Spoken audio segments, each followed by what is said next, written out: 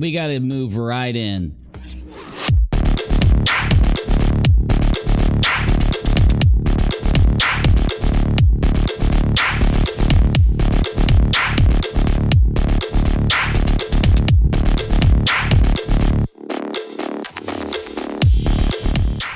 We got to get right into this, y'all. My shirt should not be wrinkly. Okay, so we've got 1 week until the LOL suit of the century ends up being big news across the communities. And it's even worse when you think about the fact that there's 2 options coming up. Here we go. As Menace reports on Menace's Twitter, the premier place to go to find out about this, we are in the McHolm stretch. If he doesn't file against KJ, he's liable for her legal fees up to this point. Those legal fees are being paid by an insurance company. That's a fact. Katie's proven this, even though the other side won't admit it.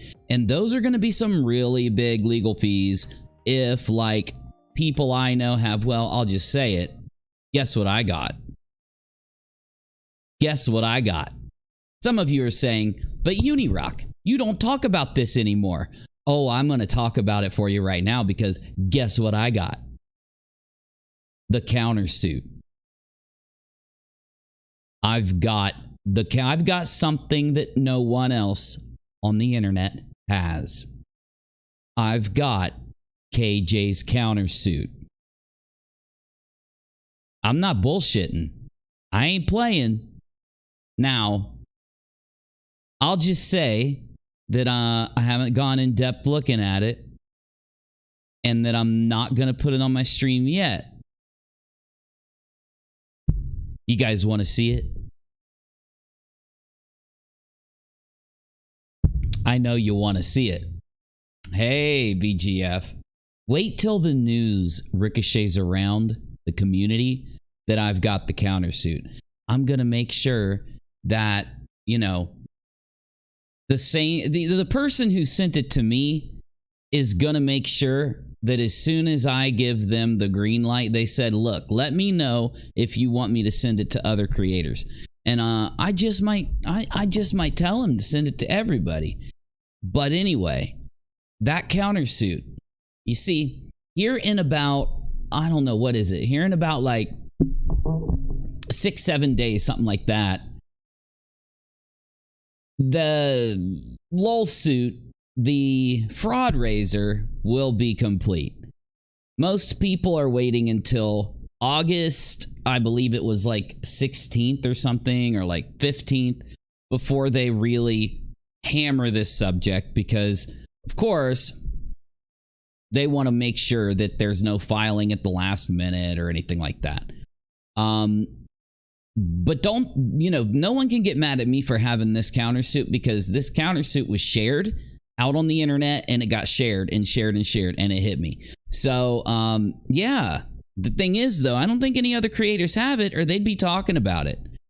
And I want to make sure that everybody has their look at this. So, you know, we'll probably end up looking at it after the, you know, we'll celebrate the fact that the fraud raiser of the century is taking place by making sure that we go through everything. Okay? So keep an eye open here coming up, because I'm going to hook you up.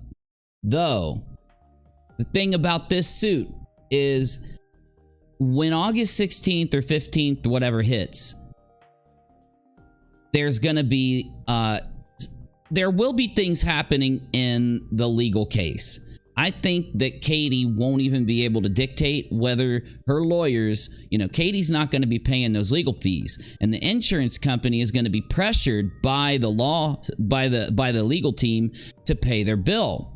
And of course, the insurance company is going to pay them, but if the insurance company knows that the other side has to pay their legal expenses due to the fact that they wasted everyone's time by dragging them into court and doing this, as you know, they're going to go after him. He's on the hook legally. If he doesn't go and file, he is on the hook legally. According to multiple lawyers out there on the interwebs, he's on the hook for her legal expenses, drawing up a massive countersuit. And I'll tell you something, that countersuit is scary. And I mean scary. If I don't care who you is, I don't care what it's about. If you've got that countersuit being filed against you, you'd probably stop dead in your tracks, sit on your hands, and do nothing also, just like he did. So either way, that's coming up. That's going to hit everybody. That's going to be, you know, it's going to be kind of exciting. It's going to be a little bit exciting. It's going to be a little crazy. The drama is going to turn up, you know. Ironically, all of this is coming to a head around the same time that very strange fraud raisery stuff is happening in the background. And I know some of you are asking about Mr. Sensible coming in. He's going to be coming in. He just joined the Discord server a day or two ago. So there's progress being made. Now, supposedly he works like a swing shift, so it's going to be like a few days or something or whenever. So he's welcome to come in whenever he wants. In fact, all he's got to do is go into Discord and tag anybody and, you know, any of the mods or myself or anyone, and he'll be able to contact us in the snap of a finger. So that's good. So because of that happening, we'll wait to talk about that until we figure out what's going on with him, because there's a lot of other stuff going on. We've got, you know, topics that I think really matter. Have you heard about the Bored Ape Yacht Club? It's this thing out there where the NFTs kind of came from. They're one of the bigger like NFT people that are always like that they say that their NFTs are worth like all of this crazy money. Now NFTs and cryptocurrency and Ethereum, all of it took a big hit, and essentially in the end, it's not looking too good for people that tried to buy into NFTs. NFTs that used to sell for $500,000-$600,000 are now under $100,000, and that's even if they have that monetary value assigned to them. You know, it's only worth what someone will pay for them. And with everything bottoming out, is someone really going to pay that much? I wouldn't. But we've got a conspiracy around these NFTs, specifically the Bored Ape Yacht Club, because it's not just that they have these NFTs of apes. They've got logos, they've got background information, and if you actually look into this, they say that they're very ray and that they're straight up Yahtsees. So we're actually looking into that. And I'm done basically doing all my research, and I'm doing the video already. That's what I did today. So if you haven't gone down this rabbit hole, I'm going to show you something here in a minute to really want to take you down the rabbit hole. But really, before we do anything else, there's another LOL suit that might just pop off, and it involves one of my favorite locales, Wings of Redemption. Also, we've got Darkside Phil, you know, that whole WWE Champions thing getting updated. So let's just jump right into this right now, tonight. Let's go. It's Saturday, the 6th of August, 2022. I'm your host, UNIRock. God knows where my assistant is, if he'll ever even get out of bed. You know, he's always just like doing nothing. He's always wasting our time. Anyway, let's get pumping on tonight. Podcast live stream, UNIRock Live, or Unipod, or Unitalk. I don't know. What do I call it? I don't know what to call it. I'm still picking a name. But I don't want to drag you guys along.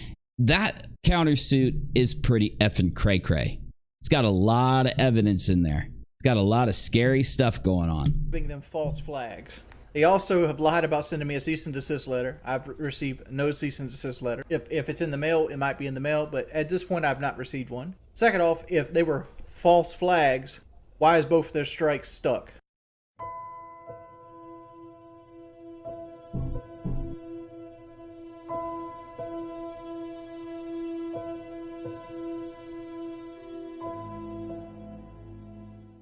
Ask them that. Why have both of their strikes stuck? Why have they not tried to counterclaim either strike? Because here's the thing. You're not allowed to recreate an entire another stream on Twitch and put like some stupid ass cartoon over it and consider it transformative. If that was the case... Yeah, but they provide commentary. They're live right now on Twitch, bro, and I watched a little bit of it. They actually provide commentary. I could sit here and watch Marvel, you know, a Marvel movie, and just talk over it and put like some stupid cartoon in the side of it and call it transformative. They're recreating. Now, if you watched that Marvel movie and you paused it every X amount of times to actually provide commentary, then you wouldn't get in trouble. My entire stream in its entirety behind their stream. What? Bro, what are you talking about, man? That is an infringement of copyright. And if they want to sue me, by all means sue me, but be ready for it. Is Streamlabs working? It is, right? Okay, because I'm going to give you guys some rocks here in a bit. Because I will countersue. And I'm going to countersue you for the amount of money I lost from my Twitch partnership plus hardship. And all your information that you try to protect is going to be out there because it's going to get covered by every video game outlet in the world. Bro, come on. No, it's not. Or you can go create your own fucking content like everybody else on the planet. His podcast, that Real Talk podcast, it is his own content, dude. Like, straight up. He's just commentating over what you say and do. If they restream me for any length of time, I'm going to file the DMCA again because what they're doing is wrong. No, it's not, man. I don't care about You're it. just jelly. Let's go see what they're doing. You know, he's talking about these people that are streaming on Twitch right now. And let's check in on him. It's the Real Talk podcast. I literally just, you know, checked in over there. He didn't attack us because he was jealous. And he didn't attack us because he didn't like us. The only reason why Jordan, Wings of Redemption attacked Real Talk was because he thought his money was getting stolen from him because of our stream. It had nothing to do, but it's all it had to do with was money. It's always money about him. Everything is money, Jordy. Money. You know what, man? Why would I have to respect a man who when your chat's begging you to play Stray, a $30 game, $30. Stray, that's the game we played yesterday. Stray, it was actually pretty good. Money. Everything. It's insane to me. And I want to also say, I will never ask anybody in this goddamn community for a fucking dime when we do bring him to court. That's going to go on my capital alone. Put it in the books today. Right here, live on stream.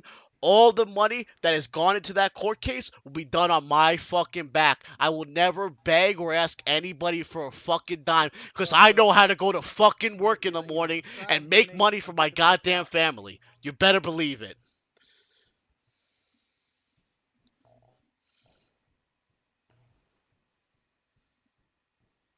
Or duty streams. I'm about to try and log in to the Twitch through my phone. So I might need a code. We'll see. Why? What happened?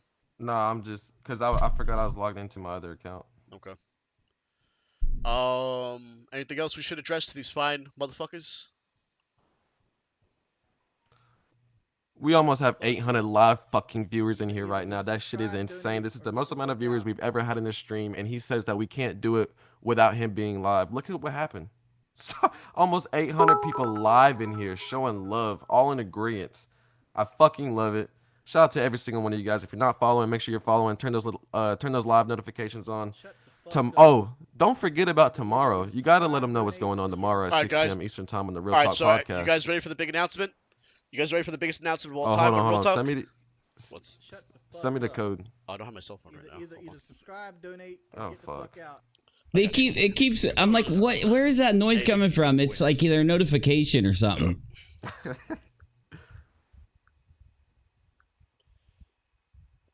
Give me a second. It sucks, man, because his whole channel on YouTube got taken down. All I hear is either subscribe, donate, and get the fuck out. That's all I hear too. Hold on. Alright, I'm copying and pasting it. Got you. Nah, that was a good guess, but it's not gonna be Aaron. Bigger than Aaron. Alright. I sent to you. Alright, guys, listen. You guys want to hear the announcement? Listen, I want everyone to go fucking nuts. Take slow mode off. Take slow mode off, please, for a second. Everybody, I want you guys to go fucking nuts for this announcement. For tomorrow, 6 o'clock p.m. Eastern, Real Talk. I want you guys to go absolutely crazy in the chat. I want all the hype you ever can accumulate. Alright? 7, let me know when I'm allowed to announce it. Alright, let me take off slow mode. Alright, you're good. Go ahead. Tomorrow, at 6 p.m. Eastern, we will be having the one, the only, June the fucking King on the Real Talk podcast, openly defending the fucking I'm sorry, it's so fucking hype. Openly defending Real Talk tomorrow at 6 o'clock Eastern. Yes, June the fucking King is coming on Real Talk discussing the Fair Use Act and why Jordan is abusing that shit. Tomorrow, be here at 6 o'clock. He will be openly defending Real Talk and how we're in fair use. June the fucking King. Mr. 2 million documentary review on Jordan himself. Only exclusively on a Real Talk fucking podcast. Let's get some fucking hype in the chat. Shut the fuck up. Either subscribe, donate. I'm hyped. I'm personally fucking excited. We've been waiting for like a month to do this, and this is the perfect time. Things couldn't be timed any better than they already are. Well, guys, want some hype music in the chat? 7 hype music in the chat? Yeah? Hype music in the chat, guys? Go ahead. Yeah.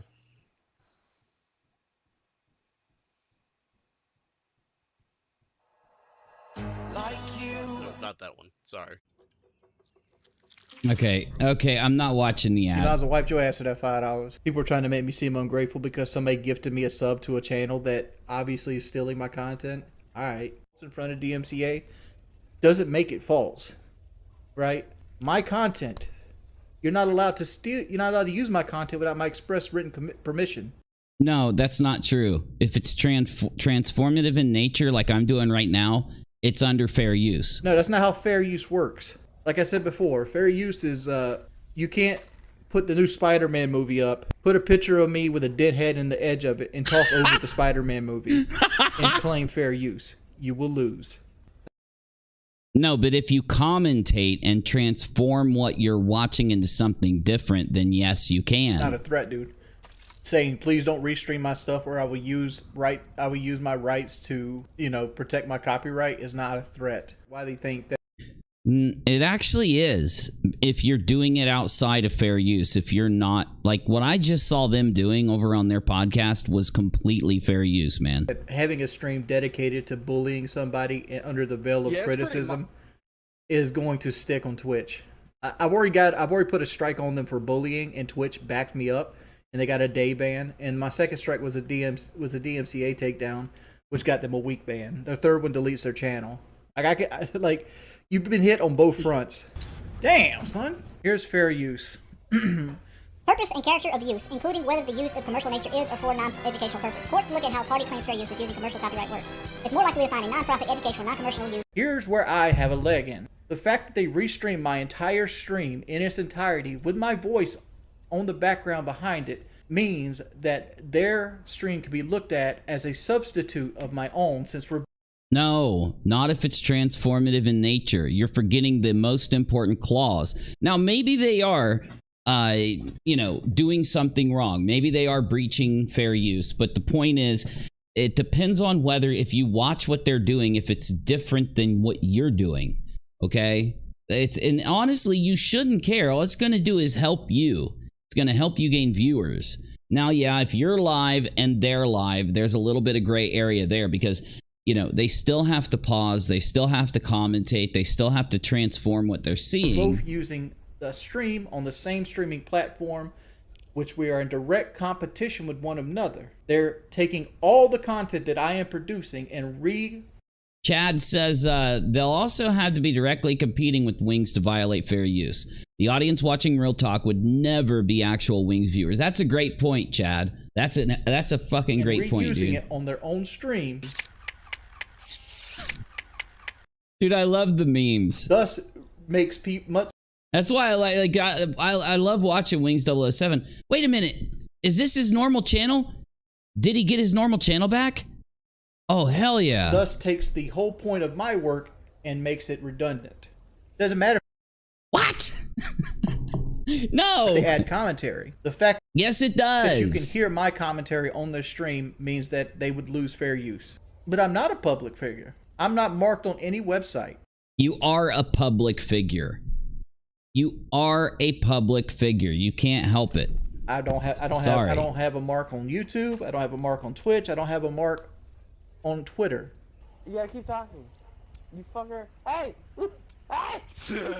I hope you guys enjoy this loss. It's ridiculous. I don't know why they make it this way. They make it this way because they want to make that free money. They're pieces of shit is what they are. Are they restreaming Free money. Hey, Sang, good to see ya. me right now? Good to Because it's see been ya. more than 15 minutes. We're gonna get bodied. We're not going to get bodied. My information I just read was from copyright.government. That's the exact law I just read to you. Yeah, but you skipped the part about parody and criticism. You know what's Why are you sniffing your fingers? It's so gross. You sniff the fingers and DSP horfs and hacks. It's damn gross, funny? bro. You know what's funny about what you're saying, Mur Hines? If they actually use their own content, they'd have less than 400 viewers. What are you talking about, bro? They can talk to me all they want. File me some court papers. Because they're the ones that's threatened to take me to court. No, you, by filing a copyright strike, are threatening to take them to court. How do you not understand this? Everybody thinks that a copyright strike or something is like a YouTube, is facilitated by YouTube. That's only if it's just a completely obvious strike. And even in that case, you still are expected to take them to court. The copyright notice is saying we're going to court, and YouTube is looking at it and saying we're going to take this down till you go to court and get a resolution, and then they're going to follow what the court decides. I'm not threatening to take them. I'm just saying, like, you're sitting around bullying me and getting paid to bully me while stealing my content. I'm not abusing anything. If I was abusing something, why has the two strikes stuck? They're allowed to do counterclaim notices. They aren't doing them because they don't have a. No, it's because they don't want to dox themselves, most likely. One reason why a lot of people won't do a counterclaim is because they don't want to dox themselves. Leg to stand on. They haven't been removed. They weren't removed. They haven't been removed. I wouldn't know if they got removed. They've been banned 1 day and 1 week. So they've been banned 8 days in total.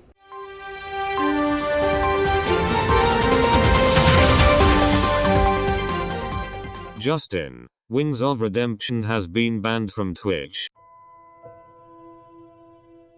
Karma is a bitch. I'll see you in court. Either subscribe, donate, or get the fuck out. Okay, I need to know what else is going on with Wings here. Wings of Redemption. Because this is pretty crazy stuff. Wings of Redemption gets banned from YouTube and okay, I think here we go. I never got banned off the platform. I got departnered. There's nothing I can do, Joe, man. Like, literally, I'm at the mercy. Myrtle Beach is a bunch of seasonal work. At this point, I can't risk doing anything else on YouTube. So either way, God knows what's going to happen, whether Wings of Redemption is going to go to court. I doubt it. He always says this. He's probably said it 5 billion times, so I doubt he'll go to court or he'll file anything. And his criticizers, they always end up coming back, so, you know, it's whatever. It's whatever's clever. Navy says, geez, Wings is a super fat whiny baby. He really is a whiny baby. Now, DSP is who we've been following lately. And DSP... basically, there's some weird stuff going on. You guys know how he got exposed for gambling all of his money away on a mobile phone game, okay? So the mobile phone game arc is continuing, and we're going to take a look at it really fast. That's why your membership today dropped from, it was 620 something down to 520. Because about 100 people from ReviewTechUSA that came over a few weeks back, or about a month ago, that dropped the sub to screw with you, they didn't renew. Now you got a couple of his boys coming over and trolling you in your chat, and I do have the video from last night where he was being dog shit in Street Fighter. I think Wings is, let me check it, actually. That's a good question. I mean, I think his channel's still up. Wings of Redemption. Last time I checked, it was still up.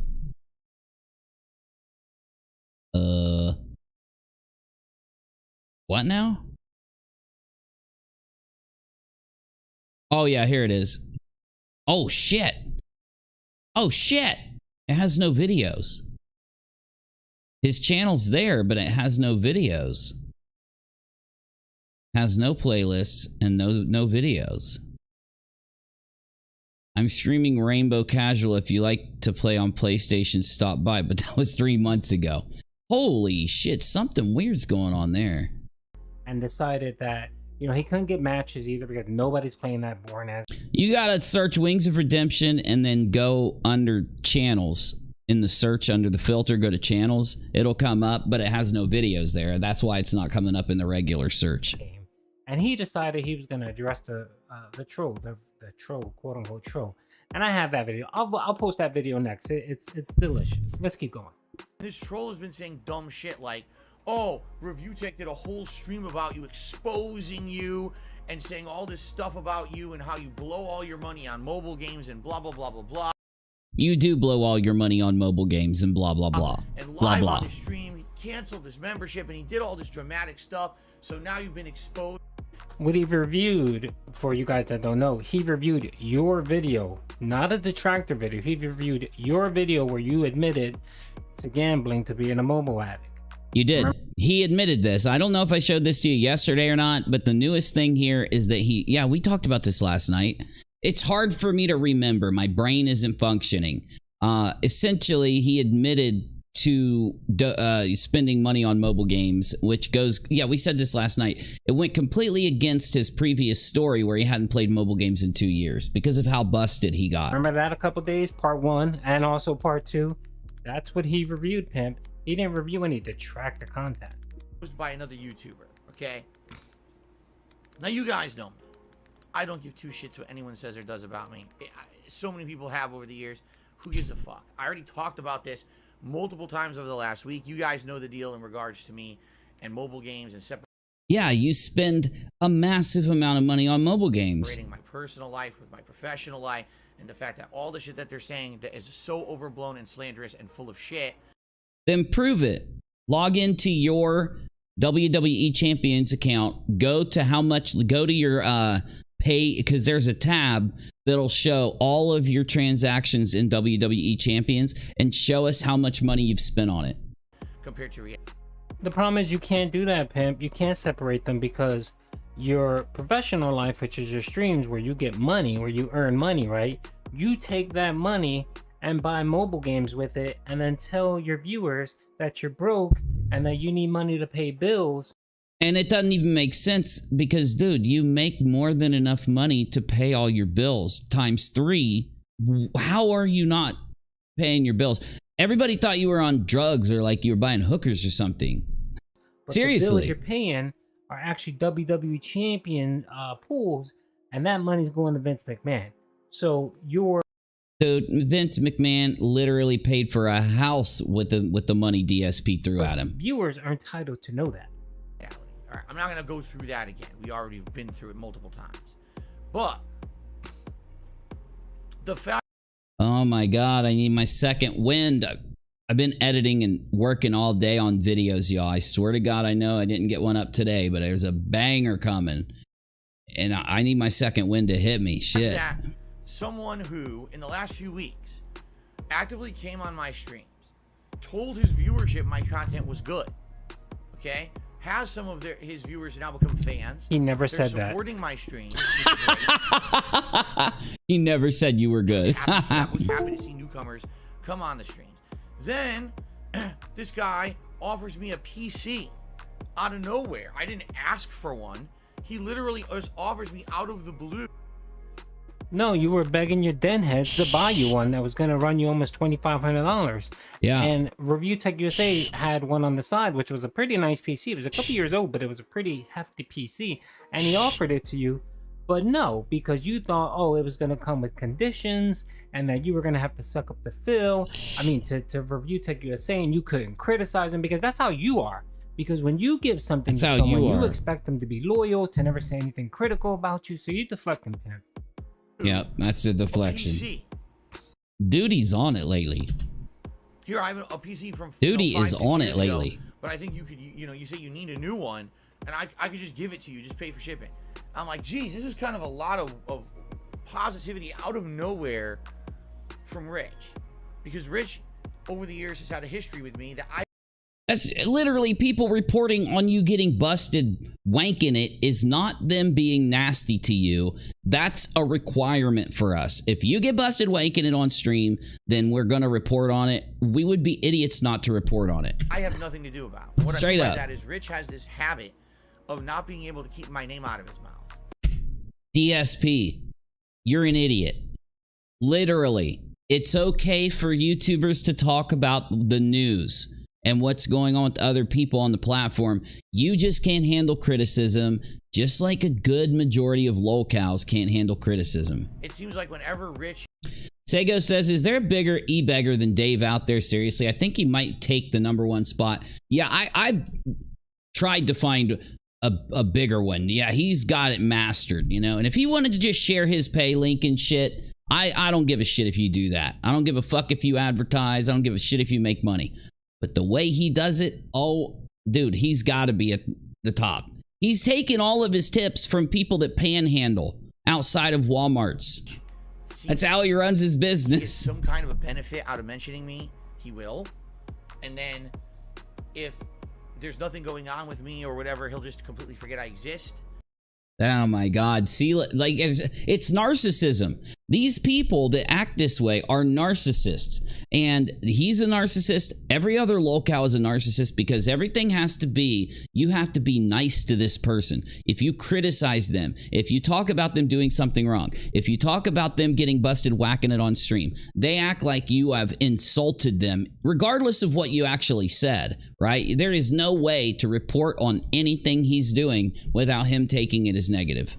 And then he'll come That's narcissism. back again in a negative way. So sometimes he'll be positive, sometimes he'll be negative. It's really weird with this guy. I don't even know. You're the weird one. You're the weird one. To like describe it is like you don't know what Rich you're talking to today. Are you talking to the Rich that's going to be a nice guy and tell his viewers you have good content and come support you? Or are you talking? No, that's you, dingus. That's going to do an expose on his stream. You're looking at a mirror. Watches your detractor content and shits all over you. Okay. So that's bad.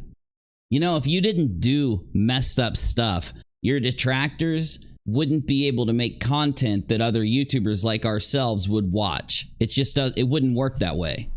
Well, guess what? I don't like that shit. All right? I don't. If you're going to be one way or the other, fine, but don't be two-faced. Don't. It's not two-faced. It is not two-faced for him to criticize you and try to be cool with you at the same time. That's just called being a normal person. One day, be nice, and the next day, be a piece of shit. All right? Either be one way or the other. It's that simple. Notice how he calls it, he insults him and says he's a piece of shit. Like, when all that he's doing is literally reporting on him. You can't have it both ways. Rich apparently wants to have it both ways. Rich can't have it both ways. Okay?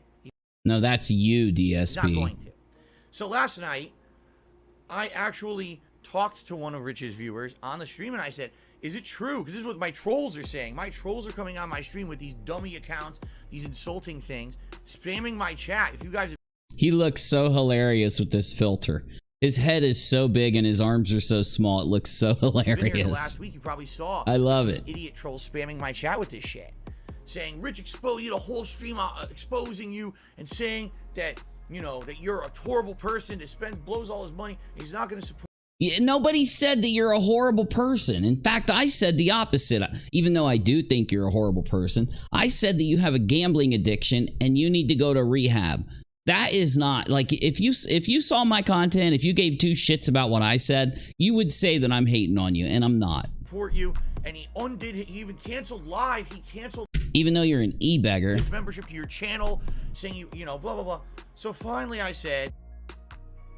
I love that meme where his wife disappears off the couch. And that is the crux of why you're worried about this whole mobile game bullshit. You're worried about it because you're concerned that your den heads that pay your salary that are gonna find out about it. $125K a year for God knows what, that they're gonna see this and say, oh, Phil is scamming us. We're not gonna support him anymore.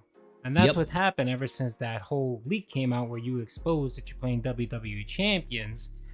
And what ended up happening was for 5 days, your viewers, whoever, weren't giving you any tips and money.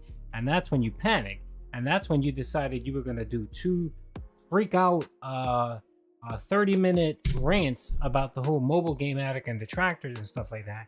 And what you ended up doing was exposing yourself for the liar you are, because you went on there and you admitted that you are a mobile game player and addict, and that you spend money on it. And that you're an addict. He literally said, he said that he got addicted to mobole games. It has nothing to do with you, but I'm just curious. You're a fan of Rich. Did this really happen, and to what extent did it happen? Where's the clip? I want to see this clip of Rich criticizing DSP. So the answer, I can't find it. Happened. Rich watched a detractor video about you, essentially talking about the stupid mobile game meme, the bullshit that you spend a ton of money on. It's not a meme, Phil. You're busted. You have to stop lying. Mobile games. And basically, after watching it this time, and it's weird because he's watched other stuff before, but now he claims he's convinced and he believed it. And then live on his stream, a big publicity stunt, essentially, big drama thing, he said, oh, I can't support Phil anymore. I can't enable him. And he canceled his membership. Okay? Now, a few things to say about this. Okay? First of all, I can't stop anyone from watching slander about me or defamation or whatever you want to call it. I can't. And I'm not going to hold you accountable for watching it either. I'm not in control, all right, of what people do. I'm just not. I'm not in control of what people do, and I'm not going to ever hold anyone accountable. Oh, how dare you watch a detractor video or whatever. Okay? Do it. In fact, go ahead. Watch it for yourself, you know? What you'll find is that when you watch that shit, there's literally no proof of anything in any of the shit they say. It's all bullshit. Assume bullshit. What are you talking about? We just went through it, bro. You're busted. If you guess this could be true, so it must be. When you piece together 400 pieces of bullshit, you get a tapestry of bullshit, and then they all talk about it so much they believe it's real. Pimp, we don't need a nigga nuggets, babe. Pimp, you came out twice. You came out twice. Which shows no murders occurred in Newtown. Hold up. Review Tech is like doing something right now. He's like live right now. And DSP is in the, oh shit.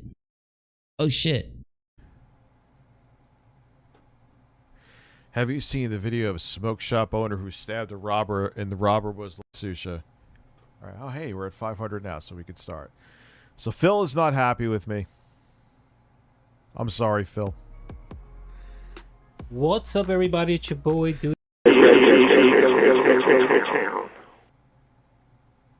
That look at the Burnell. Megmageddon. Look at that. I want to see that man dancing in a club. I want to see that man dancing in a club right now. Because he got all these memberships and tips about ReviewTechUSA. Really tell. It's kind of horrifying because you could actually literally see the moment where he nutted.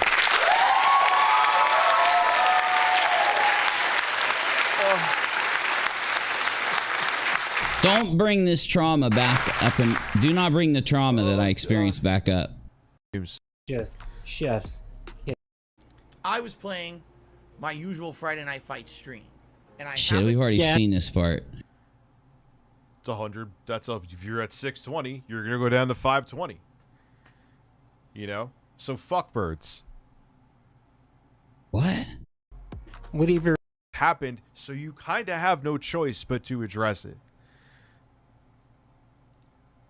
Yeah. Finished touches on my Elden Ring highlight reel of you. Tried to surprise you, but a lot of messages I miss. Bought sex all day. The detractor video. Remember that a couple days, part 1, and also he's still refusing to pay him. He reviewed him. No, I have not paid him his 200. Or are you still refusing to pay him?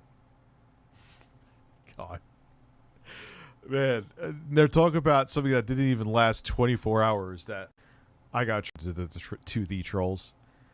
You need detractor content. Posted by another YouTuber. Okay. Now you guys know me. I don't give two shits what anyone says or does about me. You're lying, bruh. So many people have over the years. Who gives a fuck? You're lying, dude. Talked about this multiple times over the last week. You guys know the deal in regards to me and mobile games and separating my personal life with my professional life, and the fact that all the shit that they're saying that is so overblown and slanderous and full of shit. No, it's not. Compared to reality. The problem is you can't do that, pimp. You can't separate them because your professional life, which is your streams where you get money, where you earn money, right? You take that money and buy mobile games with it and then tell your viewers that you're broke and that you need money to pay bills, but the bills you're Yeah, Phil, that's where the problem is. Yeah. If you... This is what I want to hear our review tech say. I want to hear what he thinks here. Complain about your dire straits But even if you had financial problems, if you didn't complain about your dire straits on your streams to try to incentivize people to give you more money, there it is. No one would give a shit. Even if you are in financial trouble, you're not decrying being poor on your streams to get people to donate. Like, if I had, which I don't, but I'm saying if I had financial problems, I still wouldn't say shit. The people who are super chatting, it's not their problem. But because you use your financial woes as to incentivize people to donate, that's where the problem lies. Yep. You don't understand that, though. You can't talk about something, then when people criticize you about the thing you're talking about, say, shut up, it's none of your business. You're making it their business. Just because they're saying what you don't want to hear doesn't mean they don't have the right to talk about it, since you're the one bringing it up. Mm-hmm. I'll probably forget everything I just said because I am stoned. That's a good idea, Rich, because maybe that'll give me my second wind. Let me hit my CBD, y'all. Give me just a second. Okay, let me reset with my CBD. I haven't even touched it today. Maybe that'll help me. Maybe it'll give me my second wind. Let's do that real fast. It'll just take a second.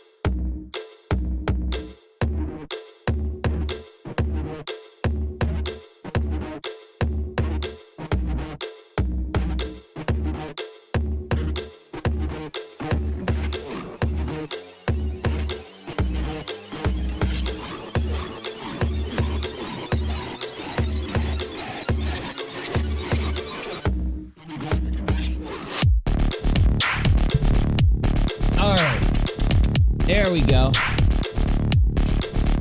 Okay. Okay, let's see what's up now.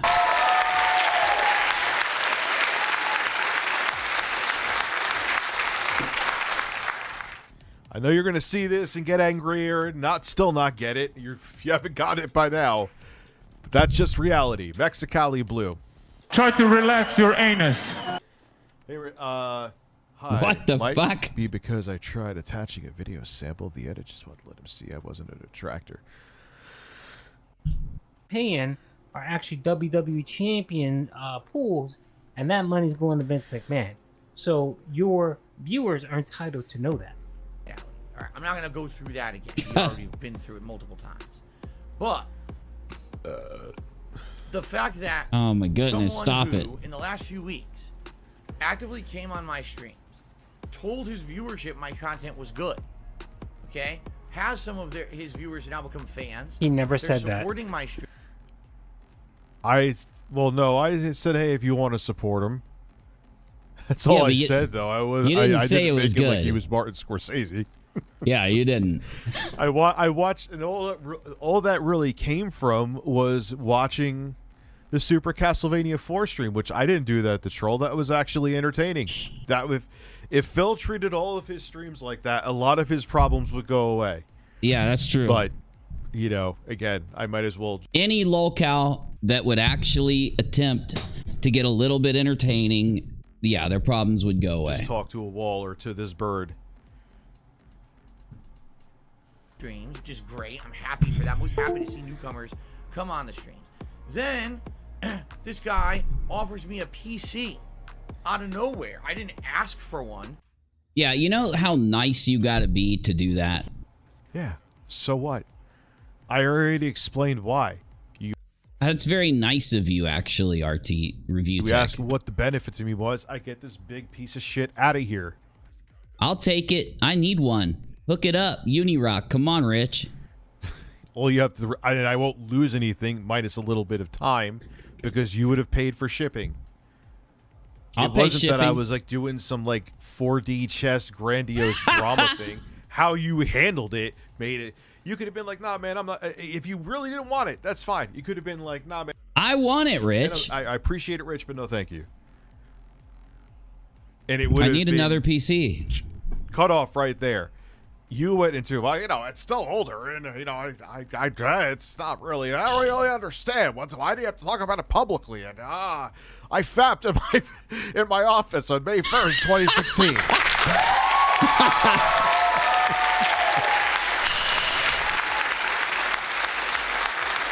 Like, he didn't even have to be nice. He could have just been like, nah, man, I'm not interested. That's it. But the way you handled it was like, oh, you are an ape. You are an ape. He begs for money, so can we just say he's a bad guy? But the thing is, he's too proud to take money from certain things, or that. But he's not too proud to... Yeah, you're too fucking proud to take Rich's damn computer, but you're not too proud for your audience to say, oh, if you don't give me a tip instead of a super chat, I can't get groceries with Cat tomorrow. I'll have to suck dick for her for a pulsating chicken sandwich.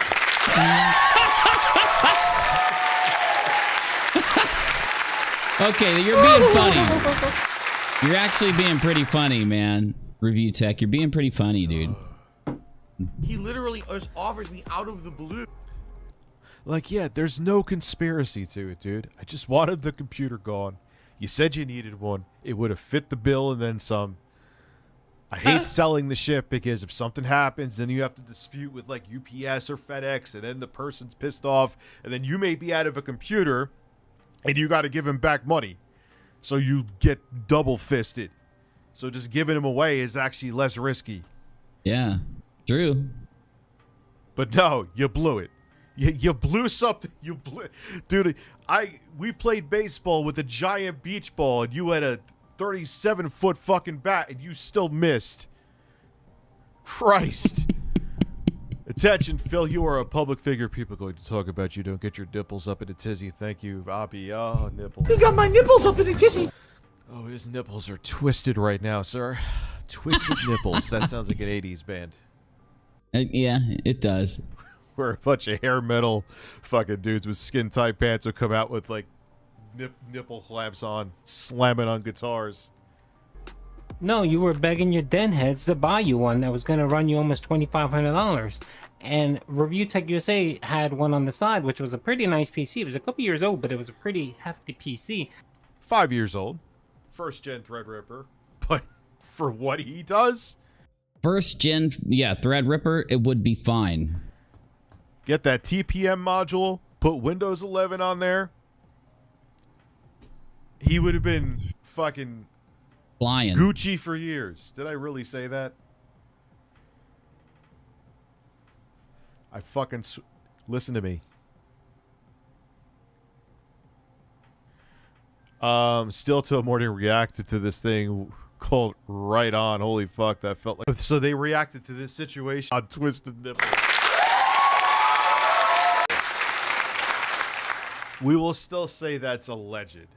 Has Keemstar flat out came out and said he was offering all three of them, or Phil, a $50K sign-on bonus? If so...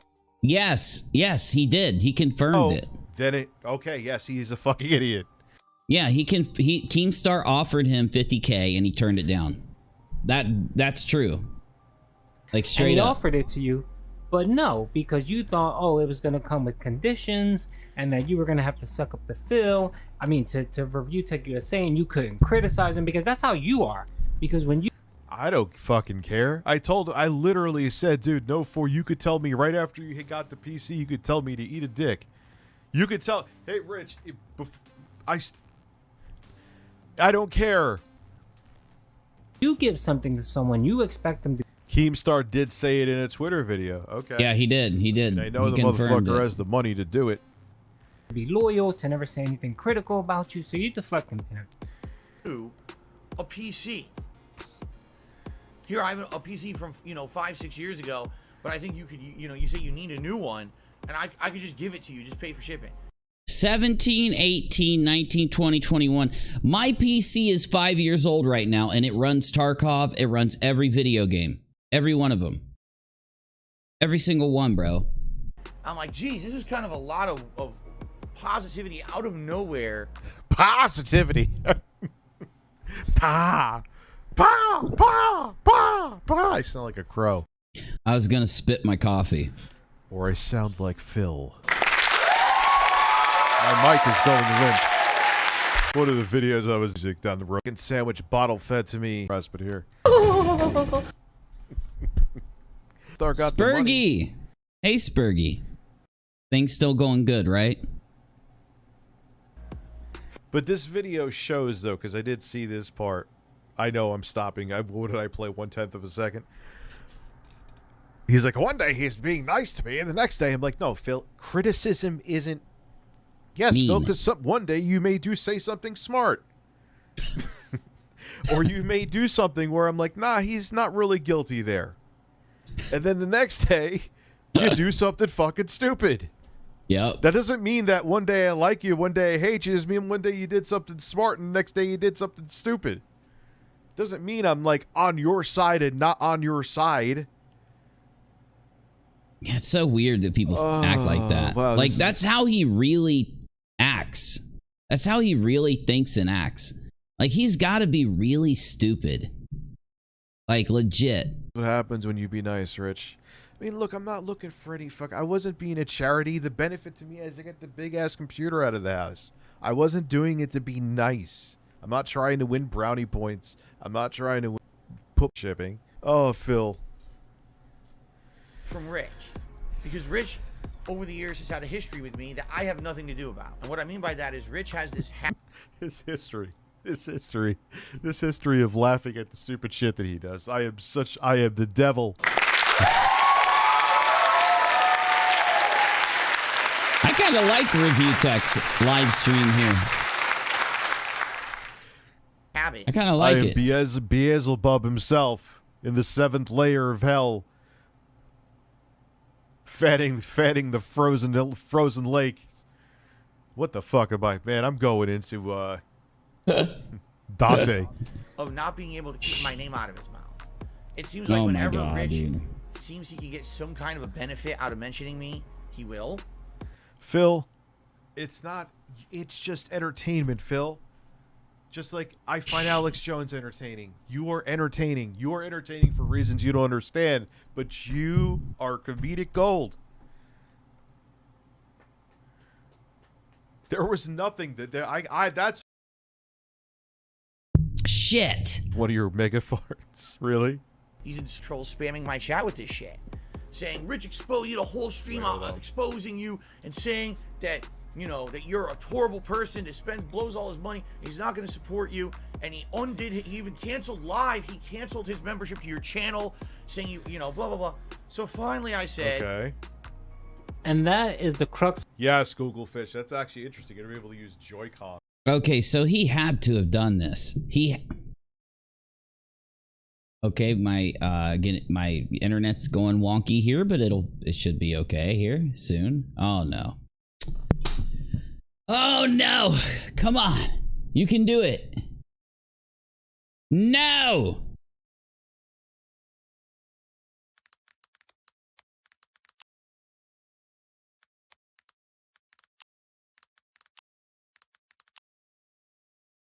Come on, kick. Okay, we're back. We're back, baby. We're back, baby. We're back. Okay, so this had to have been like recently soon here. The thing about DSP had to have been recently. Well, oh, here it is. Yeah!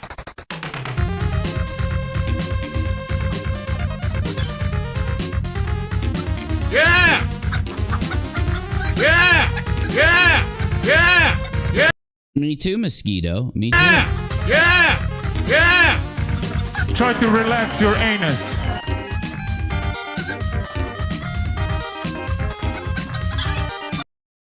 All right, let's skip ahead here.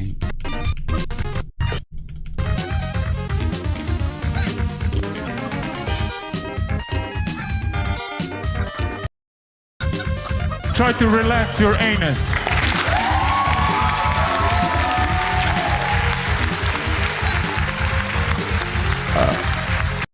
Oh man, I'm not centered. Welcome to another exciting Dr. Disrespect stream. I'm your host, Gabe Newell.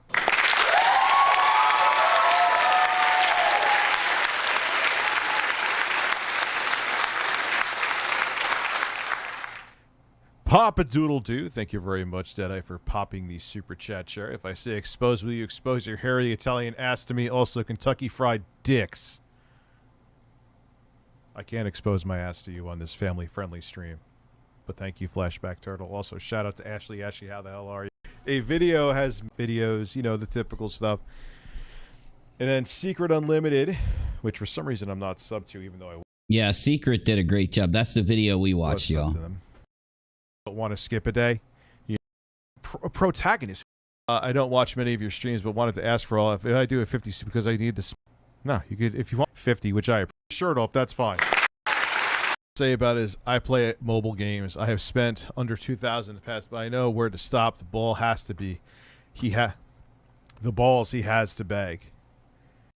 The thing is, you shouldn't spend a dime on mobile games. Those games aren't even really games. They suck. Go get a PC and get PC games because they're awesome. Mobile games, there's some good ones, but you don't have to spend money on games. You should be able to hack those mother fluffers. Learn how to hack. Teach yourself to code. You don't have to spend money on those things. It's so tough, man, because did you see how Oh, you say that you felt your life was a scam. I see. Sunday was using child labor. Yeah, it's insane. Absolutely insane. That may still be on my radar to talk about. Still keep my shirt on for you. Laura, all right, here we go. DSP WWE champions. Why is it so low? WWE champions lives rent-free. I never heard about that, Eric Hutchinson. But Elizabeth Bartley from Bloodlines was based on Elizabeth Bathory. I just think that would be a great character to explore, man, in like a reboot of the series. Male or female, it doesn't matter to me. As long as the game is good and fun, I couldn't care less. I just don't, like, look, that's one thing I love. I didn't see the Beavis and Butthead movie, but I saw the, like, they're making bull care, and is not because name Wildo. What's weird to me is why would he name himself DSP? Well, he is DSP, never mind. Because you just log into your WWE game account and hold your phone up to the camera and disprove detractors. Oh my god. You probably know way more about the game than I ever will, because you're an idiot. You're an obsessed loser. Loser. GT is kind of the dessert on a full. I like it, but it's not necessary. See, I think it is necessary. You're a loser. That was. Then what? Then it's just another. If you get rid of all the edgy shit, then it's just another fucking open world game. You know what I'm saying? Like, what's the difference between that and any other open world objective based game? I don't know what you're talking about, Rich. New evidence has been shown where I've wanted to show a content creator's gambling addiction. I just want to see Rich's reaction, y'all. I won't spend too much time on this. I just want to see his Problem reaction. via a match 3 mobile game. researched and edited within the last few years. This video will highlight DSP Gaming's experience playing the WWE Champions application game. If you're new, or for those who have seen my work in the past, this video will explain why a content Hulk Hogan's dick. creator spends thousands Humor is very fucking important to GTA. or $10,000s of dollars in an application Yeah, I don't game, understand where why he they would always ask do the viewers for donations, and once declared bankruptcy due to his gambling addiction. First of all, what is WWE Champions? Past. Gotcha game. You hear about the crazy conspiracy theory about you spending $40,000 on mobile games? Yes, I've heard it all. Actually, the last time I heard it was $140,000. I've heard that it was apparently on a specific... on a whole...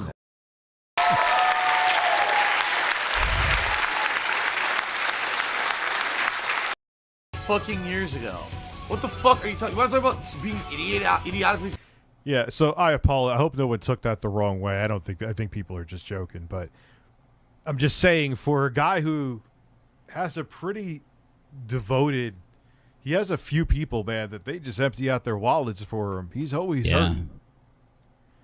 The railing stream has nothing to do with anything? Yeah, don't bring dumb shit up like that. How about that, stupid? Oh, do I have any tips for WWE Supercard? Yes, dump $140,000 to get Hulk Hogan, or at least that's what my detractors say. So I'm going to go off of what they say. That's what I'm going to do. Spend $140,000 to get Hulk Hogan in WWE Supercard. He almost sounds believable. The thing about this video, you could almost believe him. Snooty Roo did a 100-bit cheer. My whole thing is, oh look, his mustache changed again. Why would he name himself DSP? Because back when he started playing the game, he wasn't spending a shit ton of money in it.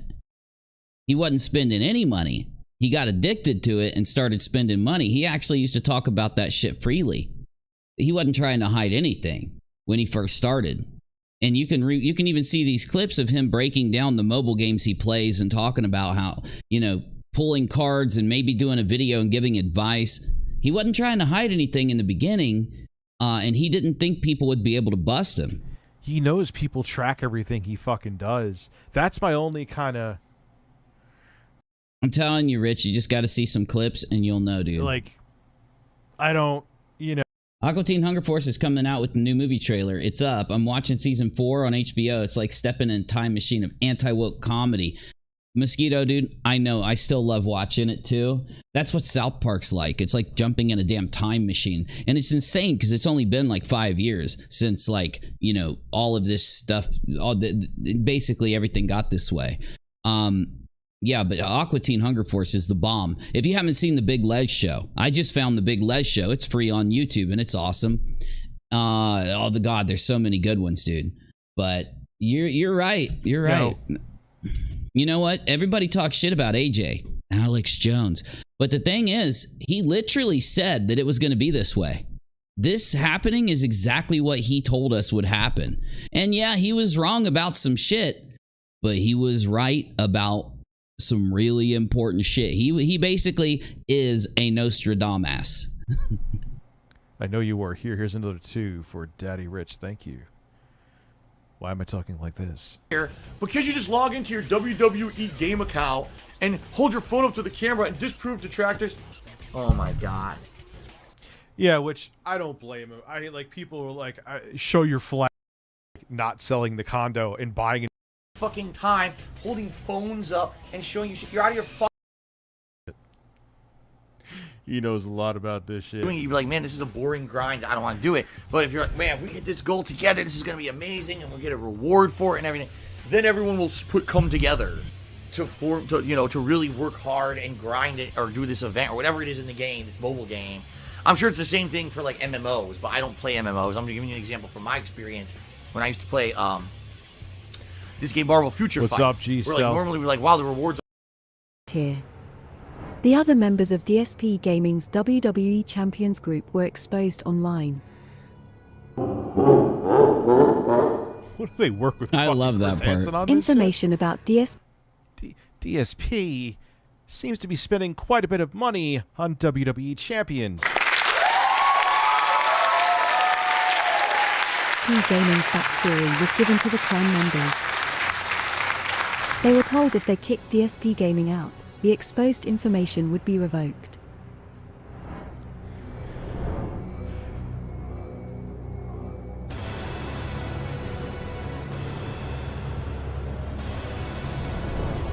Officer rank.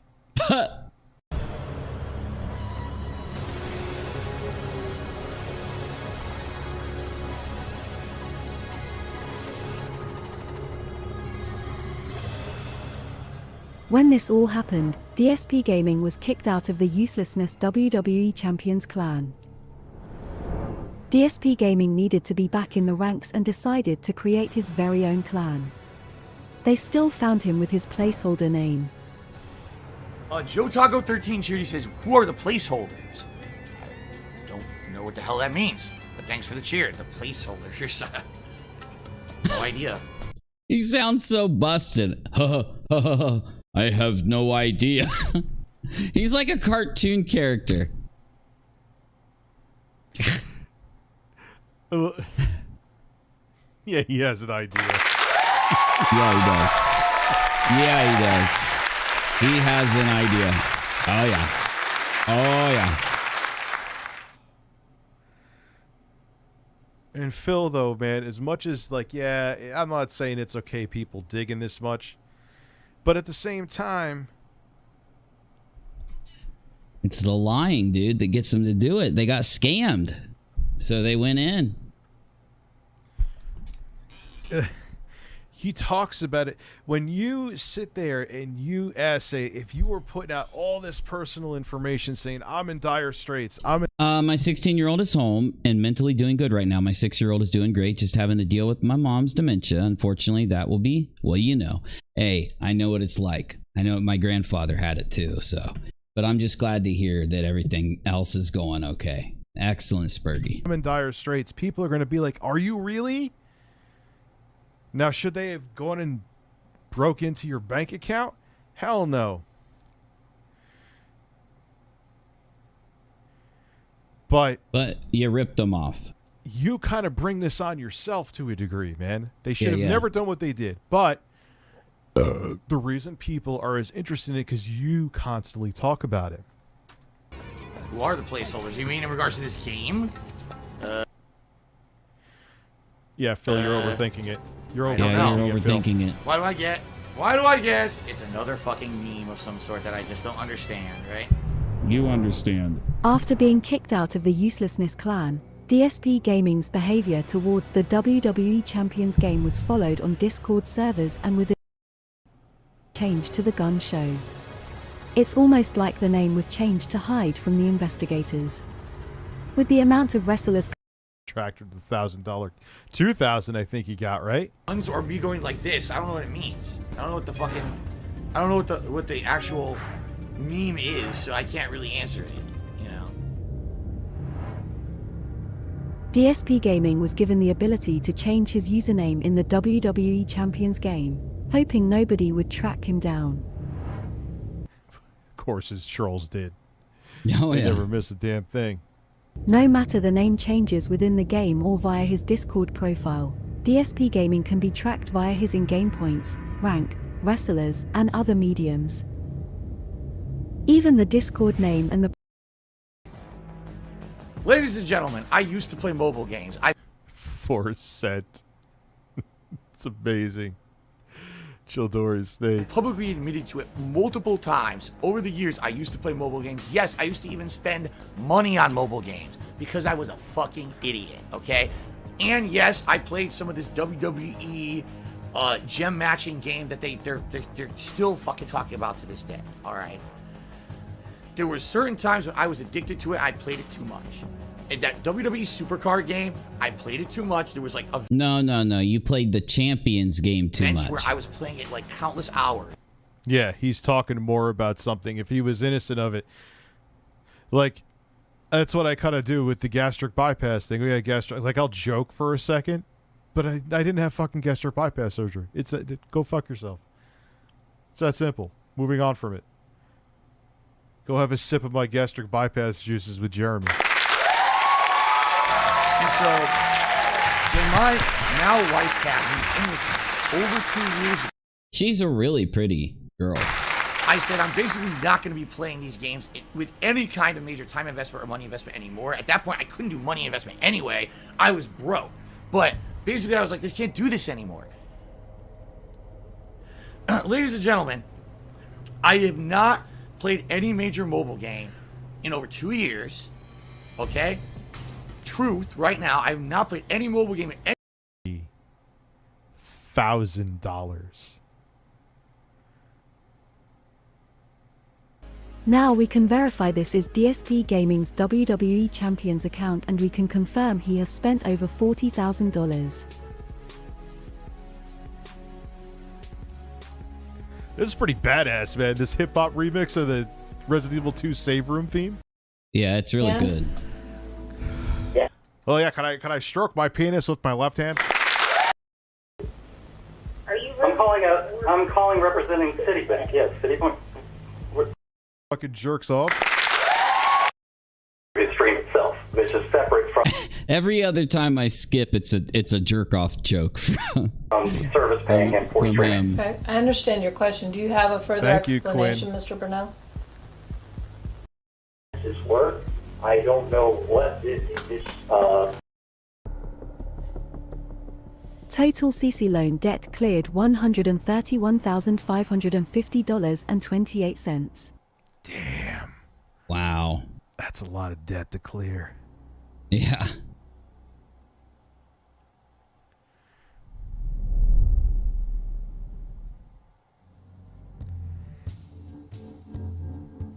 Why is he in the bathroom? Even when Phil was granted the bankruptcy, Phil carried on in his streams asking for fans' donations. Some of his stories behind the begging was met with lies. Here is one example where he lies about a busted shower. An addiction. He does. Hold up. Here we go. Here we go. Bro, I kind of stayed out of this, but this motherfucker got an addiction. He does. Yeah. Actually, I don't have home repair knowledge. I have a little bit. I love Rich. He's so funny. But I guess if he has a problem, this is why he does what he does. It's starting to make more sense. Like, you can't say, oh, I need help with this, and then people ask you about the thing that you said you need help with that you got donations for, and then go, no, it's none of your business, I'll just ban. No, that's not how it works, You can't do that. dude. Yeah, you can't do that.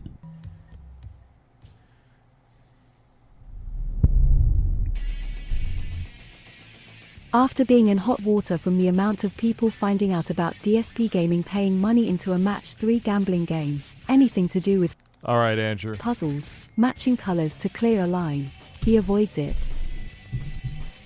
Oh, this part's really funny. I'm going to skip ahead, though. Expenses are not necessarily things that you would consider necessary or urgent bills. On April 26th, a debit card purchase for $48.31 from IHOP.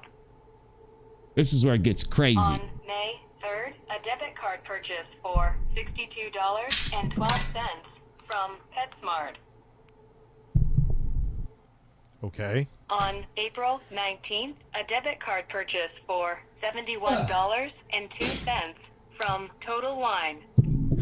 Well, you know how that goes. That's an unnecessary one.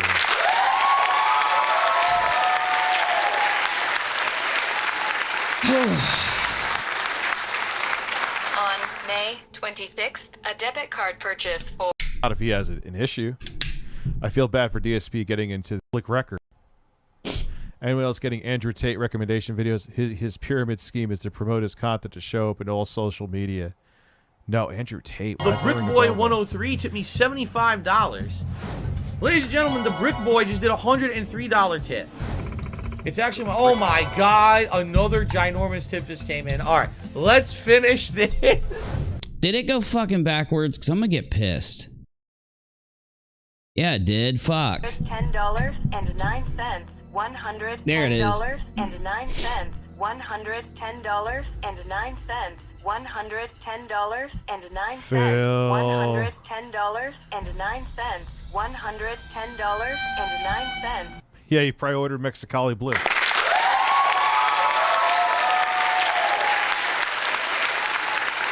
My nipple. Of my nipple. 110. What is the PayPal purchase of $110.09? This is the workings out. It's iOS shit. Around the week of May 17th, 2021.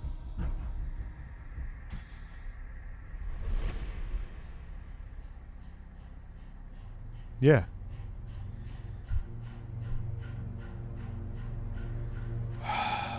Phil. From PayPal. And why is it a 1651? Well, because there is a little bit of tax.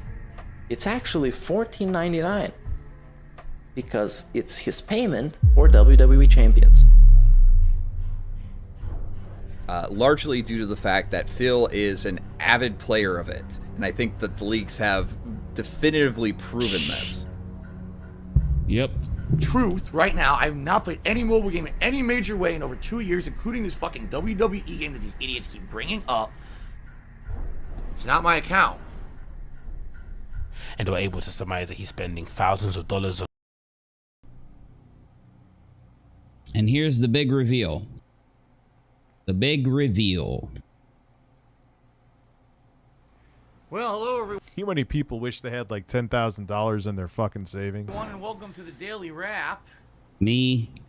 If you're wondering what's going on, Jasper has once again stolen my seat. So I decided I would do He forgot that he had WWE champions on the there. video like this. On his phone, yeah. Sit here and steal my seat. Oh, Jasper is attacking me viciously. We have come to the main event. This video is the Daily Wrap. This was uploaded on the 23rd of July 2022. Within the last 2 years, Phil said he hasn't played the WWE Champions application game where he has spent thousands or $10,000s of dollars. He never said anything within his content or shown any proof showing the game. That's all about to change. Let's have a look at Phil's phone. All 4 pixels of it. But yeah, you can see it. The quality of the video is a little poor, but if you are familiar with the game, you can make out what is on Phil's phone. This is the Brawl feature within the WWE Champions application game. Jesus. It's it. They got NCIS on this shit. This is the Team Green button. This is the Scores yellow button. This is the yellow leaderboard button. This is the More Info button. This is the time clock. This is the blue section where your wrestlers would be. This is the chat box. These are all from the WWE chat. Yeah, it's there.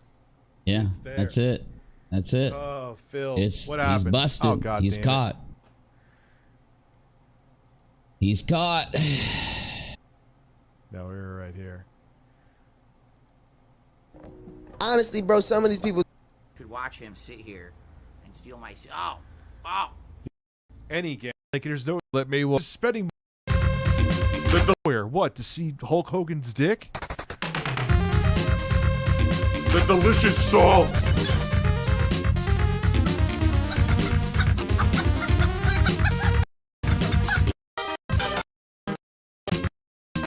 Is the plays games.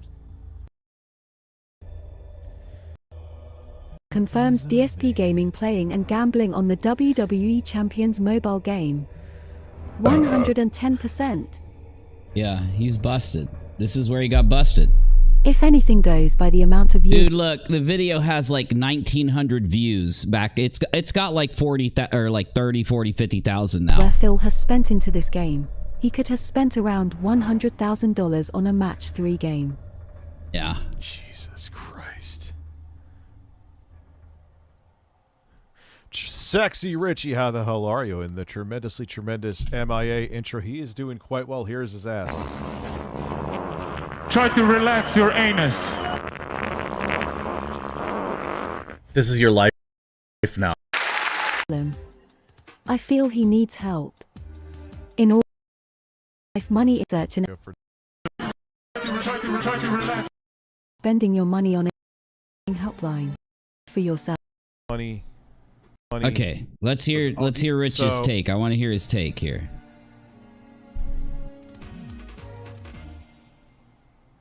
Damn. Yeah.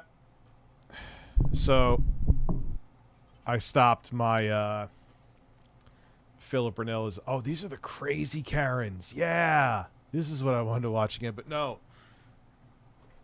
Nah, he definitely got an issue, man. And that's why I stopped my membership. You know, if it was just him being a dumbass with money, you know, that's his thing. And also, but if that's where it's going, to $50,000 in a little over a year, that's fucking crazy, dude. That is out of fucking control. Welcome back to a brand new episode of Public Freakout Videos. Tonight, yeah, these are the good ones. Let's go. Mass correct workers. Wholesome. Alrighty, Navy, what's up, dude? What's up, bruh?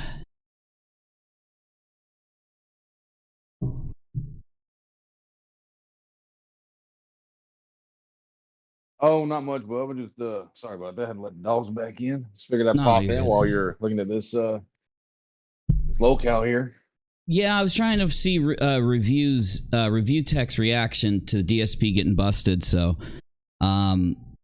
he didn't react too awesome or anything, but yeah, get me. We though have a really good video to watch here. Oh, hold on, no, I need the actual video.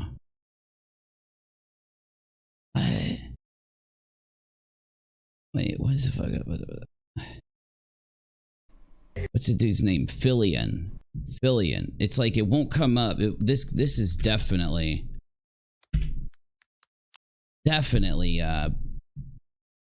blocked or some shit. There's something wrong going on here. Okay, here we go. All right. So we've got this this video. It's the Board Yacht Club, and it's about NFTs. It's about the ape club. You know, the apes that they have the NFTs, the bored apes, and we're gonna ask ourselves: is this on point, or is this BS? Ethical, the practice of having inside jokes that are so fucked up to people who don't even understand them, and basically making fun of people to their face, right? To me, that's really what's fucked up, and it's more it's actually more, to me, that's the crime here. The crime isn't that they're Nazis and they're racist, which they might be, and I'm sure they are accelerationists who are people who are just basically nihilists who don't give a fuck and want to see the world burn. And to me, that's probably a worse thing than being anything, because you really are anti-human and you're selfish. What if I told you that one of the most successful NFT collections in the world was pulling off the biggest troll in internet history? No, not convincing people that this ugly shit is art or that it has any value. What if I told you that hidden within Bored Ape Yacht Club was a series of 4chan trolling, racist imagery, and white supremacy dog whistles? And with a deep understanding of cipher and cryptography, the founders of Bored Ape Yacht Club are making a mockery of the entire world, pulling the strings of the global elite, including celebrities, athletes, actors, and influencers. This story is extremely complicated for many reasons. The problem with accepting the truth I'm about to tell you is that you have to have extensive knowledge of 4chan, internet culture, and symbolism to even wrap your head around this and understand the motive. The most important fact I'm about to tell you that you must remind yourself as we go along is that the entirety of Bored Ape Yacht Club is esoteric. By design, it is only meant to be understood by a select number of people with specialized knowledge. And you know, I wouldn't even call it esoteric. Esoteric denounces like more of a religious context or more of a, you know what I'm saying? Not maybe religious, but just secret, like magical and or mystical or something. I wouldn't say that someone playing a fucking internet joke is esoteric, you know? Well, I mean, it is if that's the point of the joke is that, like, it's like telling an inside joke. Only certain people are going to get it, right? No one else around you is going to really understand what the truth is. Yeah, but would you call that inside joke esoteric? Would that be a good way to describe it? If it was, I'm going to put this, I would if the fact of the reason why it's funny is only known to a small few and the rest of it's meant to be like, a troll or whatever. And the fact that you don't know that knowledge means that you don't realize that it's actually just a big joke. Yeah, I get you. As you can see here, it is considered based when others with that knowledge connect the dots. Almost all of the absurdist references present in Bored Ape Yacht Club are glaringly obvious to the in-crowd and are invisible to anyone who isn't terminally online. I might as well be speaking a different language if I don't prime you on every aspect of this elaborate cipher. Combine this with Bored Ape Yacht Club being valued at over $1 billion, and you have yourself the gold medalists of the Troll Olympics. Well, whoever valued it at $1 billion is straight pulling your leg. That's just some bullshit. I had my doubts about all of this. That was until I spoke with one of the top creative directors and internet artists in the world, who is an expert of internet culture, 4chan, and trolling. An artist who has worked with Kanye West, Grimes, and Tame Impala, among other creative projects that you've definitely seen. January 2022. A website goes live called GordonGoner.com. Signed at the very bottom was the signature of Ryder Rips. Ryder Rips is eccentric and is a trendsetter in every regard. He created the Deal With It meme, Dump FM, Internet Archaeology, and V-Files. When it comes to the internet, Ryder Rips is one of the most innovative artists of our generation. It's no secret that he uses internet culture and the nature of trolling to amplify his artistic messages. If there's anyone to educate others on iconography and the meaning behind art, it's Ryder Rips. And if I happen to be the founders of an NFT project manipulating the masses into asserting value on racist imagery, I would not fuck with him. For the past 6 months, Ryder Rips and other researchers have collected all of the data and sources that highlight Bored Ape Yacht Club's successful but depraved continued stunt. And I say continued because they still operate unchecked. You know, it's almost like they want to cancel these guys. And they kind of do. That at the end of the video, they do want you to cancel the NFT guys. Not because NFTs are a scam, but because they hide Ray iconography. And in reality, it can go both ways here. You get me? It's possible due to some of the examples they could be purposely hiding Ray stuff and Yahtzee stuff underneath what they're doing. But at the same respect, because these people come from 4chan and they've been on the internet ever since the internet's inception, and their culture has been influenced by 4chan, the internet, Reddit, free speech.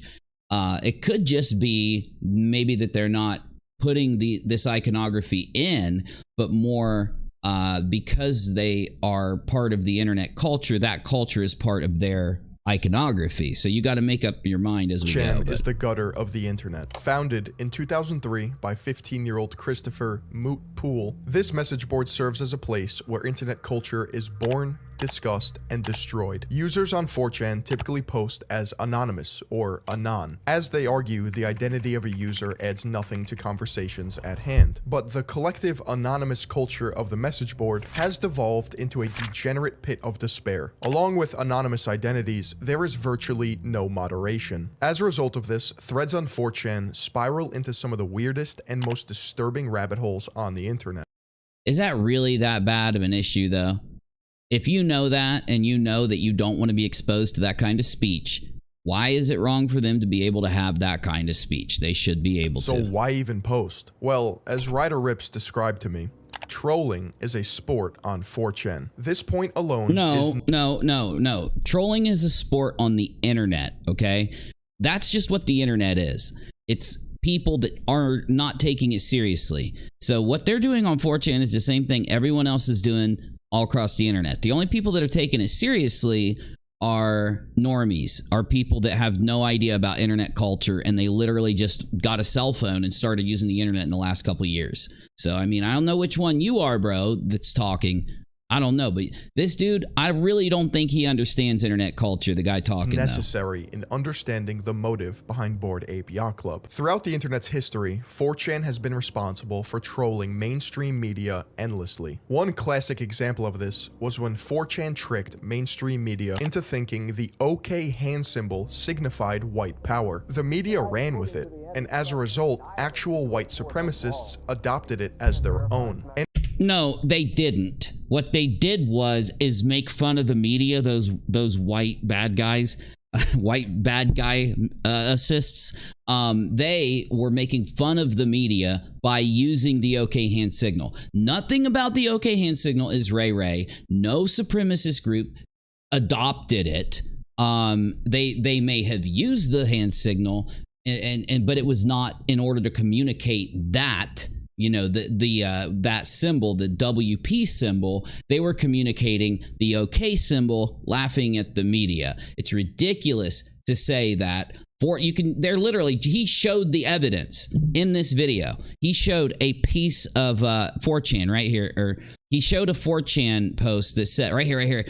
We must flood Twitter and other social media websites with spam claiming that the OK hand symbol is a symbol of white blank. Make fake accounts with basic white girl names and type shit like, oh my god, that's so true. Use as many emojis as you please. It would also be good for us to associate the OK sign with a symbol of white blank because Mel Gibson used it. You see what I'm saying? So they know that it wasn't real, that the OK hand signal isn't really. What are they going to do? What if quoting? See how this dude's doing the quote signal? What if 4chan made a joke that doing the quote signal now is a symbol of white blank?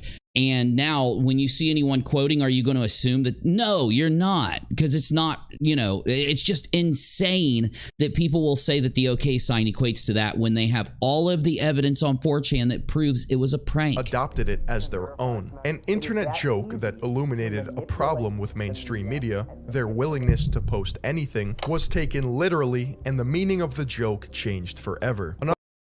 Meaning of the joke? What joke? The OK sign? No, it didn't change forever. It still means OK. It's also that game too, right? The who? It's the game. Remember the look game, like the look here game, right? Well, sure, but I don't think that's what he was talking about, though. Yeah, no, I get you, though. But, the thing is, it shows that the majority of the ADL and these hate documenting sources have no clue what they're talking about, just like the mainstream media has no clue what they're talking about. Yeah, they get some very obvious, easy examples of hate groups, and they can document them and are successful doing it.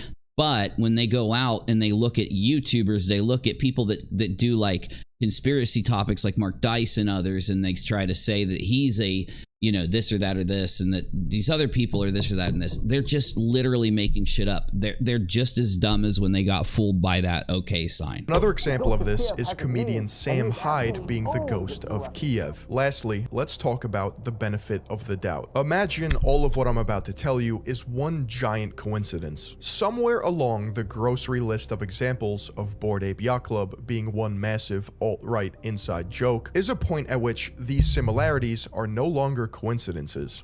No, here's the problem though, person doing this video. Is it possible that Bored Ape Yacht Club is Ray? Sure, it's possible. But the point is, if they did come from 4chan and they come from deep internet culture, then when they use certain hats, when they use certain Pepe images, like Pepe, they try to say that Pepe the Frog is Ray. Pepe the Frog is still the most popular emoji on Twitch. Why is Pepe the Frog the most popular emoji on Twitch when it's a hate symbol? Because it's not a hate symbol. It was another joke. Let's call this the tipping point. If I bring up... Remember, Twitch is owned by Amazon. So if Pepe was what they claim it was, Amazon would not allow that emoji there. That emoji is not a sign of what people claim it is. It's another OK sign where people have been tricked into believing that it is a hate sign. One instance that highlights deliberate Nazi, fascist, or alt-right messaging, you may think to yourself, I see it, but that's a reach. So I ask you, what is your number? At what? There is no number. There's no number.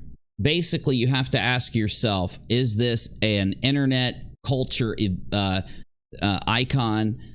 Is it really hateful? Is it really a representation of Ray Ray? And you've got to break that down to make your judgment. You can't just break it off of like 20 coincidences. Again, if I was to take Pepe and put him 20 times in my video, there are people out there that would say that I'm trying to hide Ray Ray iconography in my video. Or how about when what's his name, Osmongold reacted to this video, and in Osmongold's chat, his audience is constantly spamming the Pepe the Frog meme.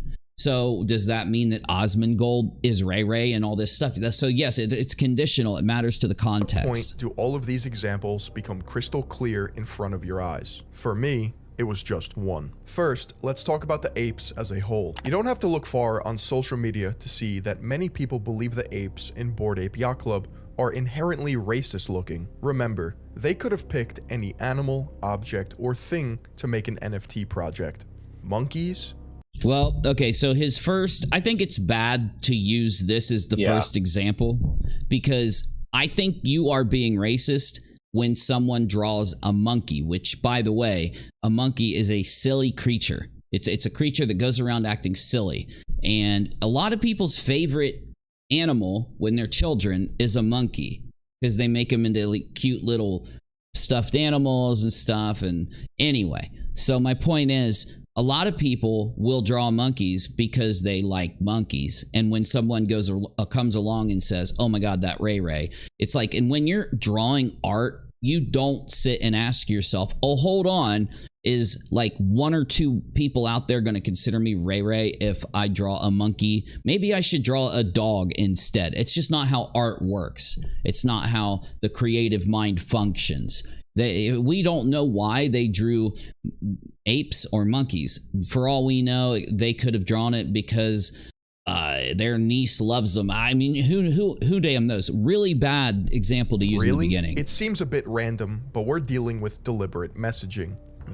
Well, we don't know that yet. You're claiming it. This is not a mistake. This is Damon Dash, the founder of Rockefeller Records with Jay-Z. I really don't care what Damon Dash says unless he has some actual non-opinion here. Unfortunately, you're about to hear his opinion. I don't know if that monkey thing is like, because what's the biggest NFT? The ape. Don't you think that's a little condescending to our culture in a little bit? We just talking about that. I don't think that just because it's an ape, it's condescending to your culture. No, I don't think so. I feel like, is that a way a nerd is trying to get cute and laugh at us? We was just talking about that. Because either way, you should tread lightly with monkey as it relates to our culture, because it's a trigger for us. What does that even mean, though? How is an NFT relating to my culture, your culture, or anyone's culture? It's not. And they keep doing it. So first I wasn't like, and then I was like, why is everything a gorilla or an ape or a monkey? Because that's the theme. They want you to believe because it's the theme of their brand. Why ain't it a penguin or like a panda bear or something? Why is it something that's been used to, disrespect us for years? I don't know anyone that uses it to disrespect you. So I don't know. I have a question then. So are we not allowed to like monkeys? That's what they're saying. Yes, you're not allowed to. I mean, yeah. If the silverback gorilla is my favorite animal, am I not allowed to have that anymore? Because if I post pictures of it, that automatically means that I'm making fun of the black culture? That just sounds ridiculous to me. When you exist in a world where SJW politics has gone as far as they have, the answer is yes. The answer is absolutely yes when you exist in that world. Unfortunately, we exist in that world. And I'm not saying, again, that's not saying that it relates to this instance. It's just in general. Can you believe that any artistic endeavor would change the foundation of their artistic work because they would be worried someone would accuse them of being racist, for God's sake? Again, you're not seeing the racism when you create it. It's not about racism. It's not about comparing it to people or cultures or anything.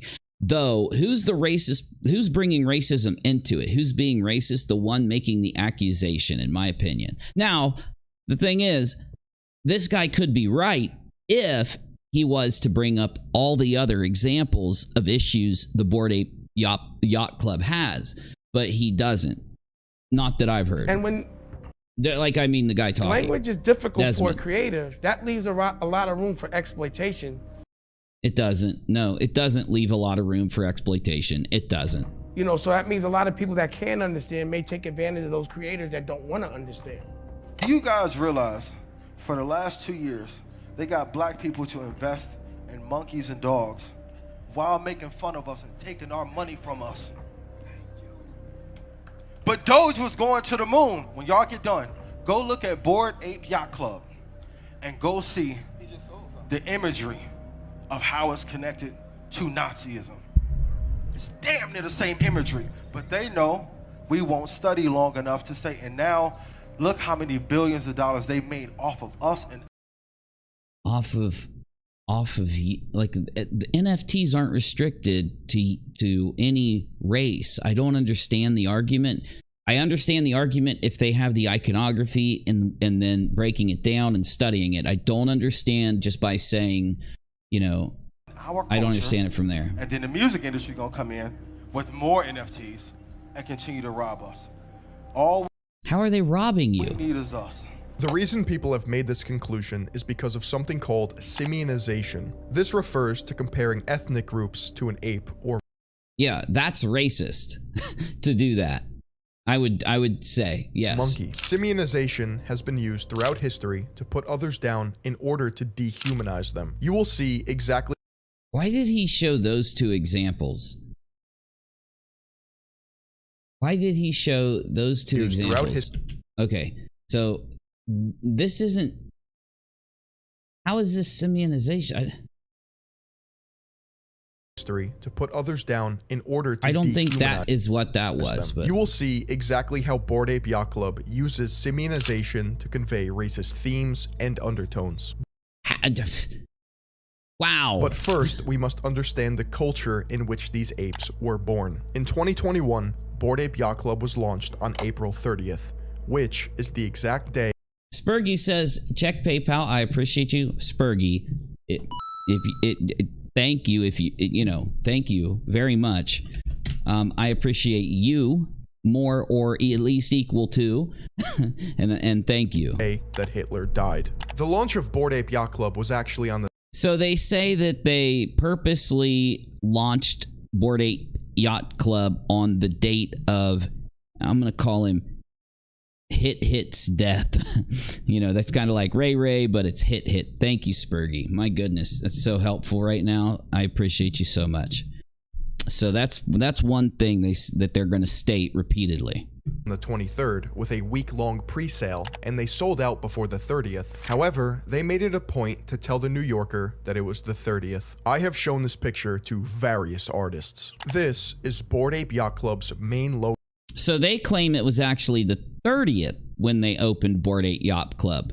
So why would they claim the 30th if they really launched it on Hit's B-Day or Death Day or whatever? So here's their best piece of evidence according to a lot of people, Navy, okay? So this is going to be one of the best pieces of evidence. It's going to be that if you examine this symbol and then you compare it to the symbol that they're about to show us, they are inspired. This is inspired from the symbol that they're about to show us. That they use across all of their branding and social media accounts. Not too bad, right? How about now? Most of them laugh uncomfortably in sheer disbelief. The audacity to do this is mind-blowing. It does not take a genius to see. The audacity is mind-blowing. Yeah.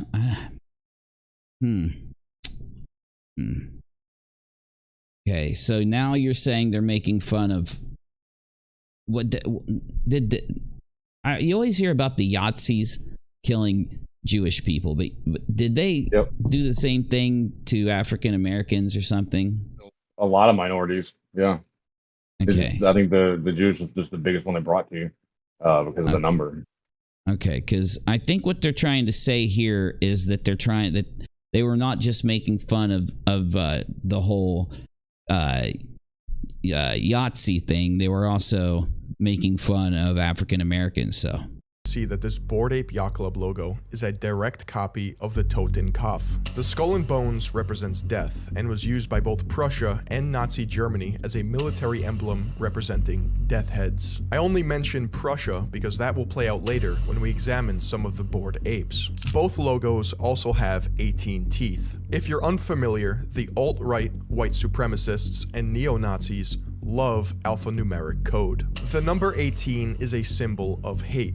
More specifically, it's alphanumeric code for the initials of Adolf Hitler. One being A. A-H. Amber Heard. 8 being H. One thing to note is that both logos also have a rough edge, which is uncommon in circular emblems.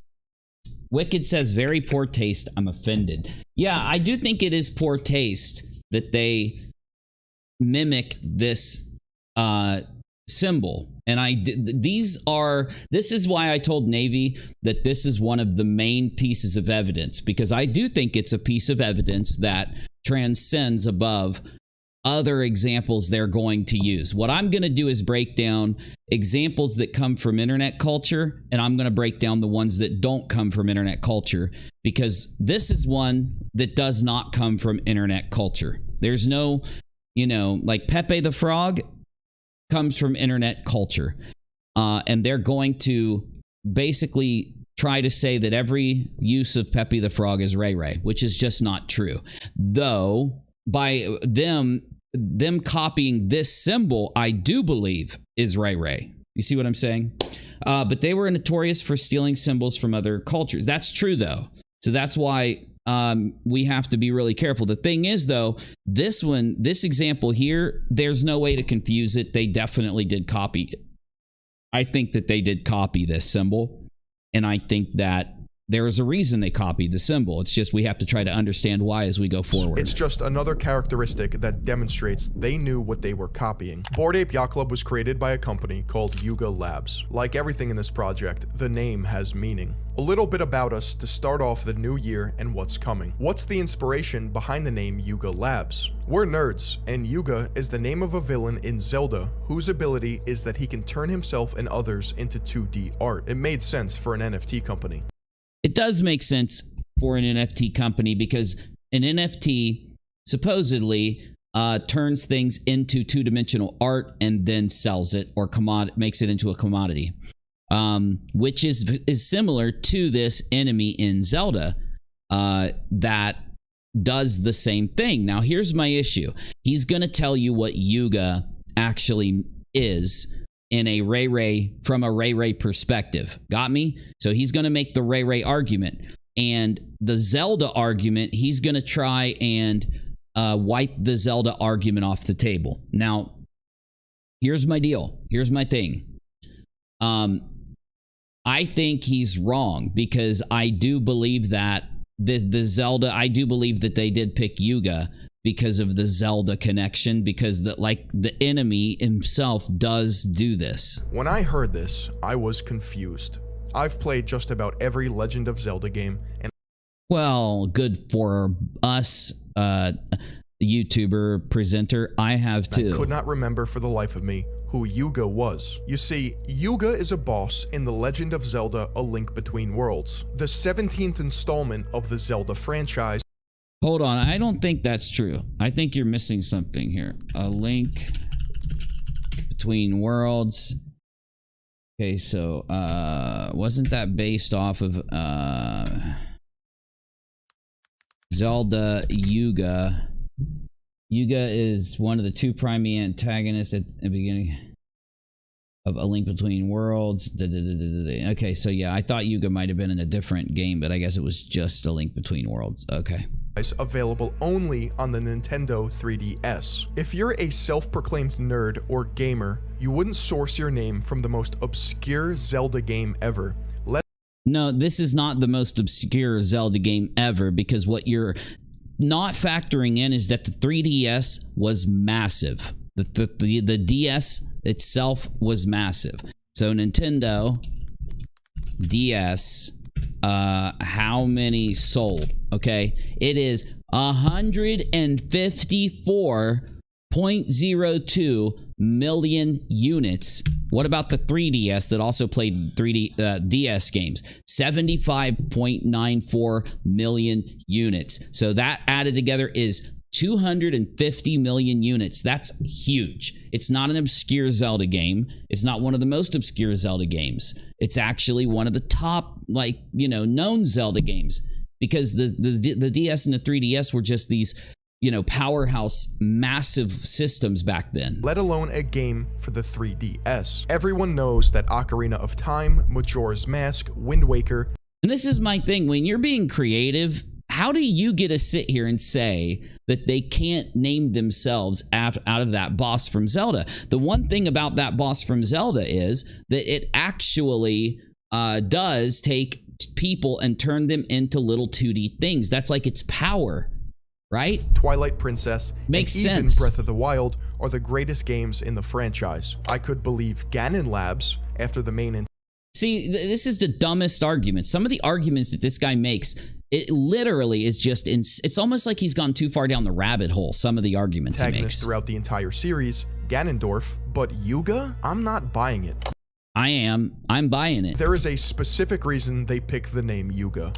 So here is why he says Yuga is Ray Ray. Now, if he makes a great argument, I'll agree with him. I'm not saying that just because his Zelda argument was weak, I'm not going to listen to this argument. I will. On Yuga Labs' website, they pay homage to another project called the Hash Masks. This project was made by a Swiss company known as Suing Labs. This phrase, meaning to each their own, was on the gate of the Buchenwald concentration camp. Do you realize how far you just linked that together here? Let's hear this one more time. So they give homage to the hash masks. So in early 2021, Yuga Labs gives homage to hash masks on their website, and because hash masks is made by a company called Suing, and that same saying is on the front of this somehow equates to them being Ray Ray. Dude, you should not have put this at the beginning of your video. Put this one at the end. This is some loose ass shit. The Zelda thing is loose as fuck, and that's loose as fuck. On Yuga Labs' website, they pay homage to another project called the Hash Masks. This project was made by a Swiss company known as Suing Labs. This phrase, meaning to each their own. So you'd have to literally tell me that the Swiss company that they paid homage to purposely named their company after that saying that's on the front of that camp, so that the NFT people could they could pay homage to it on their website, so they could have another Ray Ray. No, sorry, this is weak as fuck. What was on the gate of the Here's the thing that gets me, right? The thing that gets me is this, is that if he'd have bothered, and I haven't done it, so I can't tell you exactly what it looks like, but if you go and Google what companies have this phrase somewhere on the company, I guarantee you're probably going to find several companies. Yeah. Doesn't mean that they have any connection to anything. It's a fucking phrase. It's like, yeah, I don't know, pick a Latin phrase that people use all the time. It could have been used by some not so nice people. It doesn't mean that no one else can use that phrase anymore, or if they do, they're connected to these not so nice people, right? Different meanings if the next section, the translations are different meanings if similar. Well, yeah, I'm just making the point that what he's putting out right here, it just doesn't stack. You get me? Buchenwald concentration camp. This phrase was also used on the face of Prussian helmets, and Yuga Labs loved Suing so much that they even took their exact terms of service. Yuga has an what? So what? So much that they even took. They copied someone else's terms of service? What the? So some Queek Labs, Yuga Labs, double meaning inflammatory name plus labs. No, come on, you're literally losing it, Their dude. exact terms of service. Yuga has an entirely different meaning. The phrase Kali Yuga stems from Hinduism. Yeah, Kali Yuga is the last of the cycle and is considered to be the age of darkness and ignorance. People will be on the wrong paths of dishonesty and treachery. There will be less values, unrestrained sexual indulgences, hypocrisies, family bonds get detached, and the society is run through manipulation. People will be distant from God. Yes, we are in the Kali Yuga. Any of the 4 ages of the life of the world is Yuga. Yuga is one of the 4 ages of the life of the world. So for him to be correct, then Bored Ape Yacht Club, that company, Yuga Labs, is any of the 4 ages of the life of the world labs. You get me? It just doesn't stack too well, but anyway. Has an entirely different meaning. The phrase Kali Yuga stems from Hinduism, and it refers to an age of conflict or darkness. What is the period we're in now? Because it seems like it's coming to an end. This is Kali Yuga, man. This is some Kali Yuga. It is Kali Yuga. We are in Kali Yuga. weird shit that was predicted by the Bhagavad Gita. This is like it wasn't just predicted by the Bhagavad Gita. It was also in Revelation and many other end times religious texts. Cooter Dalarong, Battle of the Gods, Ragnarok. Tell me. This is what happens in cultures. Like they go through these pitches, these ups and downs. The earliest mention of this phrase in internet culture was on September 11th, 2014. Bro, you just admitted that it's from the fucking Bhagavad Gita. Okay? So basically, anyone who is I forget if it's Indian or what culture reads the Bhagavad Gita, but you know, anyone that studies Hinduism is going to be prone to use that term at some point if it relates to something they're talking about on the internet. So you being able to find Yuga out there somewhere, or Kali Yuga, literally means nothing because of it's the reason why somebody would use it. But listen to the argument he makes here, because he makes some great arguments. I just have an issue with some of his other arguments. By an anonymous user on 4chan, in response to people being upset over Gamergate. Anon replied, "I know it is dark at times, but you just gotta learn to enjoy it, man. Embrace being the bad guy. Surf the Kali Yuga." Since then, the phrase spread like wildfire. So what? It was a 4chan saying. Among the alt-right. First it was... No, not among the alt-right. What are you talking about? Now, sure, some members of the alt-right used it. Did they use it because it was this underground racist term? Or did they use it because they used 4chan themselves? That's what you got to ask yourself. Yes, it's because they used 4chan. It was made into a t-shirt by Vincent Vauquelin, who founded the French Descent, an alt-right political party that operated from 2011 to 2021. Apparently, alt-right meme merch went hard, and the new design of the shirt in 2016 featured a toting cough. And in 2019, a Telegram group called Kali Yuga Surfing Club was created. See anything weird here? No, I don't. Because these people choosing to use this and the Bored Yacht Club choosing to use this, there could be a connection. You could say that maybe one of the people in the Bored Yacht Club has been shown to actually be affiliated with some of these groups, and this was the connection that you used to be able to pursue that. With this knowledge itself, with this saying itself, you have nothing. If it led you to something else, then you'd be good. But just because, this isn't enough. Because why? Because anyone who goes and surfs on 4chan, for let's say the last, X amount of years you've used it, you could be using it not in a racist way. You're not racist or alt-right just because you use 4chan. That's insanity. There are literally people that argue liberalism there. There are people that go there for art and many other things that have nothing to do with politics. So they could have anywhere in the political spectrum, or they could be apolitical. So my point is, it matters to why. Again, if they had some other revelation based off of this, I could support it. The Kali Yuga is one of the cornerstones of traditionalist ideology that was preached by René Guénon, a French occultist and philosopher who is credited for introducing the Kali Yuga.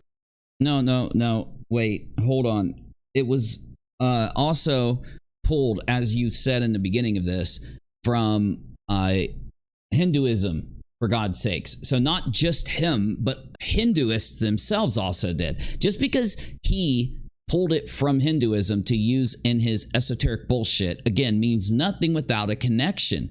It's like a shotgun blast. I'm going to go everywhere I can and look for everything that ever happened with this Yuga thing.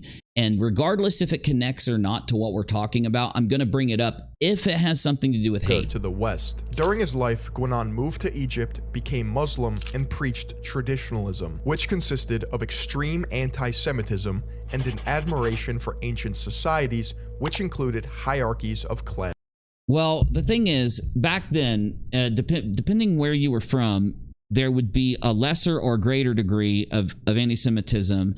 It's almost like, you know, as much as it's a horrible thing back when slavery was in the United States, doesn't mean that everybody agreed with it, right? There were people that couldn't do anything about it until something was done about it. I'm not going to go into that, but you know what I'm talking about.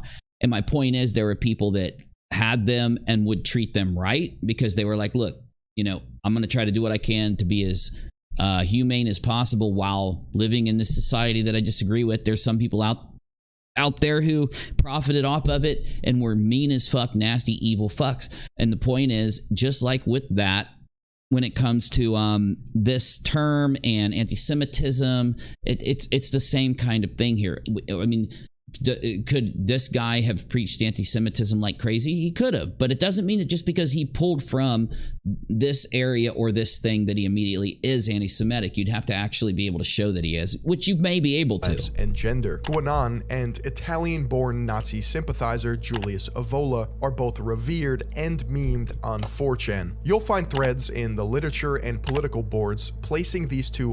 You're just not being completely honest here, because there are a lot of people that are memed and referenced on 4chan. There's a lot of socialism that's memed and referenced there too. So why does that not stack? On a pedestal and recommending their works for a sense of woke pseudo-intellectualism. Often messages will be left with PBUH, which means peace be upon him, a common Arabic phrase. You see, surfing the Kali Yuga manifested itself on Pol. It became a repeated phrase and dog whistle among users. In fact, embrace. Finally, you admit among users, not just among alt-right users. Thank you. Darkness, or surfing the Kali Yuga, is a phrase that the alt-right has adopted in order to communicate a sense of collective. No, you didn't prove that the alt-right adopted it. You proved that one specific dude in the alt-right adopted it. And I'm sorry, if you could show that many people in the alt-right adopted it, then you could actually make this argument, but you didn't. And I know there's a reason you didn't. If you would have been able to, you would have showed everybody you would have had a list go by that would have showed everybody that used that term. But only because one group used the term, he has to reference to that one group. So I find this very weak. Just saying. This one part, because he's got some damn good arguments in here. This might melt your brain, but stay with me. He should have cut all this weak shit out, and it would have made it a more ingestible video too, because it's too long. It's impossible to show the masses exactly what the founders of Bored Ape Yacht Club are doing without understanding Chan culture, or I don't think that you understand Chan culture. How 4chan acts as a think tank and hive mind. I would say that 4chan acts as the opposite of a hive mind. For God's sakes, I would say it's almost like chaos that uses trending ideas or trending posts to kind of form into the different like avenues that it goes down. If you want to say it's a hive mind, though, you would be saying that there's actually some form of control or there's some form of influence there. And that's just not the case. You know, you see this in different pockets of the website being completely politically against each other. So, I mean, I mean, this dude has a very mainstream media idea of the internet.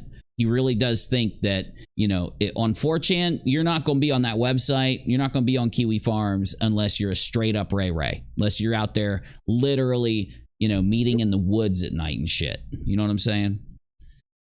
Well, and that's the thing. He's applying a very like I guess you would call like mainstream social media aspect of 4chan. And 4chan is kind of like the Wild West. You know what I mean? Yeah. As far as there aren't rules. That's the reason why people get away with doing some of the crap on 4chan that you can't get away with on Twitter, YouTube, or Facebook, right? Or 8chan or whatever you want to call it, whichever one you want to go to, right? And but you're right. The thing is, what everyone knows about 4chan who's never visited 4chan is what you hear in the news, which is the whole like OK sign, Pepe the Frog, and so it's very much portrayed as this, you know, solely alt-right area, but it's not. You have to actually go there and do some research. Yeah, and you know, the Pepe thing, the minute somebody wants to try to tell me that Pepe is this racist symbol, I'll say, does Twitch ban people for... would anyone say that Twitch is very strict in banning people, or would they say they're very loose? Twitch has the reputation of being one of the strictest platforms. It literally kicked Dr. Disrespect off for mentioning an author, David Icke, 3 times. Mentioning him, not going into what he said or anything, right? And the dude wasn't even that bad. The dude's one of the craziest ones, talks about like aliens coming to Earth, not anything like political or whatever. So they kick him off for that. They'll ban anybody in an instant if you go against, like, literally, they're very known for being strict and censoring people. So why is Pepe on those damn symbols just flying in every chat room on Twitch? Because it's not a racist One of symbol. the worst aspects of Chan culture is pseudo-intellectualism. What you have... Oh my god, this dude literally does not understand 4chan. The thing is, those people are joking. They are memeing. They are bullshitting. You know what I'm saying? Like, they're literally shit posting. I don't think this guy knows what shit posting is. A bunch of trolls who haven't seen the light of day that have collectively convinced themselves they are based, woke, and have the answers to this world. They find solace in knowing Are you joking? Now, based in woke, I guess you could say that, but no, have all the answers to this world? No, not at all. They're literally joking when they post. Specific information compared to normal people or normies. No. A normie, and look, all that means is that it's someone, a normie is someone when it comes to 4chan who just is like new to the website, new to the area, new to that space. You know, saying that it's leaked out and it's being used in that way is a little bit harsh. This is why it's considered esoteric. As a result of this, you have pockets of deranged people who study old texts, scriptures, and societies in order to extract archaic values and worship them. On 4chan. 4chan is a meeting place for people that are trying to find the secrets of ancient wisdom. No, they're not. They're shitposting. Founders of Bored Ape Yacht Club are terminally online, smart assholes. I hate to admit it. The founders are clever, and I mean really fucking clever. The 4 founders are Gordon Goner, Emperor Tomato Ketchup, Gargamel, and No Sap. Wow, that's the smartest group of philosophers I've ever seen named. Gordon Goner, Emperor Tomato Ketchup, Sass, and Gargamel. Oh my god. Gargamel was pretty mischievous in the smirks. I'm just saying. What a very smart group of people. You may be like, he can't tell they're shit posting yet. Seriously, he can't tell that yet. Wondering why do they all have obscure Xbox Live gamer tags? Well, if you think this is innocent, you're not ready for this. Now, some of what he's about to show might actually be a good argument, and then the other 60% of it is junk, and I'll make sure to deviate Number 1, here. Emperor Tomato Ketchup, Karim Adelaide, software engineer.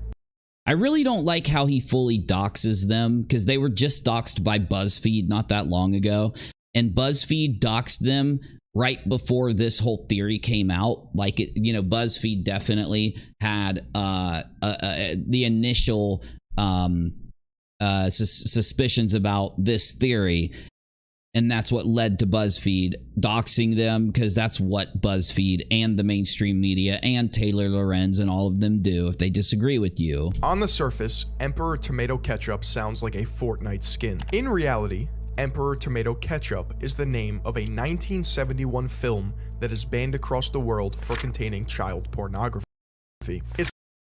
So the thing that he is not being like, that he's not elaborating here, by the way, I don't like support the film at all. I don't agree with it. The film, though, it doesn't see that. It shows an artistic rendition of a young boy simulating with a adult female. And it was done for quote unquote artistic reasons a long time ago, according to the people that made it. No, I don't believe that. I don't support it, whatever. Though, the point is, though, does Emperor Tomato Ketchup refer to that obscure film, or does it refer to the band that had a song called Emperor Tomato Ketchup? This guy is going to try to say that the Bored Yacht Club member who named himself that is lying, that he chose that name from a band that he listened to, and that he actually chose the name because he wants to secretly convey, on top of the alt-right stuff and the anti-Semitism stuff and then the making fun of minority stuff, the what is in that movie, It's about children overthrowing adults and establishing their own supremacy, in which a young boy in a fascist uniform sexually assaults a grown woman. And if you were to ask Tomato himself, he would say he got the name from a Stereolab album, which got its name from the film. Another example. Okay, fine. The album got its name from the film. Okay. I have never heard Stereolab. I don't know the lyrics and everything else, but I would, if the guy says he got the name from the album, I don't know how you're going to sit here and claim that now he's trying to add you-know-what into this big mix of craziness, but whatever, dude. Of plausible deniability. You call it plausible deniability. I actually call it deniability. Like, better than just plausible. It's a little better than plausible. I'd say it's literal deniability. It's not that, Number 2, I'm sorry. Gargamel. So now he moves on to the next one. Greg Solano, MFA in writing. So, Navy, can you guess why he says that Gargamel is bad? Can you guess? Well, the only place I know Gargamel is because of the Smurfs. And he that's was always trying to capture the Smurfs and test on them or whatever. So I'm assuming that's going to have something to do with connection to the Nazis. You're right, but can you guess what the connection is? He says that Gargamel embodies anti-Semitism. He says Gargamel actually represents Jewish people, the caricature of a Jew, and because of that, he named himself Gargamel. So he named himself after the Jew to make fun of the Jews or something. If anyone is familiar with the Smurfs, then the name Gargamel might ring a bell. Gargamel is the antagonist who turns sentient beings into money. He doesn't have the Jewish nose, though, that, like, if he was made to represent a Jew, you'd think they would have made him, you know what I'm saying, like that. There is a classical cartoon, an anti-Semitic cartoon look to people, to Jewish people, men, I'd say. He doesn't have that look. He looks more like a crazy wizard. He is widely known as an anti-Semitic. What about this? What happens? So the picture of the guy that calls himself Gargamel, right, that he showed, kind of looks like Gargamel. What if when he was a kid, people called him Gargamel? Well, here's the problem, too. He just said that it's widely known that Gargamel represents Jewish people. And I don't agree with them that it's widely accepted. I don't think it's widely accepted that the Smurfs are anti-Semitic. I don't believe that. I don't believe the Smurf cartoon. Exactly. Me too. Now, I mean, you could say that Gargamel, because he has a funky looking nose, not the Jewish looking nose that they do in old racist cartoons, but a nose that looks different. and he's older, and he wants money, and he uses magical spells, he's making fun of Jewish people. I think that's a stretch. Again, I find these two, name the thing with the tomato ketchup guy and this one, the insane stretch. I think it's just insane. It's just nuts. Of a Jewish stereotype. And as Ryder Rips pointed out, 4chan also uses the term Gargamel to describe Jewish people. A reoccurring theme that you'll notice is that this entire... Do you notice how, again, he's pulling the fact that they do this on 4chan, so now obviously Smurfs must have been anti-Semitic. You know what I'm saying? Umbrella of Bored Ape Yacht Club Yeah, trolling. exactly. Stop basing your stuff on 4chan. Yeah. I mean, if he should have left out the other part about Gargamel being this widely accepted anti-Semitic trope. It's not. It's a 4chan anti-Semitic trope. It's not widely accepted. 4chan behavior, which is based on inserting enough absurdity to create plausible deniability. Gargamel is smart, but he's a little sloppy. According to his Reddit post history, he posted a 4chan crypto meme before Bored Ape Yacht Club was even live yet, confirming that he's at least aware of the culture or uses 4chan. No, that's not dumb to do that. Why? They've never denied that they used 4chan. They obviously use 4chan. That's the point. I think they're all in court because they ended up suing over this. If you didn't know, this is another lawsuit basically. The Yacht Club is suing because of this and a few other things. Here's the deal though. Why would they deny that they use 4chan? Number one, normal people don't deny if they use 4chan because they know that it doesn't mean that you're Ray or that you're bad if you use 4chan, or if you did in the past. Also, you know, him posting on 4chan, how in the hell do you know that was really him? So let's see. So this is the Reddit post. We created Bored Ape Yacht Club, NFT of 10K Bored Apes. What's behind the doors, collaborative art, blah, blah, blah, blah, blah, blah. Salary starts Friday. Check out our site and come hang on Discord. Okay. Now he shows a, wait, this is, oh, the Reddit is showing, a 4chan post. I'm sick to my stomach. My Chad brother never invested in crypto before, and his girlfriend put a few $1,000s into Doge and tens of thousands in a few days. Been invested in crypto over 3 years. My forefather was 2050. He's had to buy some because a member saw Twitter, blah, blah, blah. He did me in looks. He did me in school. He did me in girls. Now he's been taking what? So he's posting a random post that has to do with somebody complaining about their girlfriend dumping them for a bigger Chad. What does this have to do with the Bored Ape Yacht Club and Gargamel? This isn't Gargamel saying that he posted on 4chan. It's him taking a post from 4chan and making fun of it. Greg Solano, or Gargamel, was a... It's just, see, like, this is what really gets me about this guy. He doesn't even check his own shit. Literature major in college and wrote his thesis paper on 2666. They should have called him Gargamel. He looks like Gargamel. Was a literature major in college and wrote his thesis paper on... Oh, that was Gargamel. Gargamel's deleted blog. Or Gargamel was a... Yeah, that's Gargamel. They probably did call him Gargamel because he looked like Gargamel, because he does look like Gargamel. Literature major in college and wrote his thesis paper on 2666, which is a book that takes place in Nazi Germany. So what? With a main character named after Nazi SS doctor Hans Reiter.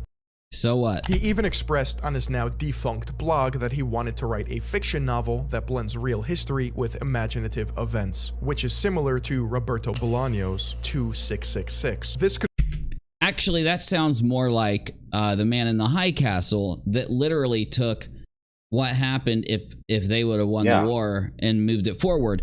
But I would never consider Man in the High Castle author, Dick, I forget his first name, to be racist or bad or anything. So again, this makes no sense unless you're going to pull it into something. Could be a stretch, but I'm reminded here of your writing backgrounds. Do you think there's any parallel between your big conceptual breakthrough to design NFTs for what interests you, not some target demo, and the idea that in writing, sometimes the best stuff comes from channeling what you really want to see, not what some theoretical reader wants. Gargamel says, ever since the Bored Ape Yacht Club, we've seen like 1,000 different avatar collections come up, and a lot of them are really cool. But what we think was special, and what people could kind of read on top of ours, is that we didn't just throw 3D glasses onto apes. And we didn't have a long essay on exactly what this was, but we knew what it was. It's like Wittgenstein's let the unutterable be conveyed unutterably, or Hemingway's iceberg theory. We knew what this world was and why the apes are this way, and that somebody else might get a little tingle on their neck looking at it, thinking,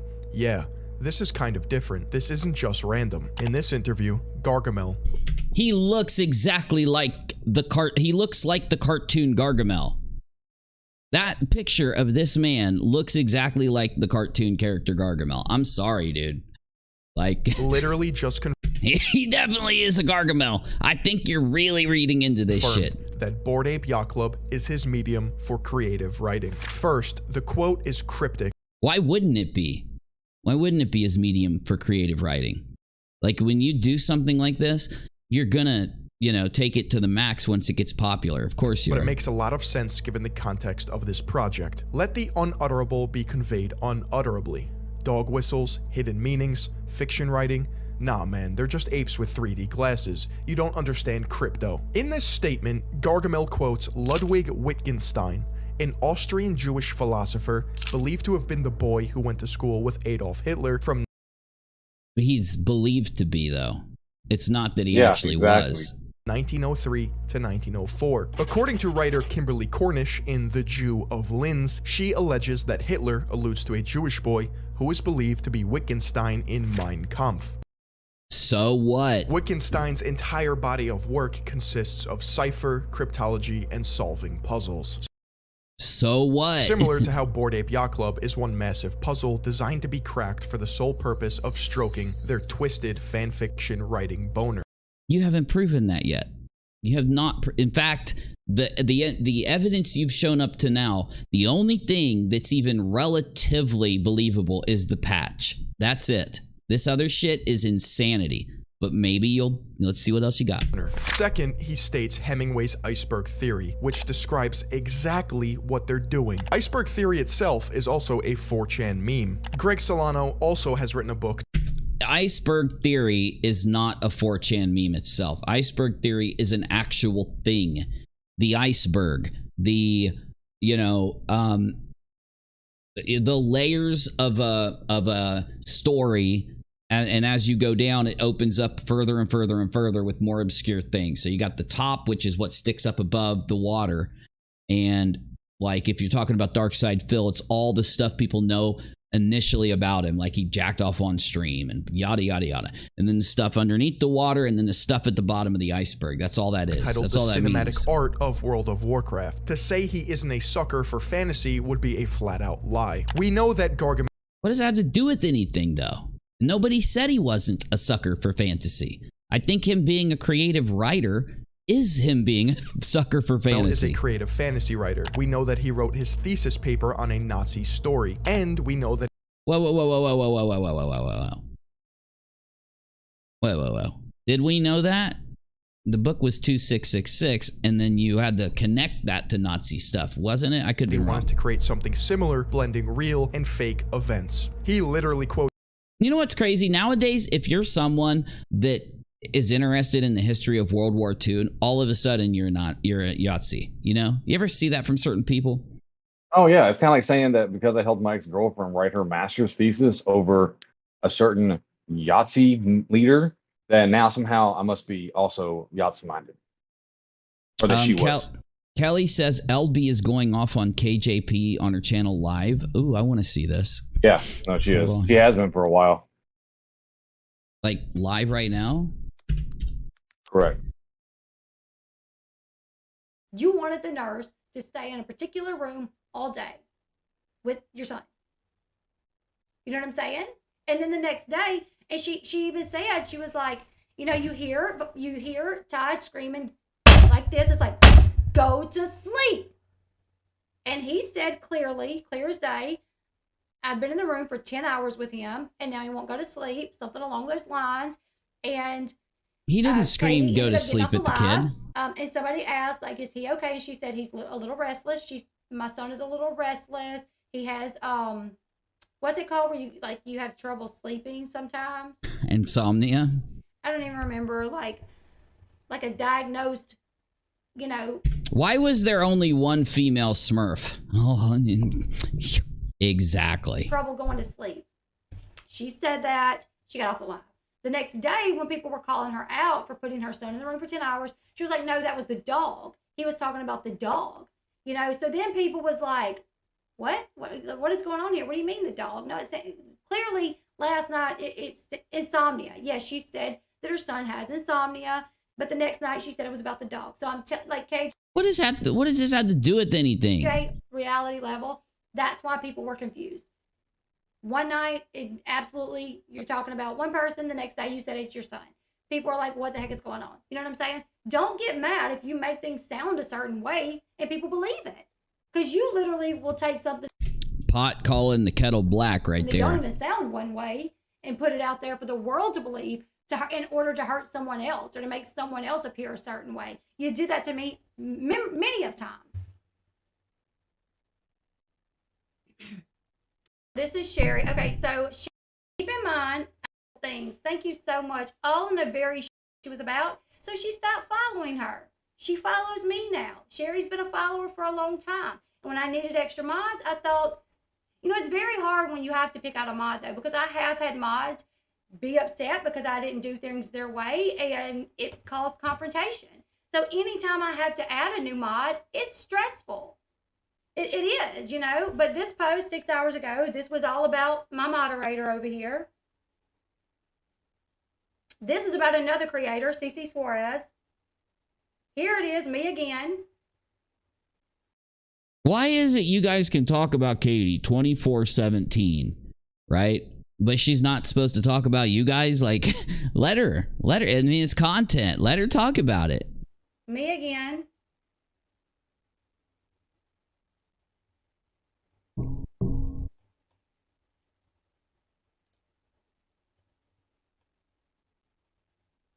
Because someone said I watch her, they said podcast, but Katie don't have a podcast. So I'm assuming they're saying YouTube. But what Katie used to do is Katie would talk about me mainly on her Instagram account, on her Instagram videos.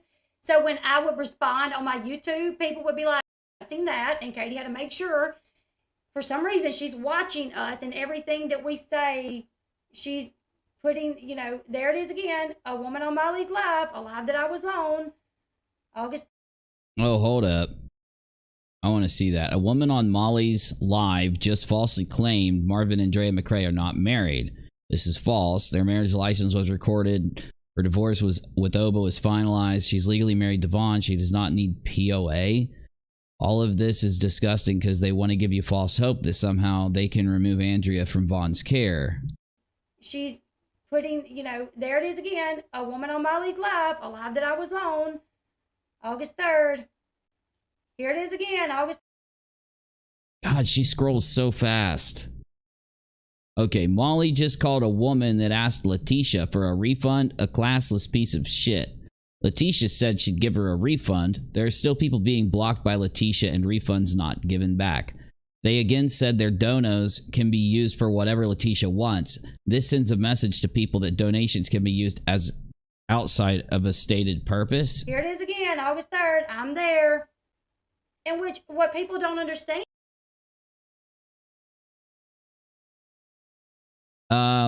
Molly went off on Andrea McRae's ex-husband for treating her like shit and lying about her after revealing she knew Andrea's location.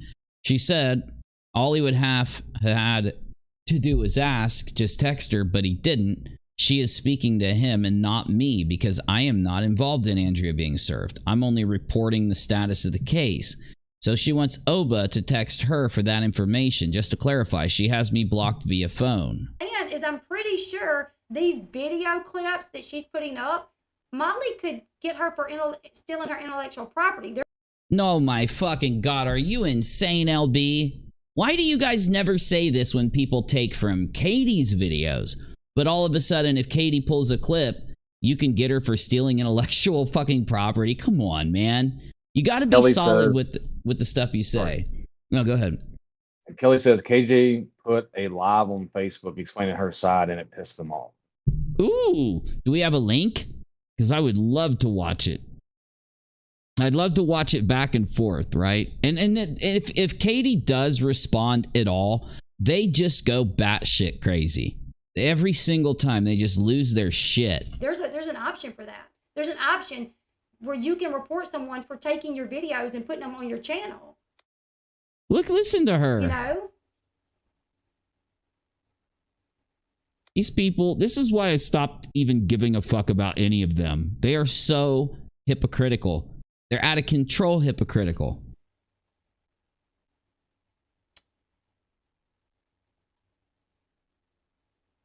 You see what she's doing here? This is what she does on Katie's shit every fucking day. Telling you, it's an obsession. It is. Marissa told the chat on Justin's channel that she doesn't care how Letitia spends the money. She said if Letitia wants to pay her electric bill or go to the spa with the money, she doesn't care. Dear Marissa, this is actually fraud. You're admitting to fraud. You're asking people to donate for an attorney. Okay, and then I can't see the rest. And raising money for one reason and use the money for another. As soon as Marissa stopped going off and left the chat, Justice for Vaughn page was archived. This is a thing that she twisted as well. Marissa told the chat on Justin's channel that she doesn't care how Letitia spends the money. She said if Letitia wants to pay her electricity bill or go to the spa with the money, she doesn't care. Dear Marissa, this is actually fraud. That is not what Marissa said. I was on the panel. Marissa literally said, if Letitia wants to take my money that I donate to her, if the money that I donate to her, if she wants to go eat a steak.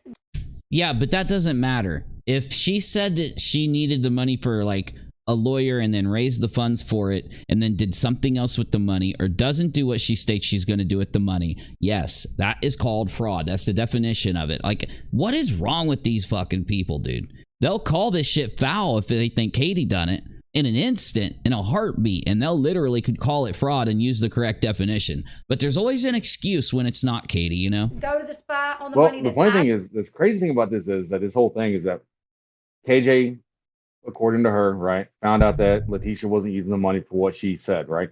So she asked for a refund because it's fraud.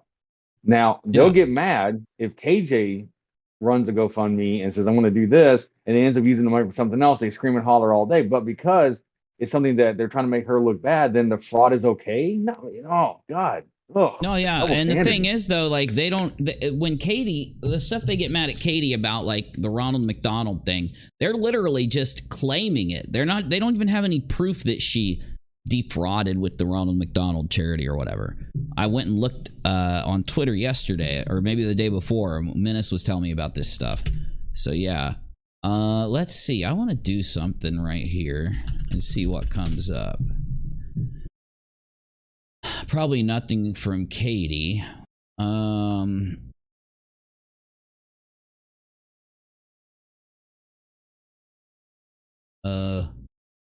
Let Katie's followers do something, and it's I have no control of what my followers do. But I guess because people are going to Katie's followers and telling them the truth about Katie, it's the creator's fault. No, see, it's the fault of these psychopaths that are out there, like those stupid fucking accounts, you know, Balls and all of them that go around saying that they're contacting her viewers and shit because they're stalking Katie and literally doing that. They're like doing their best to actually do that. So yeah, I'm sorry. Let's see here.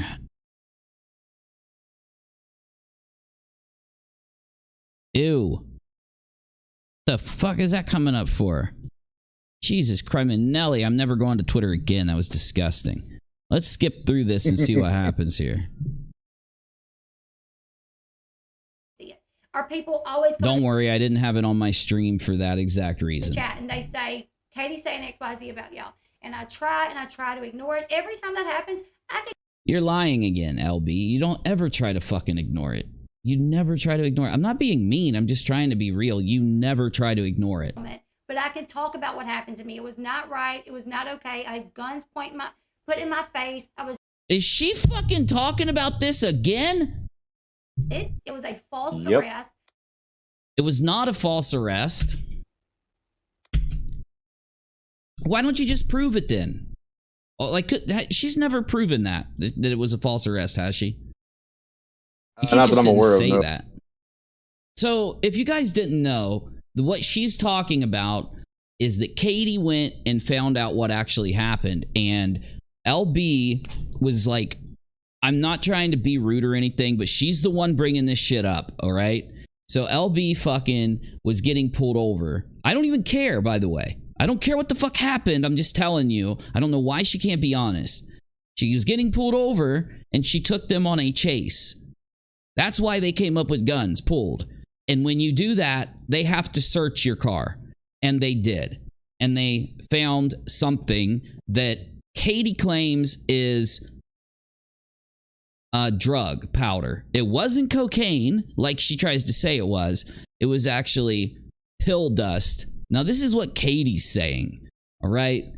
And the thing is, LB gets mad when Katie says this and fires back and says it's a false arrest, that it was chalk dust, that they were trying to say was like something. Like, they do field tests on the spot, so I don't know what she's talking about, right?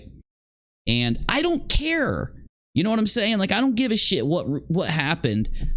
The thing is, LB needs to just stop bringing this up because, you know, the truth of the matter is, in the very least, and I don't care about any other part, but in the very least, LB did take the cops on a ride. She like kept going for like, I don't even know, it was like 7 extra blocks. Got me? And I'll just tell you what I was told by Katie and Katie's friends, the people Katie was talking to about this. So they said that she got pulled over because she was in an area of town that she wasn't supposed to be in. Got me? Leaving a place that people aren't supposed to go to. And because of that, they pulled her over. Like, okay, why the hell is somebody going to this place when we know what's going on at this place? And that they said, I'm not saying this, this is what Katie effing said, that LB went on for like 5 to 7 extra blocks so that she could like take a whole bunch of whatever was in the bag and make it go bye-bye. And the cops pulled her over, found a baggie, and tested it for the dust that was in it. I am not making this claim. This is Katie's claim. One more fucking time. Don't yell at me and say that I'm the one saying it or anything. Literally, this has been bouncing around in Discord servers for a week and a half right now. If you go back just a few streams ago, when me and Navy were like told about this for the 95th time, we were live and LB came up and we both were like, we ain't gonna talk about that. Remember that, Navy, from like a few days ago? We were both like, we ain't gonna talk about that shit. But no, not at all. Apparently, she just went live on Facebook, KJ. Okay, well, let's see if... damn it, I don't know if I can pull it up. Is it Without a Crystal Ball Facebook?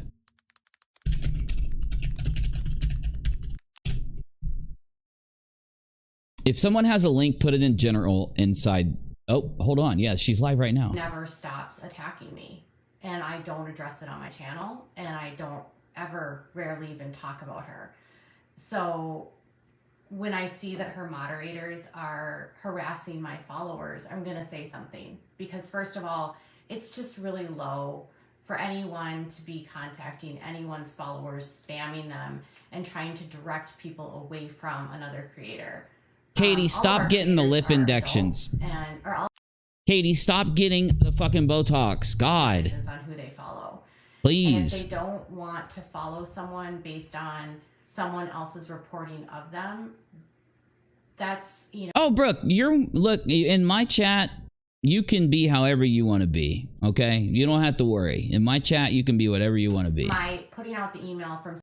All we ask is that people get along, you know what I mean? We try to kick people that are like, you know, attacking other people. You can express whatever opinion you want in my chat. No worries. Charlotte on the web, if you're not clear about her, is a creator that has dedicated almost her entire channel to exposing me. Yeah, Katie, but that's okay. People are allowed to do that. You're a big channel now. Tried to sue her. I've never struck her channel. I've never done anything. Mostly I ignore Charlotte because Charlotte puts out information about me that's 100% false, almost 99% of the time, and feeds into wild conspiracies about me. Her channel has been built on truly just false information about me. And so I'm told that Cece likes Charlotte, and so she's gonna now expose me, and she's sending me things of claims from 3+ years ago.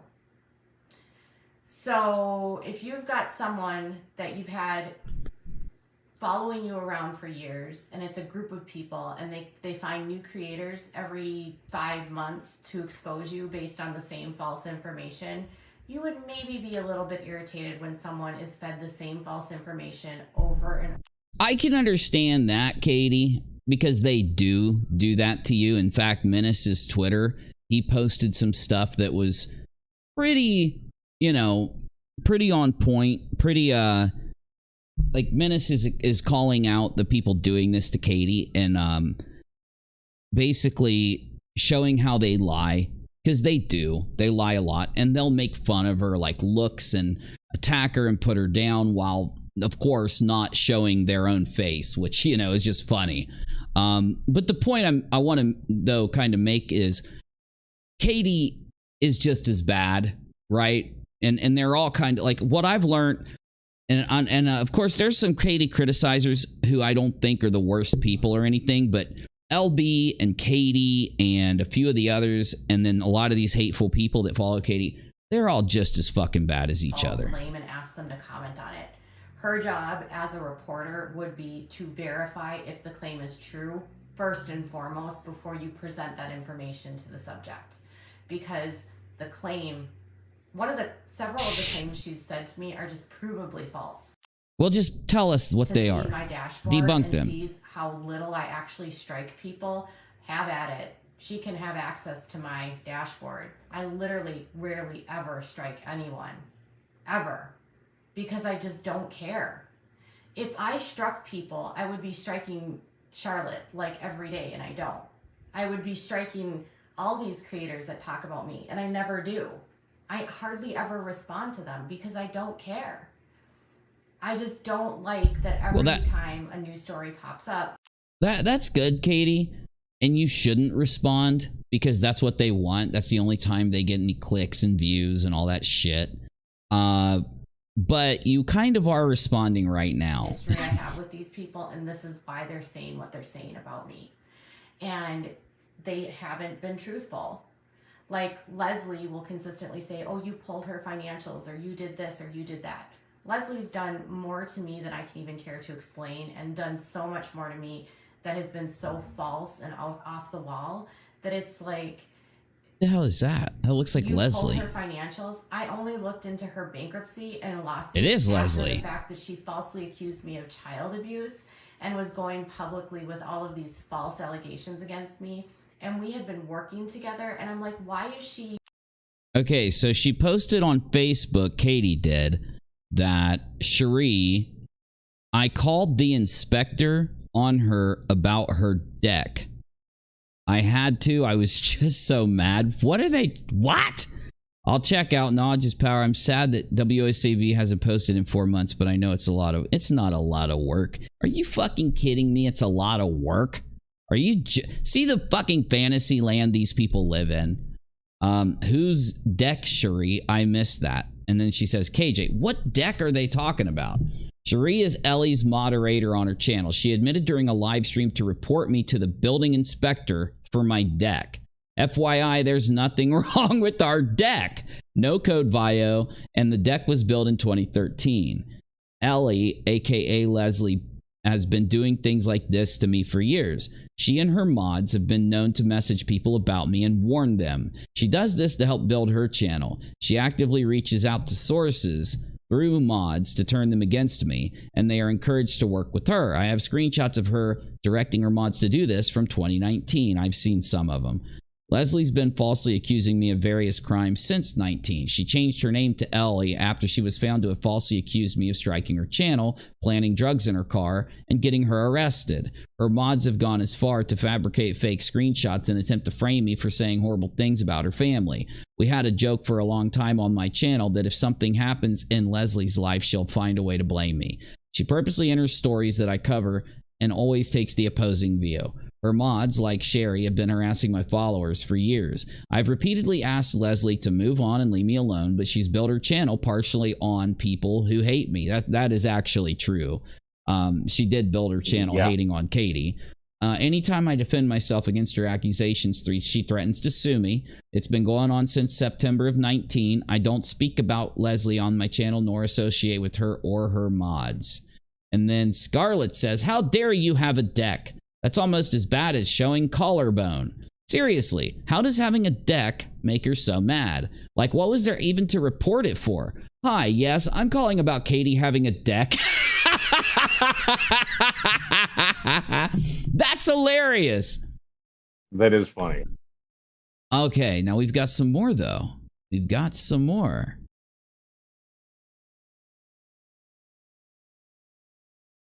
All right. And let's see what this is. So I guess this is Cherie. Miranda, Derek, and James Derek. Look at WCB, Vernell, Charlotte's Web. Just go search on YouTube. Google Llama Girl on Twitter. Do not Google Llama Girl. Do not. In my opinion, the father didn't have a friend to ask to start a Cash App. The father wants to stay away from the drama that Katie Joy started, and is because the mother and father didn't want to be interviewed by her. You should ask her to show receipts from her Ronald McDonald fundraiser. She built her house right after that fundraiser. That is literally a certain lobster's narrative. Wow, that's what that lobster DM'd people when he doxed Katie's address to a shit ton of people. The mother was a teenager when she gave him to her mother to adopt. I thought Katie, now hold on, why do I just now have a memory of Katie showing me the receipts from her Ronald McDonald fundraiser to debunk the idiots when she was in our Discord? I swear to God, I just got this memory of Katie doing that. See, the problem is this all happened so long ago, and I just have no fucking idea. I just don't remember the majority of all this. Very true, Brooke. They do. They both make money going back and forth. And by the way, I have no issue with people calling out Katie. I call out Katie all the time. I just know that the most core cult of people that go at Katie all the time, because there is an inner cult that, you know, Obama Girl and all these other people are a part of. They deserve to be called out more than Katie. They go around doxing her, lying about her, making fun of her kid, making fun of her, you know, targeting her child. I've gone over this so much I don't even care to go over it now. The only reason I'm looking at it is because literally LB, or Leslie Bass, is live right now bitching about Katie, and Katie just went live on Facebook bitching about LB.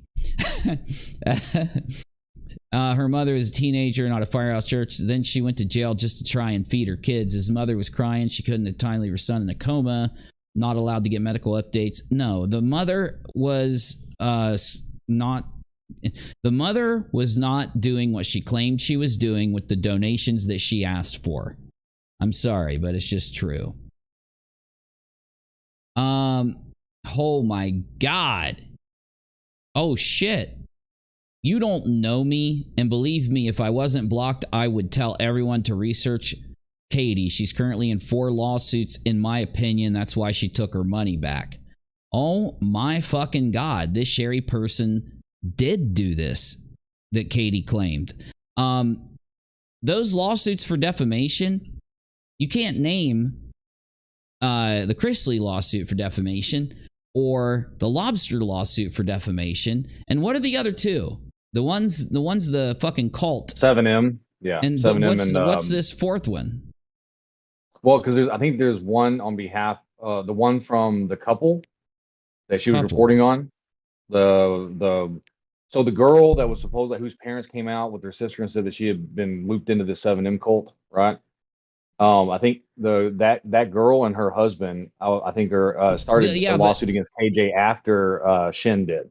Well, they're tied in with. I think they're parties to Shin's lawsuit. If I'm not mistaken, I could be mistaken. Maybe, yeah, but that's the only fourth I could see, is because you got Lobster Boy, you got Chrysler, and then Shin, and then this couple.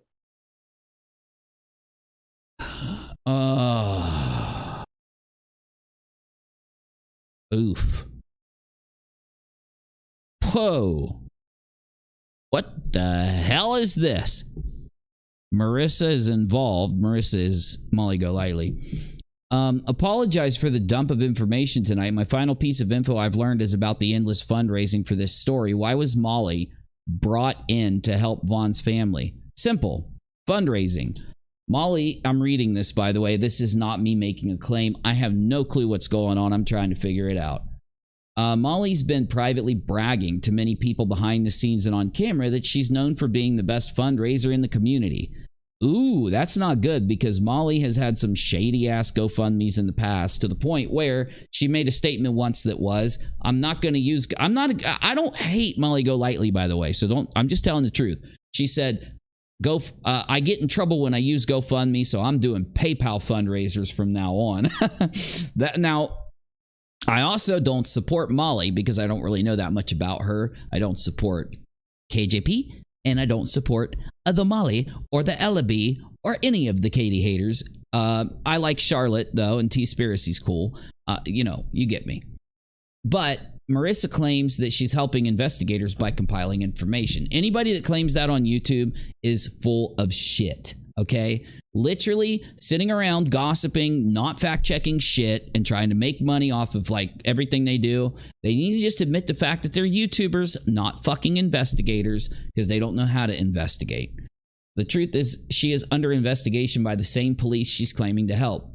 While she may be outraged by Dre's behavior, her discussing both live and privately are all about the money she's raising. Justice isn't about money. The fact that this whole story is a shit show is because Molly was likely tapped by Justice for Vaughn admins solely for her donation efforts. No wonder Letitia was so eager to work with Molly. Makes you wonder what kind of cut the Justice for Vaughn admins are getting. Damn, Katie, you in here making some accusations and shit. So someone says, what department is claiming released the statement that you stated it, the truth? Vanessa Barra, I already reported this in a previous post.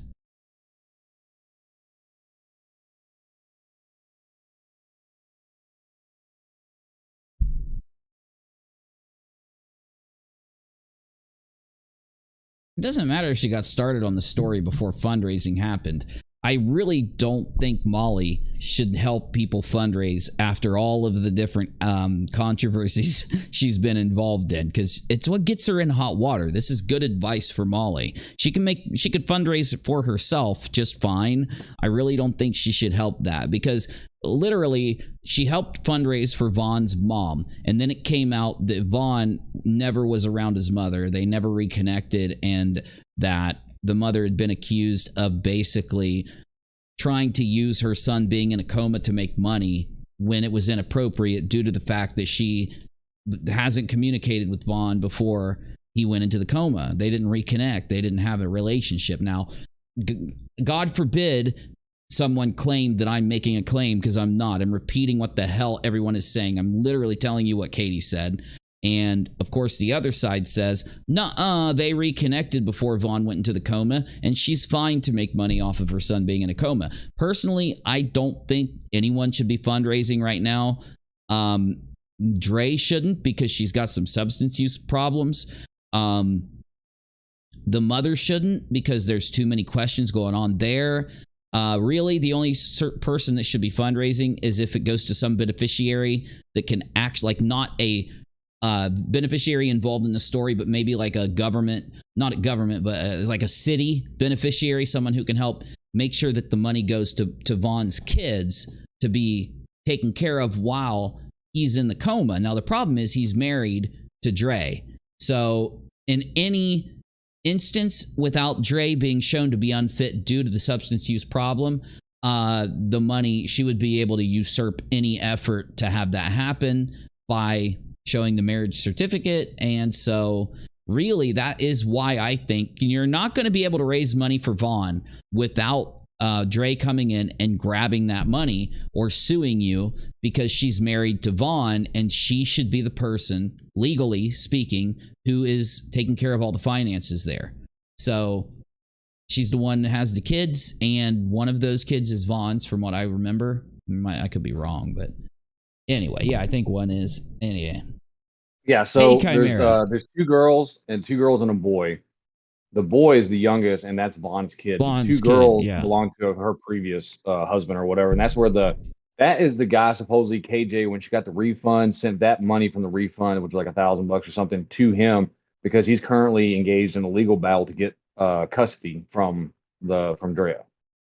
Yes, and look, I don't want to weigh in because I find the topic of kids being taken from someone to be such a severely serious topic. In my opinion, that should be handled by authorities and people that are personally involved, because rumors spread like wildfire. Misinformation spreads like wildfire. We got 2 camps of people, and both those camps are saying completely different things. Both those camps, Leslie Bass, Molly Golightly, Katie, and the others around that side of the fence, all of those people, okay?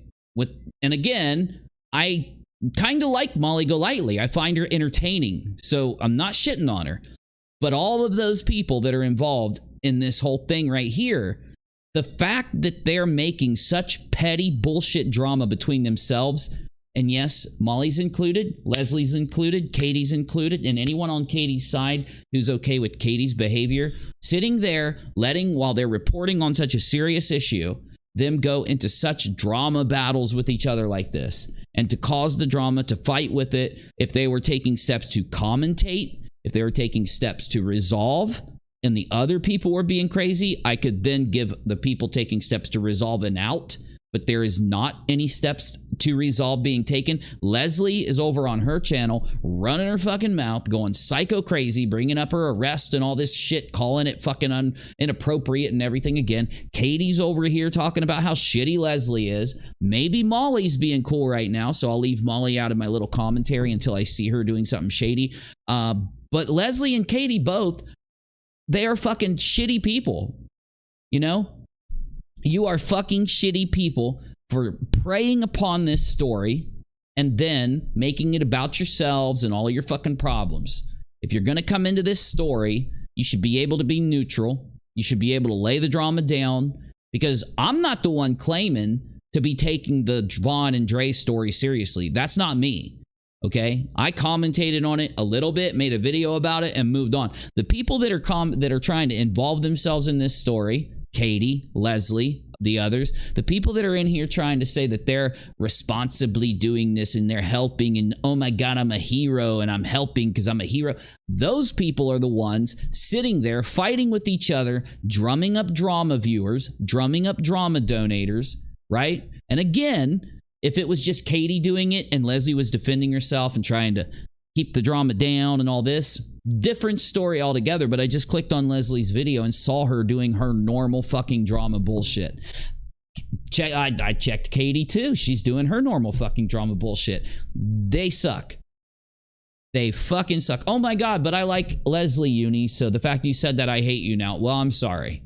Oh my God, but I like Katie, Uni, the fact you said that, I hate you now. I'm sorry, you might have to unsub. Fuck both of them. They are both horrible, horrible people. The worst fucking people. They don't fucking report on these things and do content and explain it and try to, you know, and just try to commentate or whatever. These motherfuckers get in there real fucking deep. And they try to get a hold of the family, and they try to get money for the family, and they try to be the hero. Then why are they sitting here petty fighting with each other right now? Why are they sitting here drumming up viewers, drumming up donations with their bullshit petty fighting? This is like literally the 486th time that Katie and Leslie have gone back and forth. Tell me it's not. Tell me it's not. Like the millionth time. It's fucking crazy. So why haven't they stopped? Like it's done on purpose. They are doing it on purpose. It's what gets them views and stuff. Because the thing is, like, you think like you would think, as soon as LB went on, right, that KJ would go live, but they wait, right? And they wait a little bit to see what's going on, kind of put it out there so that people can get invested, and then they go live, and then they do this, right? And they're feeding off each other. It's just what it is. That's, I mean, it's how they. But that's drama. That's what drama is. Like, they're literally manifesting drama because people were like eating it up like fucking popcorn. Again, it wouldn't even be an issue if they were both playing this drama game, which, by the way, if you're taking Leslie seriously or if you're taking Katie seriously, you're getting played. They are both purposely playing their audience to make money off of each other. They are. Sorry, they are. And yes, I even have Katie's admission that she does this with the people she fights with. She literally said to Nate the lawyer that she does it on purpose. When they start on her, she goes in and she does her little breakdowns and she does her little fucking social media videos on purpose to whip people up into a frenzy to come in and watch and donate and shit. And that's when she gets extra views and extra money and extra support. And Leslie does too. So they're cultivating an audience that they're both manipulating, lying to, and using so that they can keep perpetrating the same fucking stale ass tea drama. That tea has been sitting on the counter for months. Go take a drink of it and tell me it's not fake. Go take a drink of that shit. It's not even tea. You know what they're making you? If you're buying into their bullshit, both Katie and Leslie, you know what they're fucking making you? They're taking a pitcher, pouring water in it, and then using a tea-colored substitute to make it appear like tea. It's fake tea. Completely fake. I gotta take a piss real quick. Give me like a second.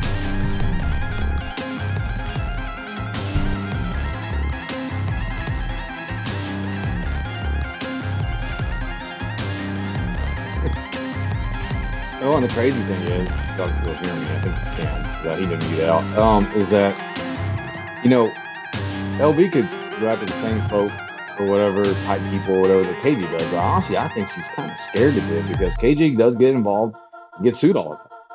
And so it's just easier for her to go after Katie than it is for her to go after anybody else. And because I think she does get scared. KG doesn't care. She knows, she invites these, lawsuits and knows it's going to happen. But that's her shit.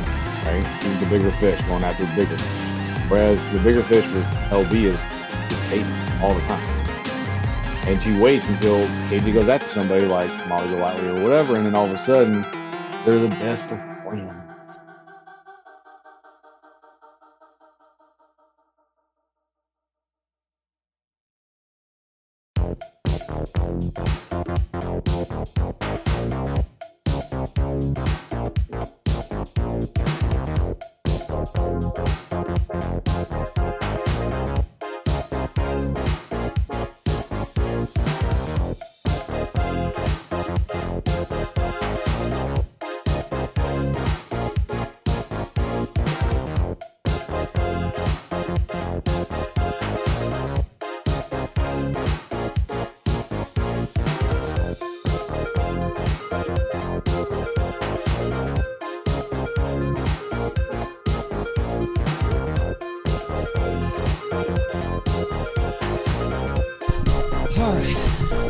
All right, let me repeat that. Real quick, just let me repeat what I was saying. Leslie and Katie are both fake-ass fighting again to get the clicks and to get the damn views. And they're getting the clicks and views. And they can keep those fucking clicks and views. It's goddamn... It's so temporary. In order to do what they're doing to succeed on the platform, you have to continually do this battle thing, right? Continually do it. There's no resolution. It'd be different if they disagreed, had an issue, and tried to come to a resolution. And I wouldn't make the commentary. If they both were going at each other and it didn't involve this dude laying in the hospital bed, I probably might have different commentary. But you notice it's always involving someone who's going through this extreme, horrible fucking thing. Got me? Every time that they get like this, and then they rush in and they act like they're the heroes. They rush in and they act like they're helping everybody and doing great and shit. Then there's an enemy that pops up. And coincidentally, Katie will be on one side, and that person that Katie's allied with, either Katie will get mad and they'll become the enemy, and then everybody will rush to them and be like, we're on your side because Katie, horrible. Or it'll be the opposite. And because Katie's over there supporting somebody, they'll go and join the other side. And then they go back and forth, making a shit ton of money off this. And if this hadn't been the like 26th time it's happened with the serious tragedy being in the background, I wouldn't say this right now, but we've been following this shit for years. This is how they are. This is what they are. They are the gossip peddlers who are ambulance chasing, okay? That's what they are. And they're never going to change. It's never going to stop because they get rewarded for it. There's people out there that want their reality TV. And they're bored of the shows that are on the television, and they don't like the commercials. They rather come here to YouTube, get involved in the live chat and the comment section and Twitter, slamming the person that they hate, being led by the YouTuber they worship, baaing like the sheeps that they are. And they're like that because they've got these YouTube leaders that are leading them to the slaughter.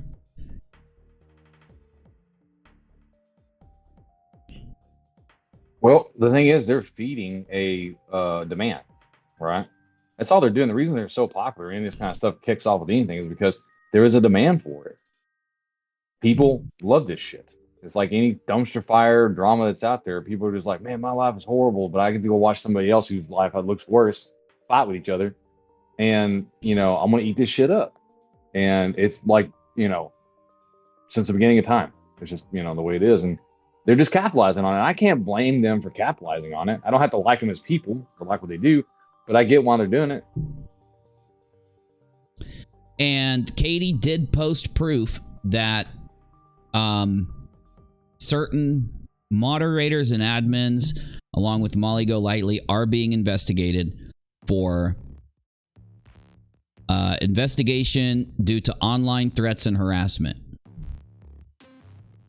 And Katie then requested for additional information to Arizona, some department in Arizona.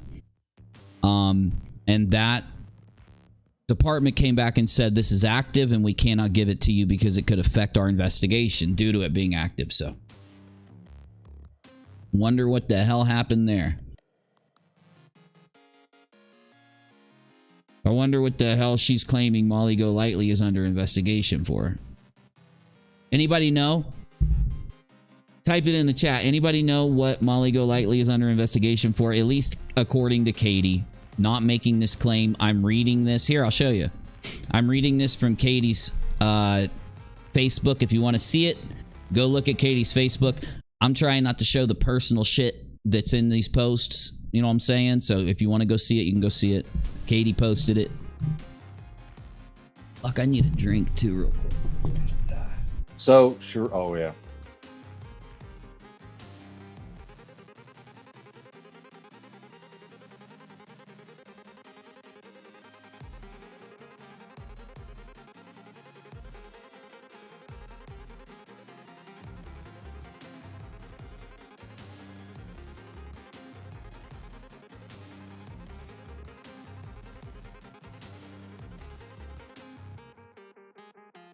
At me and say, down, you beanie.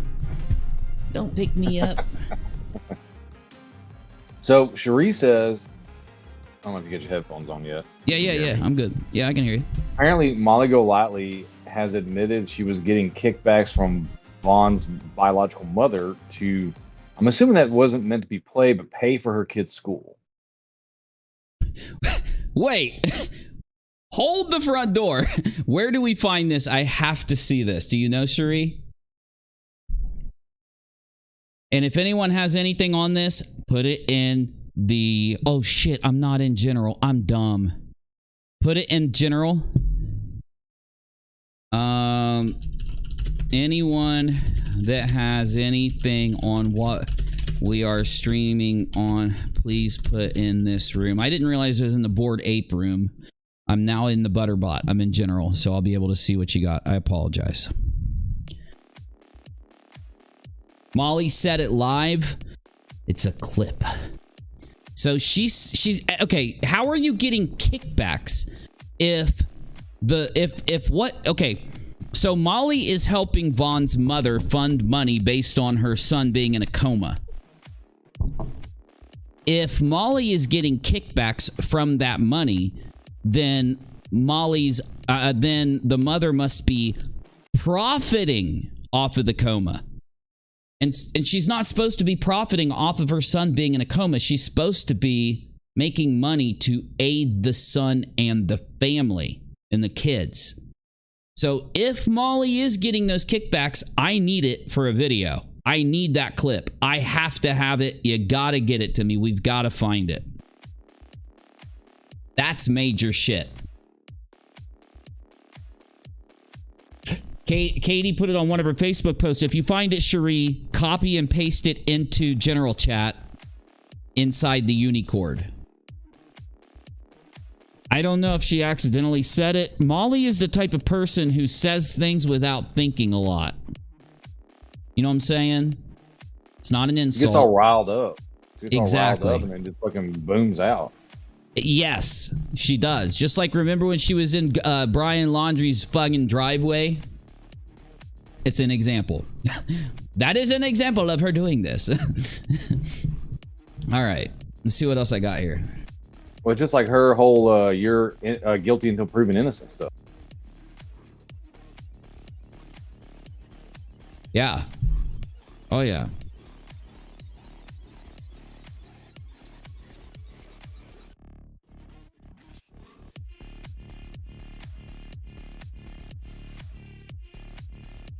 Sorry, I'm just checking what Katie has posted so that I can make sure that if I need to show it to you or not. So you just got to bear with me.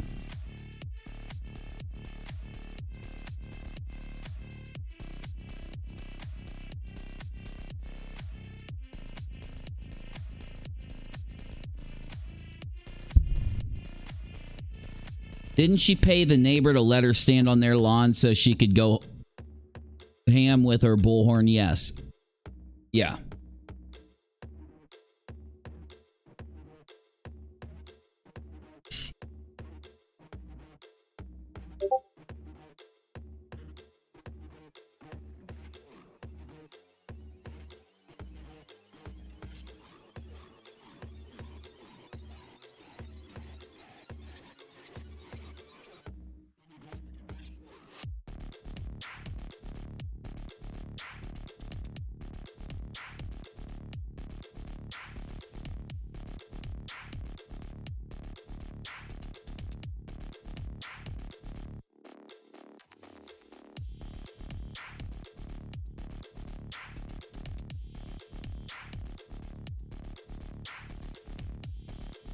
Dude, this is some psycho shit.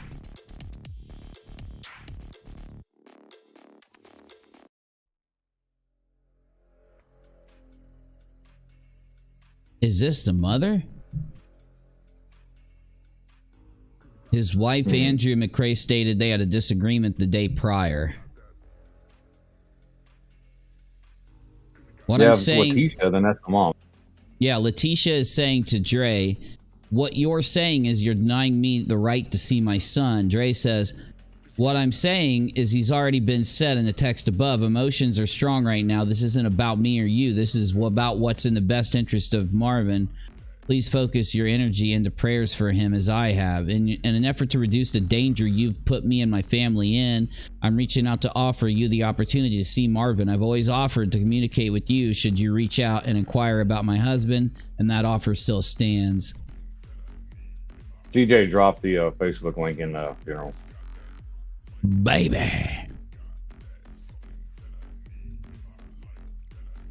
Hey everyone, welcome back to another episode of the 51 Apple, and for following best for you and your situation, their donations. And if why is this person using a voice changer?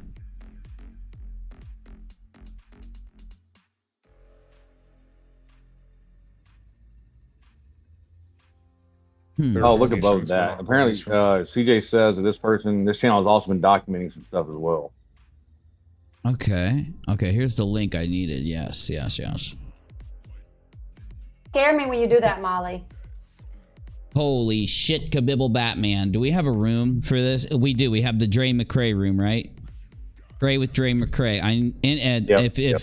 If any of you can, please the stuff that you're putting in here for me. Oh shit, my monitor is doing it again. Son of a bee. The stuff that you're putting in here for me, do me a solid.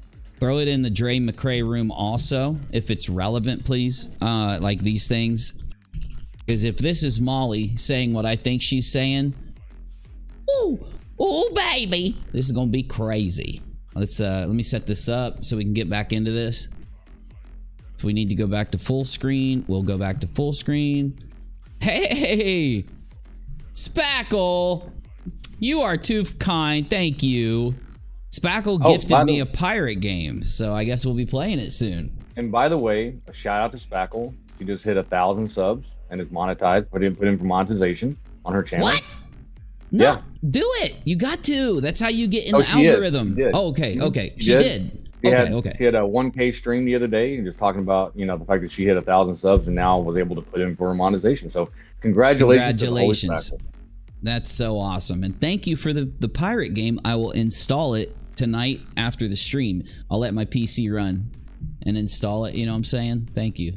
It literally just popped up, so I didn't see it until just then. Okay, so we've got this video. Supposedly this is going to be Molly saying what she said, so let's hear it. By the way, in case Molly sees this video, I don't have anything against you, Molly. I like you. I think you're entertaining, and I have nothing against anyone. You're not gonna I'm just a commentator. I just follow stories and make videos. believe this. What? You scare me when you do that, Molly. Marvan's father and stepmother just sent me a little something for Jake's back to school.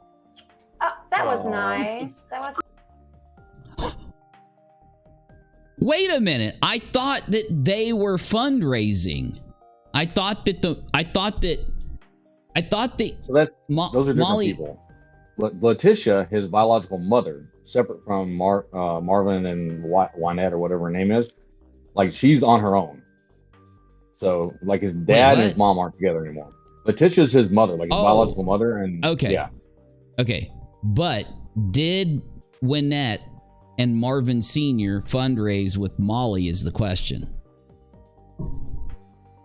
Because that's what Katie was insinuating. Either way, let's hear it. You're not gonna believe this. What? You scare me when you do that, Molly. Marvan's father and stepmother just sent me a little Marvin's father and stepmother. Jake's back to school. Oh, that was nice. That was. Oh my god. Must have been a pretty big amount for her to react that way, right? Must have been pretty. Yeah, it seems like it's a pretty big amount of money here. Hans says, hey, can you help me understand something on Social Blade? Why would creators' views be negative for the day if no videos were removed? They would. Okay, so here's what happened. In order for that to happen, they did remove videos. Okay? So they had to remove videos. It could have been an older video. It could have been an unlisted video. But they removed the video for it to be negative. Absolutely. You got me? So Kelly says Molly raised money for Vaughn's father. So Marvin Sr. Oh, so that then definitely Molly got a kickback from the person she's raising money for. That's Marvin Sr. that she's claiming she got this money from right here. Marvin Sr. and Wynette send money to Molly via Cash App. And Molly was helping Marvin fundraise money.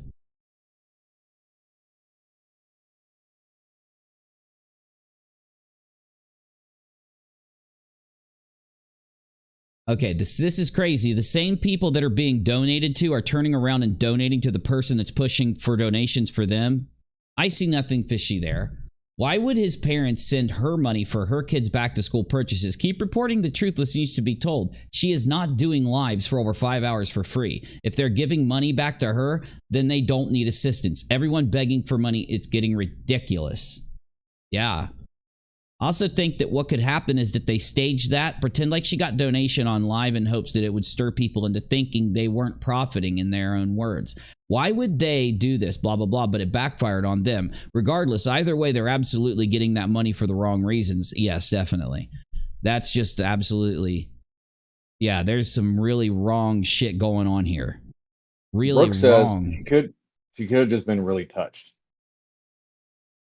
Which, I mean, it's possible, but it's still crazy. It's the circumstance is the problem, right? It's not the fact that whether or not she was actually touched by it. It's the fact that she raised money for somebody who then just gave her money.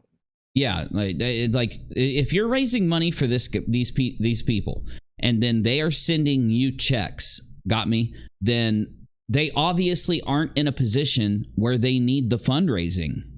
Supposedly the fundraising that they need is a dire straits thing, right? And they're going to use that money because of the situation that they're in. That's how literally they. Here's another thing. Can you guys hook me up in general with an example of Molly fundraising? So Molly, I need a video example of Molly saying, hey guys, donate to these people for this reason. I want to hear Molly advertise for them. But let's listen to the rest of this clip. Can you see this okay? Yeah, you can see it. Okay. God. Yeah, perfect. Awkward silence, much. What are we in the Twilight Zone?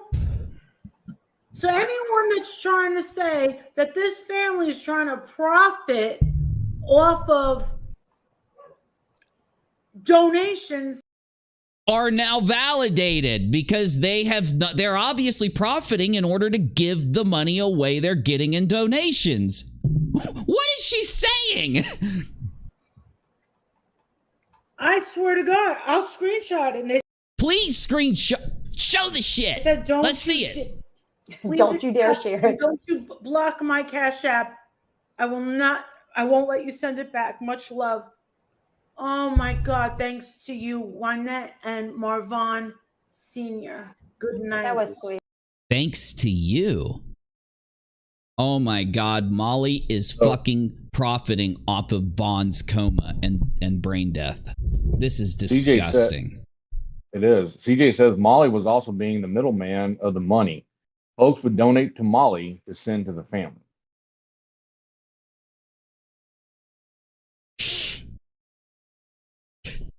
Jesus Christ, bro! This is gonna fucking doesn't explode. Doesn't it sound fucking familiar? God, something about it just rings fucking familiar. Fraud razor. Okay, let me go back to general chat. If you guys can get me some examples, demanding a $500 refund from Marvin's mother, all the proof. Molly, go lightly. So this would be talking about KJ getting the refund from Letitia, I believe. Is just say a prayer for her. That she say a prayer. Say a fucking prayer while you're sitting here running some kind of pyramid scheme where you raise donos for this Marvin character, and then they must not have known she was live when they sent that money to her. There is no way they wanted the donators to know that they were sending donation money for an emergency to Molly to help reward Molly for convincing people to send the emergency donation money. You get me? Holy shit. What the fuck, dude? This is some scammery of the highest order.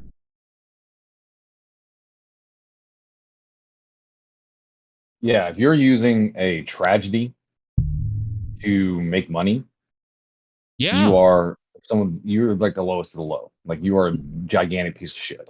Now, what Molly's doing is even worse because she's using the tragedy to get people to donate to a family member of the person who's in the coma and not informing people that they intended to pay her for doing it. And then she's live and she's so like lost in the head. She's so lost in the sauce here that she thinks that Marvin sending her money will make people think Marvin's not trying to profit or he wouldn't have sent me money. actually what it's going to make us think is that you're scamming everybody. So I want to know why people are sending money to this Marvin person. I just want to know. So Cherise says two things. The daughter has also said she doesn't want all this money, give it to my mom. And that is Vaughn's biological sister, Rochelle. And then she also said you'd have to watch 5 hours of Molly Go Lightly where they're just continually saying that they need to donate. I just need a link. If you guys can just get me a link to any of those things into the general chat of the Unicord. Just pick whatever one you want to throw in, and I will skip through it and look for her, doing this, because this is some severe fraud raisery. And look who's sitting there, but none other than LB. None other than LB is sitting right there. None other than LB. How much you want to bet LB was also trying to get donos? Maybe not, but she could have been trying to get donos too. Wouldn't put it past her. Yeah, wouldn't put it past her. To be sent into Marvin. This is some serious fraud raisery. Oh, let's hear it again. You're not going to believe this. What? You scare me when you do that, Molly. Marvan's father and stepmother just sent me a little something for Jake's back to school. Oh, that was nice. That was so oh nice. my God.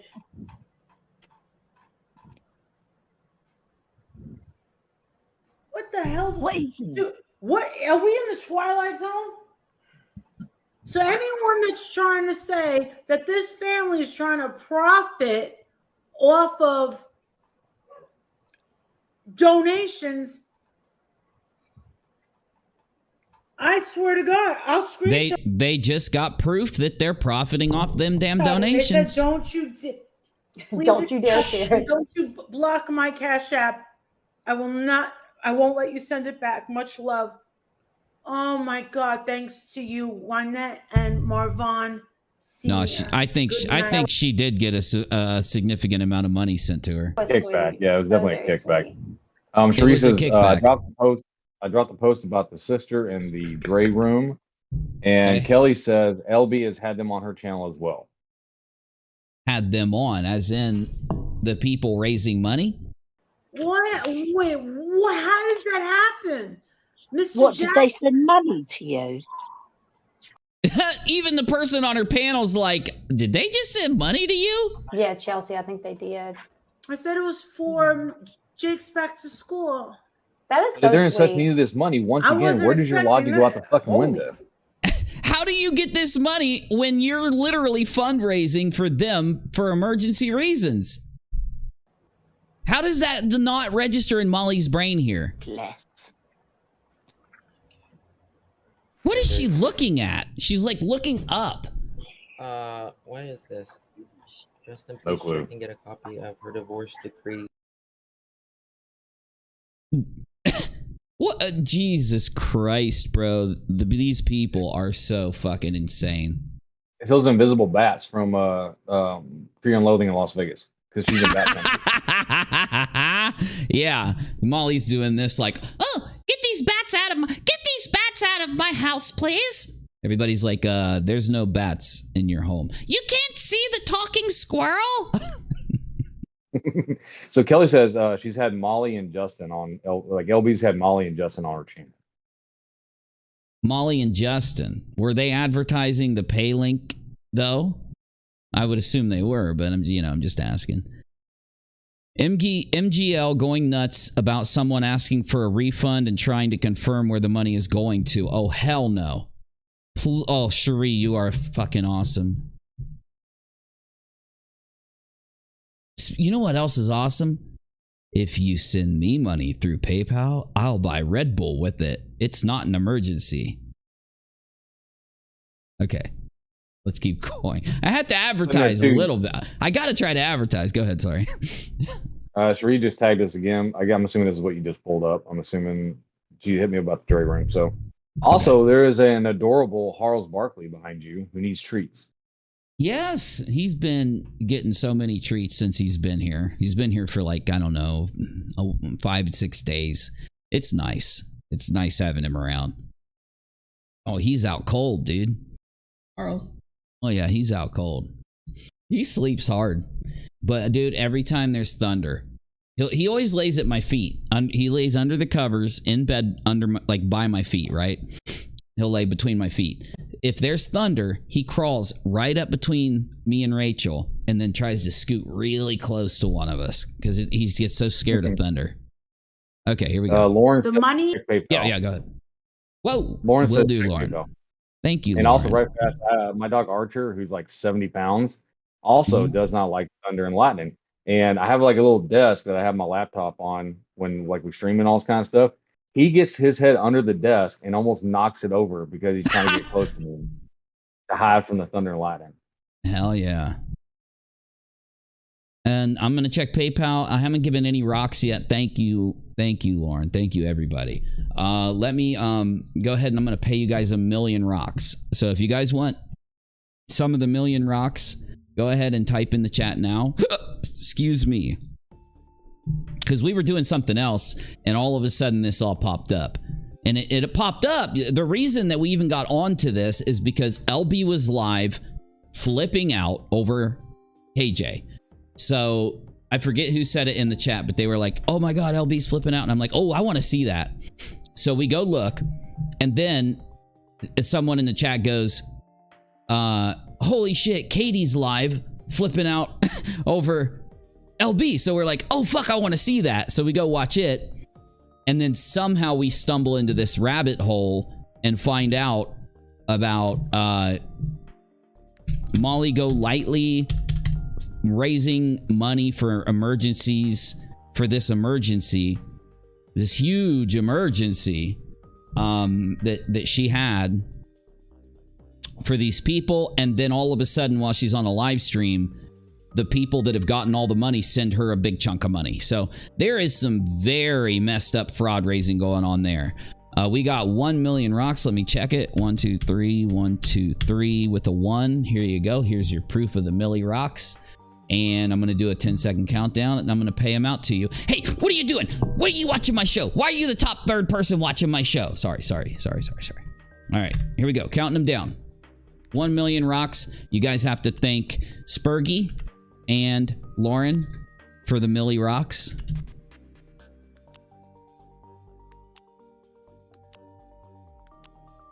I should have played the rock payout music. I didn't think about it.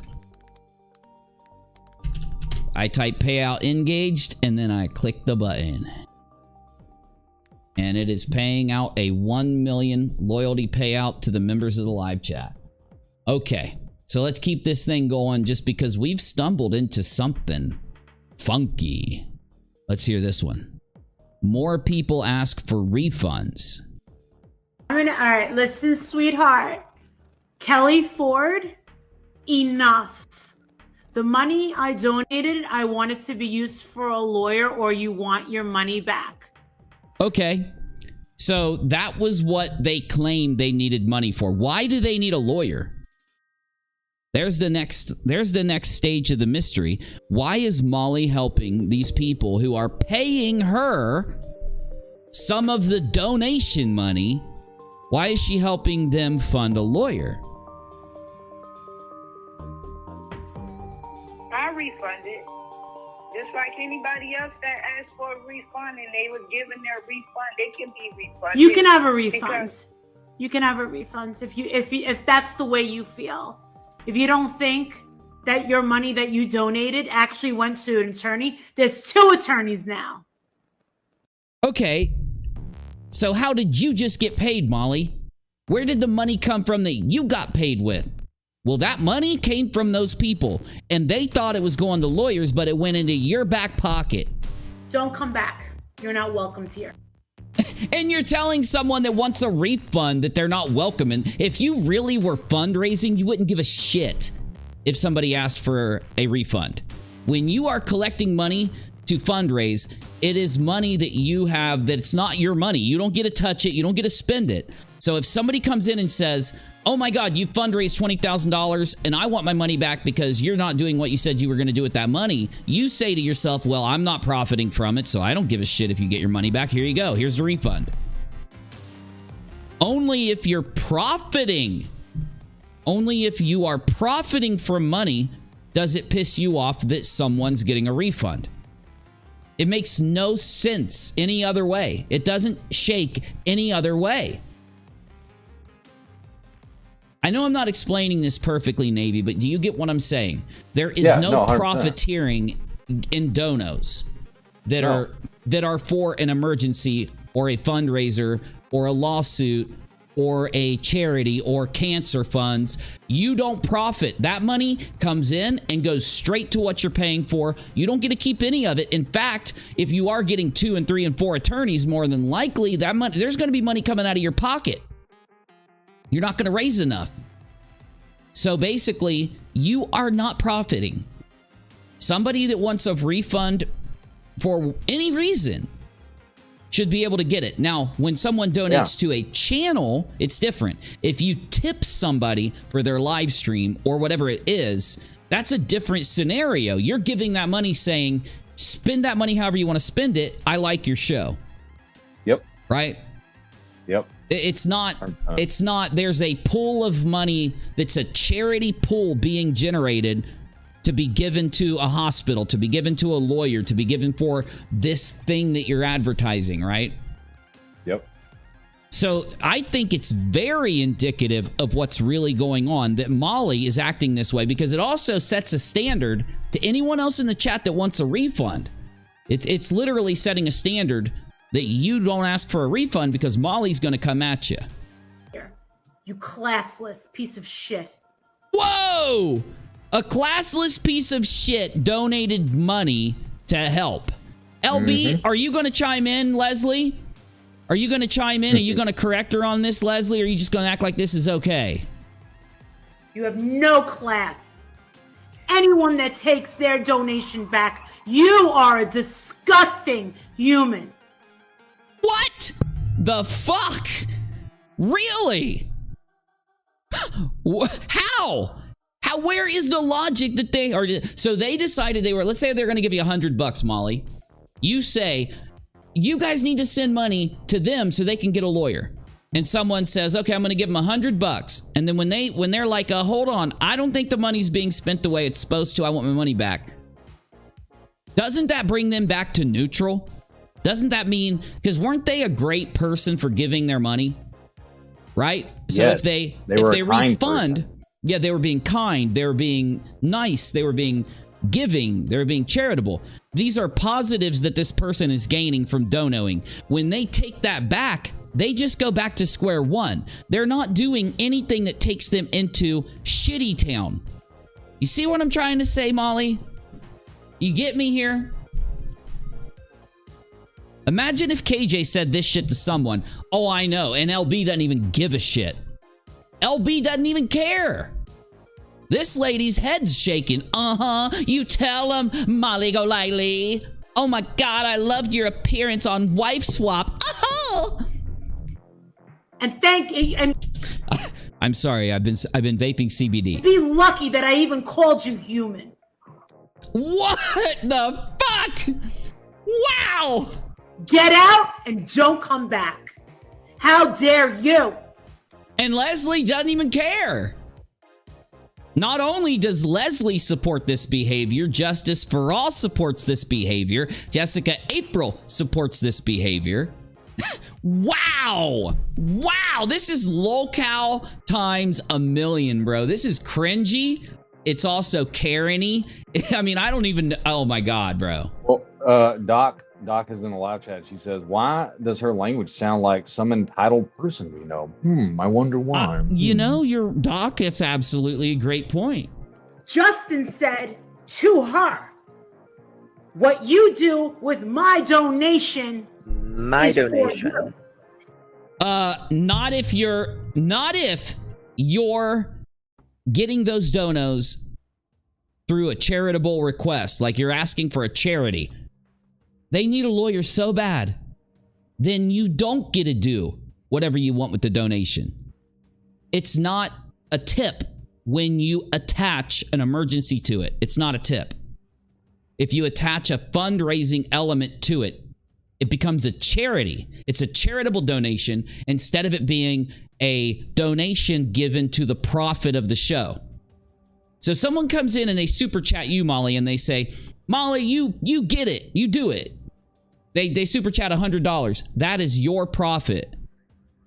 Okay? Somebody sends your PayPal $100. Damn, that show is awesome, Molly. I'm tipping you. That's profit. But if you sit up there and say, these people need a lawyer and you've got to give money, and you get $1,000 and they say, go get that lawyer. This is for the lawyer fundraiser. That's not your profit. It's not your money. It's not your profit. It's not even their money. It's the lawyer's money. And if that lawyer doesn't get that money, it goes back to the person that gave it to you, or you're a fraud. And also, Michelle said, I just sent. Wow. Fuck Molly Golightly. Jesus, what a horrible shit person. Jeez Christ. Agreed. Man, fucking people. Woo. All right, we got more.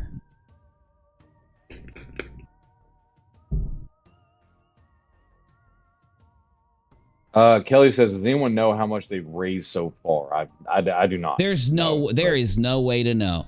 There's no way to know. You know, we're getting into really, really insane fraud raiser territory, because when you get into these kind of situations where people act like this, they are acting like this because they're making a profit. Okay? Again, there's no logic there for why they should be angry in any way, shape, or form. They aren't making money.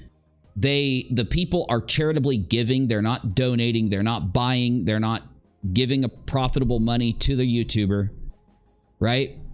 And for anyone saying, yeah, we want to see receipts, who are you? I gave a lot of money, and I'm still not done giving. I might ask you for receipts. That does not make... Wait, what the fuck? Whoa. You didn't give any money. What are you talking about? You gave money. They would have never given your money back to you. They didn't say they gave money back to you. You didn't say, oh, no, oh my God, they sent me my money back. Well, my question is this, is that if you're having to put out a fund to raise money for your son's back to school stuff, why are you donating money that you don't have? Because apparently that was like, I saw that in a live chat. Someone was talking about that she had put out, like, trying to get money to buy, like, back to school supplies or whatever. But even then, why are you donating money you don't have? Unless you're not, and just claiming it.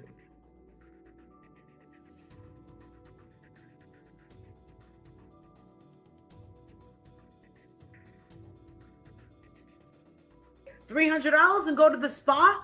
By all means, do it. She wants. What? No, you don't get to take $300 and go to the spa when you did it to raise money for lawyers for some reason. Your electric bill? Do it.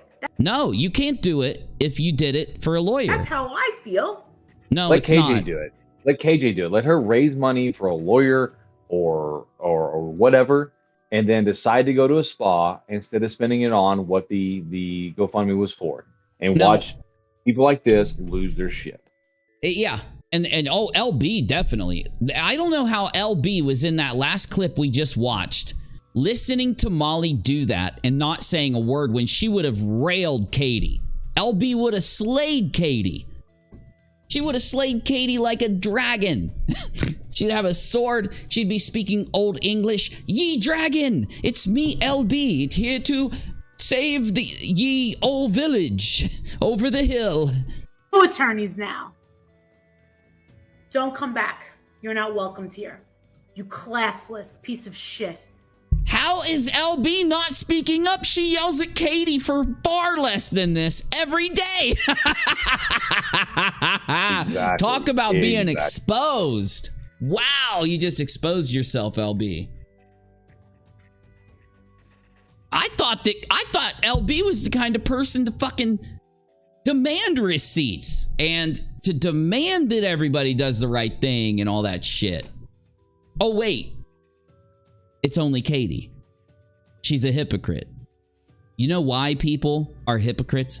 Because it's fake. Because it's fake. It's all an act. You know why Molly Golightly got a kickback? Because it's an act. Do you want to know why Molly Golightly is sitting here raising money for their lawyer, but being okay with it being spent on a day spa? Because it's a fucking act to profit. It's disgusting. It's gross. Okay, so I'm breathing fine, Denise. Thank you. I don't like this chat tonight, Justin. I'm good. I'm good. This Look at how triggered she gets. chat is. You ever see me getting triggered in my chat, for fuck's sake? I'll go back and forth in a funny way, but I don't get triggered at it. No, she booms out. Like this is an expert example of boomage. This is boomage, and it's locale behavior of the highest order. Is really gross tonight. I'm out. Call me later. Group went private. What group went private? If you have pending posts asking about updates, we haven't accepted them because right now there's no updates to tell. That's the reason we don't want to flood the page with that. We hope you understand. The group has been archived and admin paused the group August 2nd. What? I want to know what this is about. I wish Katie, when she made these damn videos, gave more of an explanation, for fuck's sake. The group. Is it the group where they're asking for money or something, or? We've got more. Oh, hell no. Oh, hell no. The Marvin Sr. slips up and admits that no one has a lawyer. Chimera said right fast. Last week she was saying it was okay to ask for receipts if you donated. Yet now she's dragging people and saying they're not owed receipts. She's getting exposed. I'm dropping the bomb on this. I am dropping the bomb and I'm nuking everyone.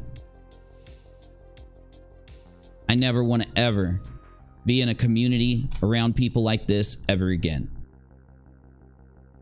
I was naive thinking that I could come into these kind of communities and do any good because the people are so selfish and they're so narcissistic and they're such fucking liars.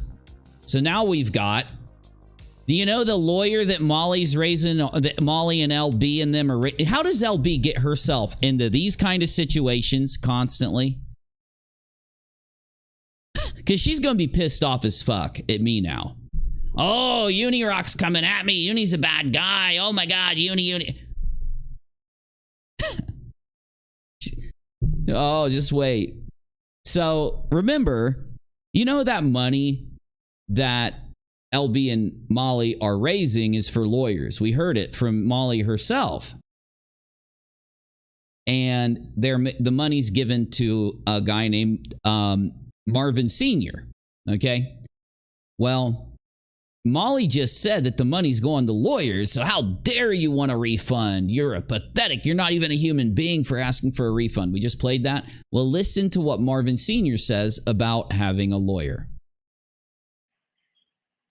You know, and for them to say, do you want to continue with this? Whoa, that's pretty big, at least to me.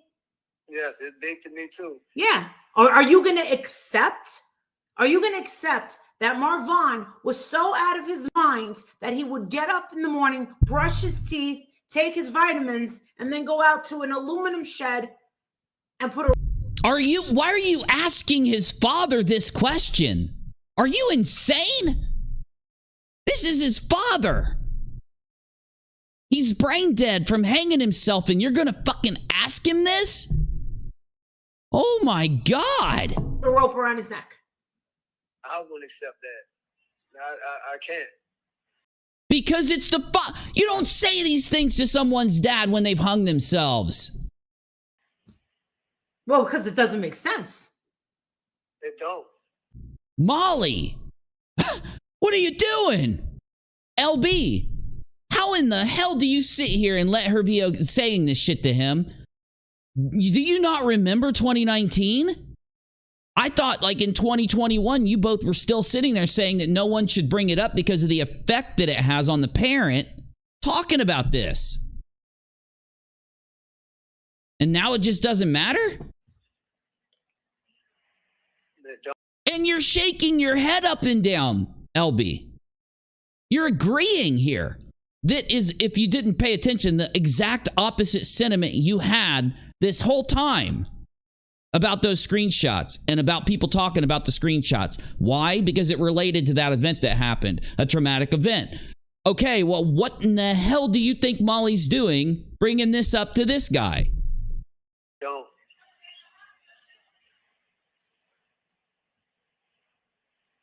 Yeah, Mr. Jackson, you need to get legal representation. What do you mean you need to get legal representation? You've been saying that they have 2 lawyers and that everybody's donated to this and that's how they got the lawyers. You got to seal that as soon as possible. What? We literally just listened. This is only like 5 days ago, I think. 4 days ago. Yeah, exactly. CJ was saying that she actually said tonight that KJ has, I'm assuming she's talking about LB, right? As that KJ has talked more about LB. No, she hasn't. At all. She hasn't even brought her up. I am trying.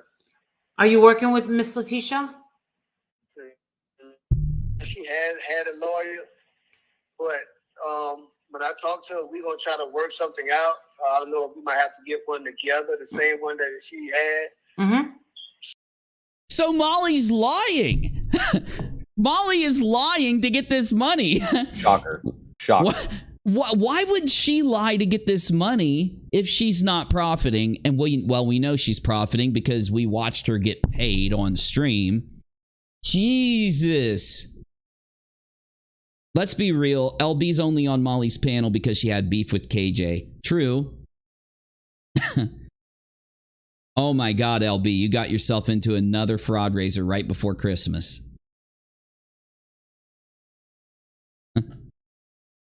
Yeah, this one's a little more before Christmas, but yeah. Oh, it's the season of the booming and all this kind of craziness is begun to spread out exponentially.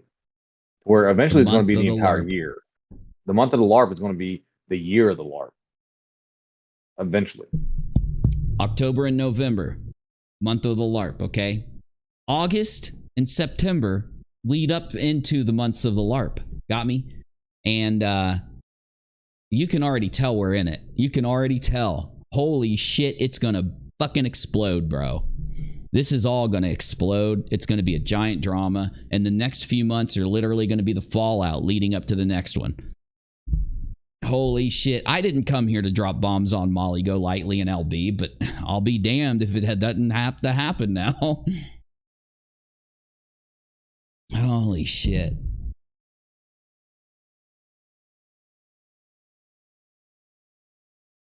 Okay, I'm going to process this. I've got another piece where they say the money is going to... Oh, you got to hear this. We got to hear this one. So, who in the hell is this justice person? Because they're in this just as thick as LB and Molly. That's Justin, I think, but I don't know who he is.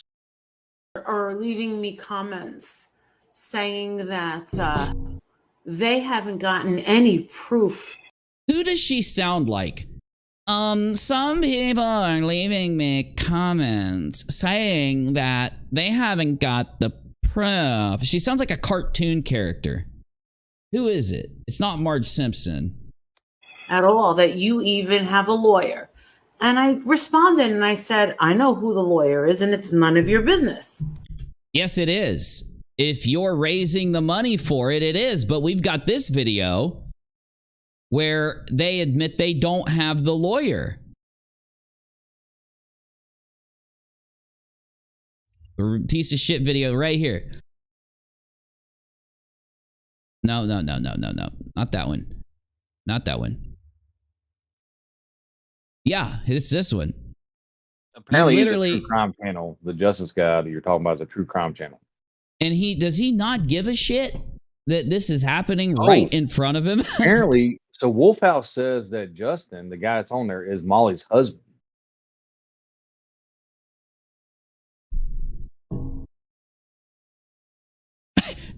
Stop trolling me, please. Wolf, don't troll me right now.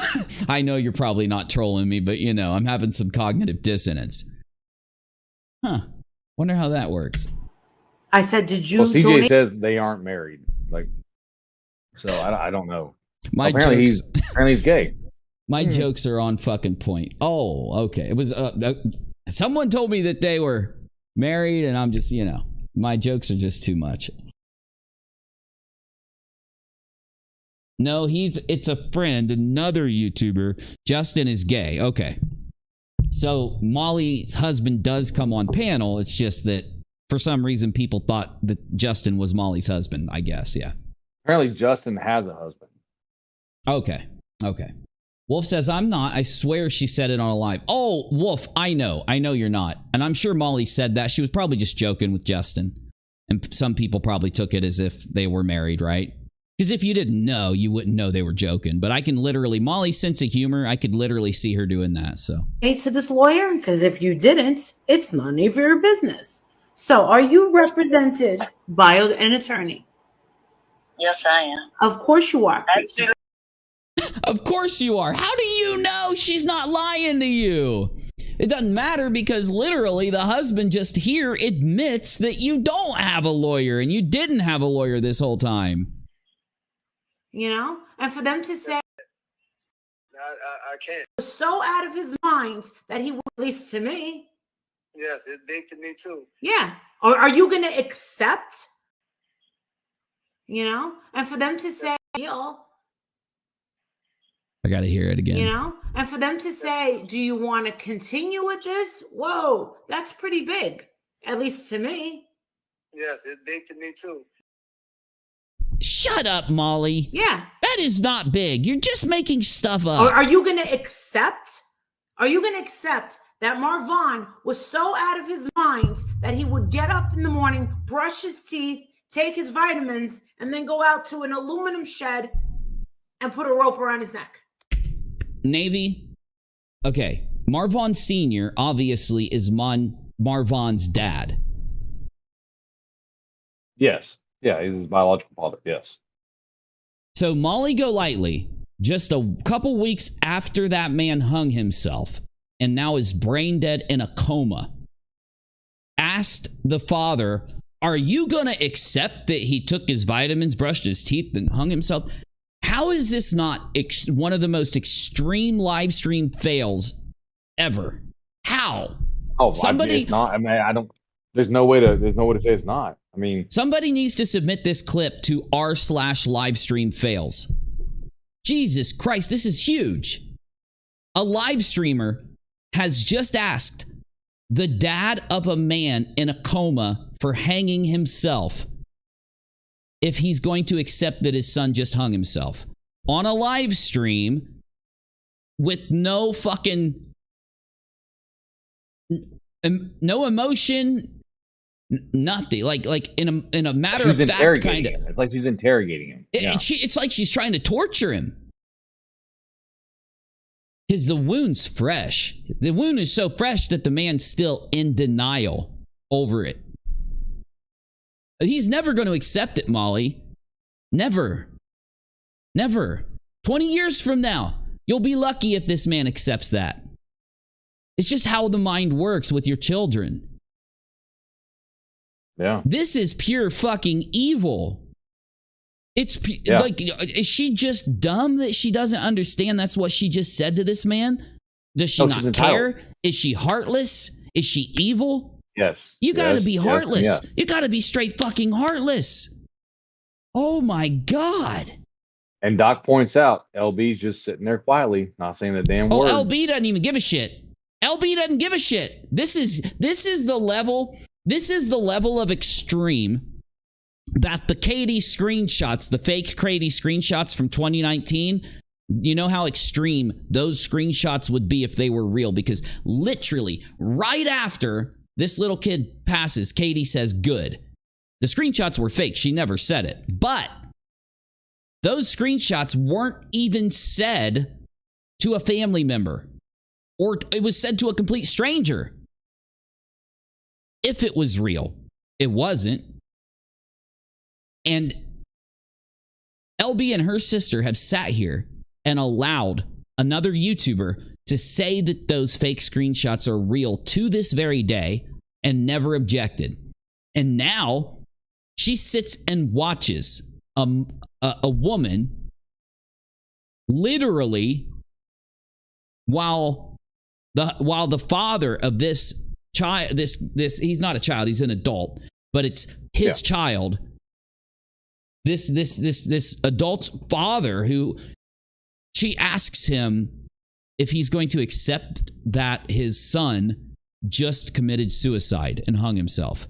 And LB's just like chilling, like, who cares? Because, you know, it only matters when it's Katie, LB. Because if you were to call out Molly, that would be a hit to your pocketbook. That would actually be a negative hit to your pocketbook. Got me? Because you've allied with her, right? But Katie over there, you actually make money from fighting with her, right?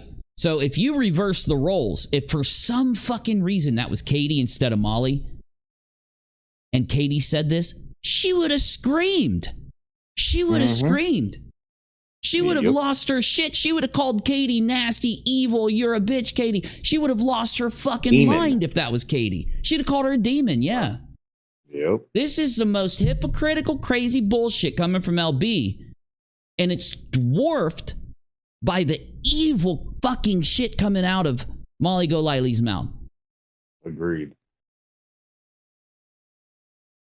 But that's not even why we're listening to this clip, y'all. Because in this clip, this man admits that he doesn't have a lawyer.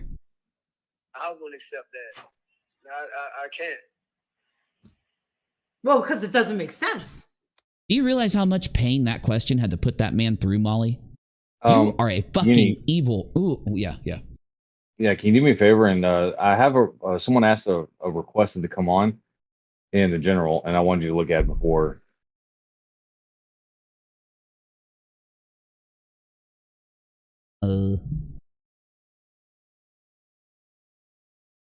Yeah, if it's fast, Chimera, you're more than welcome to. Sure, jump on in, tell us. But while we're waiting on Chimera to jump in, so what you hear is the father say that he doesn't have a lawyer, and Molly knows this. Listen. They don't.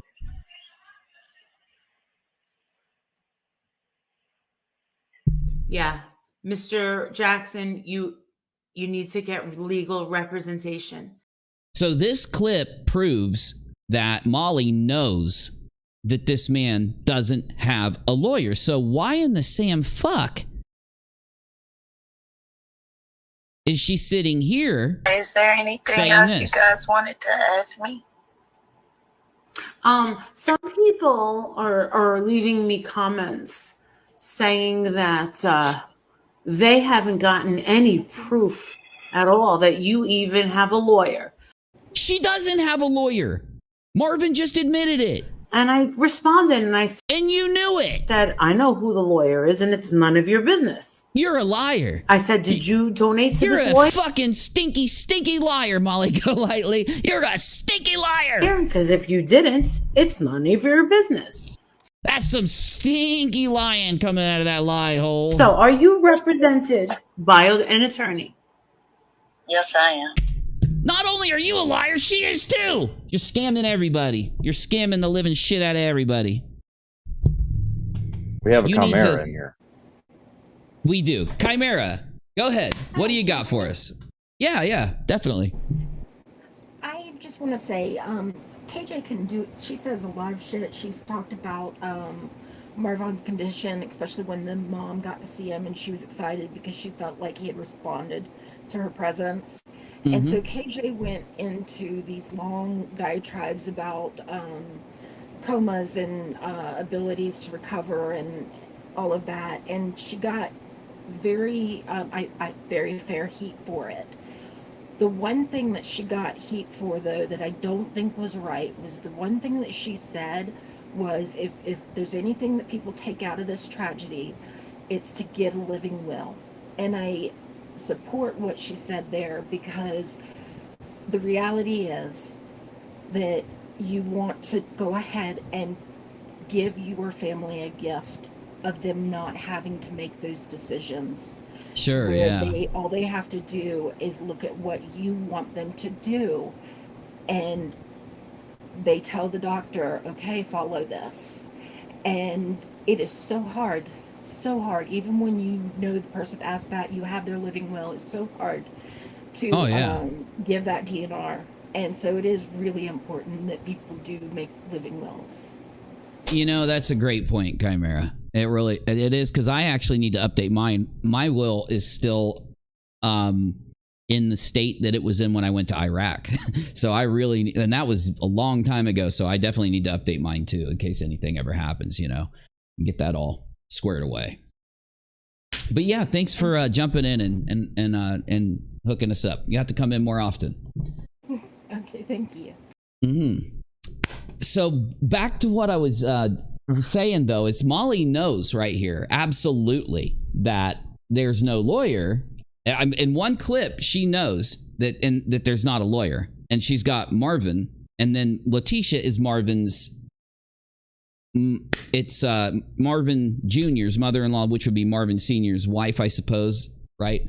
And she says they have a lawyer. So what they need to do is show that they had a lawyer and when they got the lawyer, because a lawyer is not going to lie for you. Like, you're not going to find a lawyer who's going to come in and say, they hired me on July 4th, unless you did, right? They're going to say, no, I was hired on August, whatever, right? I don't believe that there is a lawyer, because I've got, why does Molly, I don't know what is going on with these people, you know, though I would say there has to be something affecting their memory, whether it's their own lack of memory, their own lack of IQ points to remember things. I don't know, or whether they're like drinking or drunk when they say this stuff. I don't know, man. But they don't remember what they say, or they think no one else. It's sometimes it gets to that point where they think they're invincible. They think that it doesn't matter if they lie, and that they're never going to get called out. It's never going to matter. Jesus Christ. So they supposedly had a lawyer when they started okay, we got to go to Molly's channel here. Supposedly they had a lawyer when, like, in the beginning of all of this, and that's where all the money was going.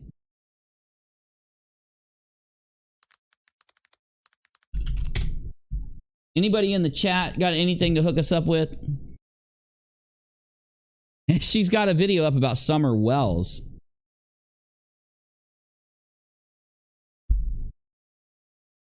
I want to find one of these long streams. Justice for Vaughn Mom Speaks. He finds out, I get a text, me and Justin, boom, this is where Andrea is. Outside, but which is right here. And I'm like, she can't even talk straight. Am I like seeing this wrong, or is she not talking straight? That's hard to follow her. Gotta be kidding. Yeah, she's brave to be where she was, right? And stick up for yourself. All three of these children are in trouble. We're watching a video where a child is begging for food. Listen. Or AFC podcast is here. So hold on one second. I mean, at this point, I'm wondering if she's even going to show up for court, to the hospital. For court? She don't even know what she's talking about. All right, people. They do it, and they do it with a certain bedside manner that if they get a complaint, if any hospital gets a complaint of a bedside manner of a nurse, you better believe the person running that hospital, they're going to make a big deal about it. What now? People. What? It's a hospital. You realize people go in there bawling their eyes out. People fight in there. Like, normal life happens in a hospital. They do it.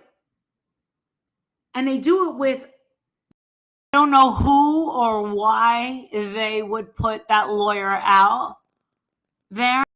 See, and now she's making excuses. I need to record this. I'm going to press record for a minute. Who or why they would put that lawyer out.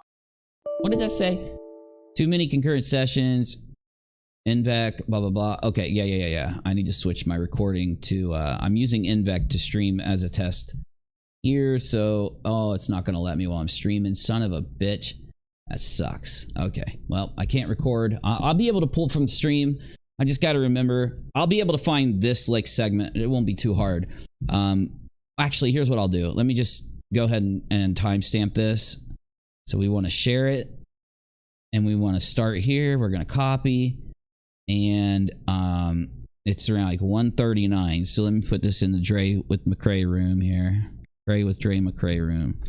So Molly go lightly denying proof to lawyer during live stream. Obviously, she's doing this because she's trying to hide the fact that there is no lawyer, which they have. Marvin slipped up and admitted that they don't have a lawyer, and Molly needs to fight against anyone bringing up the fact that everyone knows that they're lying about needing a lawyer and funding a lawyer. Where's this money going? Why you need to show receipts for the lawyer and all this.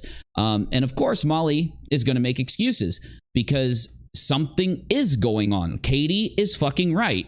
When I first came into this and I saw Katie's Facebook, remember I said, I read something that she put on the side and I said, damn, Katie, you're making some accusations. And her accusation is that Molly is getting paid for this and that it most likely is this big scam. And at first I'm like, here goes Katie throwing accusations again. After seeing this, Katie's right. I hate it when she's right, but she's right. And this is a fucking scam that's unfolding right in front of your eyes. And a lot of people, they think to themselves that people cannot be this crazy to go on YouTube and perpetrate these kind of scams right in front of people. And I'll tell you, you're wrong if you think that. Back in 2017, 2018, I bumped into Virgo Triad, another massive scammer on the platform. We just didn't know it until she got busted for that fake hospital fraud raiser she did recently and literally had to delete all of her shit and run away, remember? Anyway, when I first met her, it was because I was covering someone called April Lejeune. April was convincing people that your social security number is worth $1 million. And at any time, you can actually send a form to the United States government and that you could cash out your social security number and get your $1 million. And all these people were like, holy shit, I want to do it. And they believed her. And she would hook them through covering conspiracy theories. Because back then, they weren't banned from the platform. So she would cover them. And she knew that if people will believe conspiracy theories, they're going to believe her claim about this $1 million social security number scam she's pulling. And so how do you get the forms to send in to the government? Well, you got to give Lejeune $550. And one of her children, who was an adult, worked for Lejeune. And she worked for her for a few months. And she did an interview after we busted Lejeune. The daughter came out and did an interview.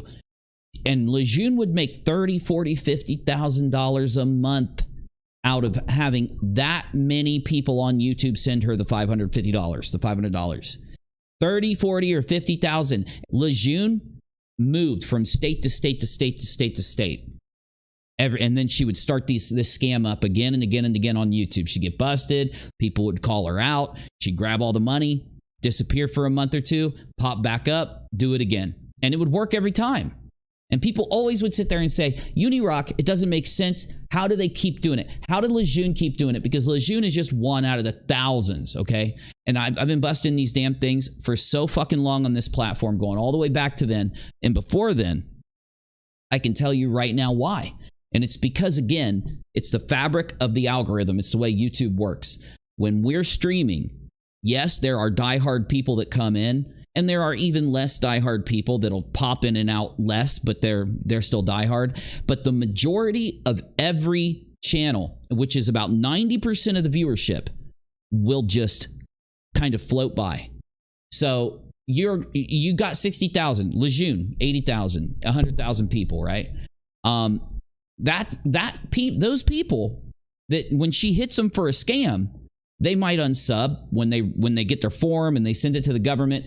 These people would get the forms, the government would send them back, and it was in such high numbers that the government had no way to penalize Lejeune without getting the FBI involved. That one office that Lejeune was having them send all the papers to, so that office had to start threatening the people that were sending the form in. If you keep sending these forms, we will charge you. So if you send us this form again and send us these thousands of forms that are coming in are making us unable to do our job. We're literally accepting and returning these forms all day, and we can't do our normal job that we're hired to do. So we're going to start charging people that send this form in after we warn them to stop. Because some people would get the form back and they would call Lejeune. The government says that these papers are bullshit, and Lejeune would say, you must have filled the form out wrong. Here, I'll help you. And then they would send the form back in. So the fact is, if someone like Lejeune can do it over and over and over and over, Molly Golightly can tell people on one stream that there's no lawyer, that they haven't got the lawyer yet and they need to get the lawyer. And then Molly Golightly can tell people in another stream that they do have a lawyer, and you don't need receipts, and you don't need to hear what's really going on. I don't know what they think they're So I just want to accomplishing put it up. Apparently, Molly Golightly has Bell's palsy, and that's what causes her to sound like she's not coherent sometimes. Okay, you know what? I can actually feel for her, because do you remember I had Bell's palsy for like a month, and it was fucking horrible. You can't move part of your face when you got Bell's palsy. So yeah, okay, that makes sense. But yeah, it just tells you how slick these people are. How slick these people are. Are you telling on yourself here? Oh, these people are just asking for proof that the money that they gave is going to a lawyer. That's not slick. It's like they feel a one up. You know what I mean? Like they just want. It's kind of like this thing called doxing. Doxing is like, say someone thinks they're gonna get back at me and put out my address and show pictures of my house and blah, blah, blah, blah, in hopes that people will retaliate and call police on me and stuff like that. It's called doxing. And I have to say, one of the most exhilarating feelings that I've ever had in 4 years was being doxed, and it's over. They get their pleasure for about 4 minutes, nothing happens, and it's over. You say that until a cop knocks on your door and someone gets killed, because you do know, Molly, that people who swap people, what you just described, the thing that calling the police from doxing, that has gotten people killed. You realize this, right? Yeah. How is that? It's the most dangerous. Exhilarating and awesome feeling ever when they do it, because nothing happens.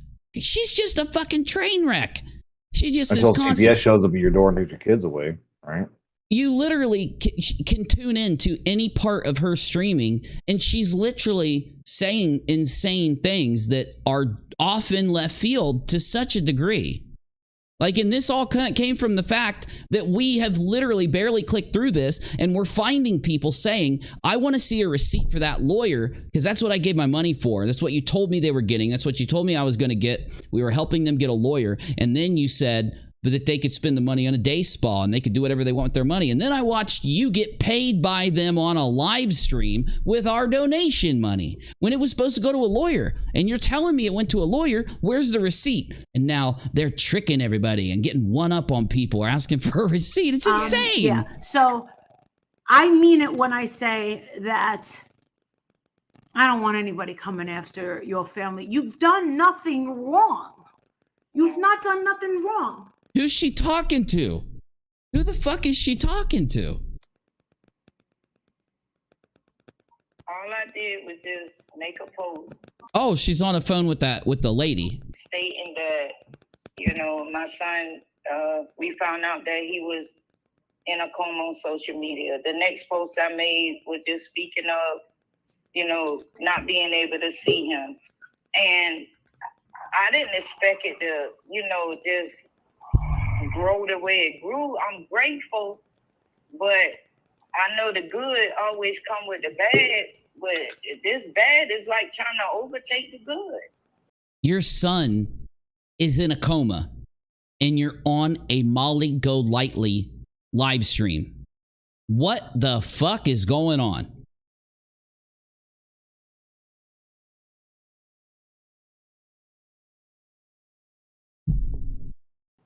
And what the real reason for all of this is, and the real reason is for my brother to open his eyes so we can know what happened to him. Amen. Yeah. How do you two sit here and do this? How? Hey, Justin. Hey, honey.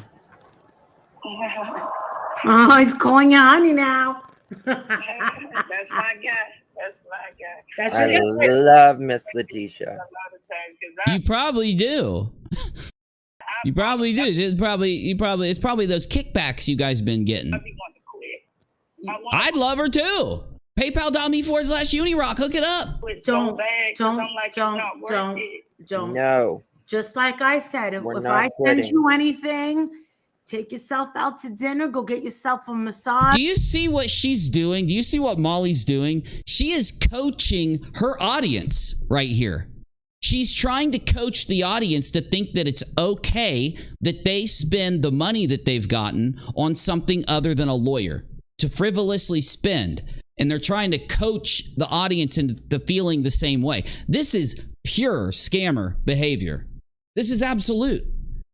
She's only doing this because she's getting criticized that she scammed everybody by telling them that they were running the fundraiser for send money to her so she can get this lawyer and help her son and help these kids. And then now after Molly has been busted on the fact that there's no lawyer, Molly's sitting there going, yeah, that money I sent you, you take, I don't believe you sent her a fucking dime. It doesn't make sense that you sent her money and then they sent you money back, Molly. It doesn't make sense. Why'd they send you fucking money? If you've given them money to the lawyer, they don't have the fucking lawyer yet.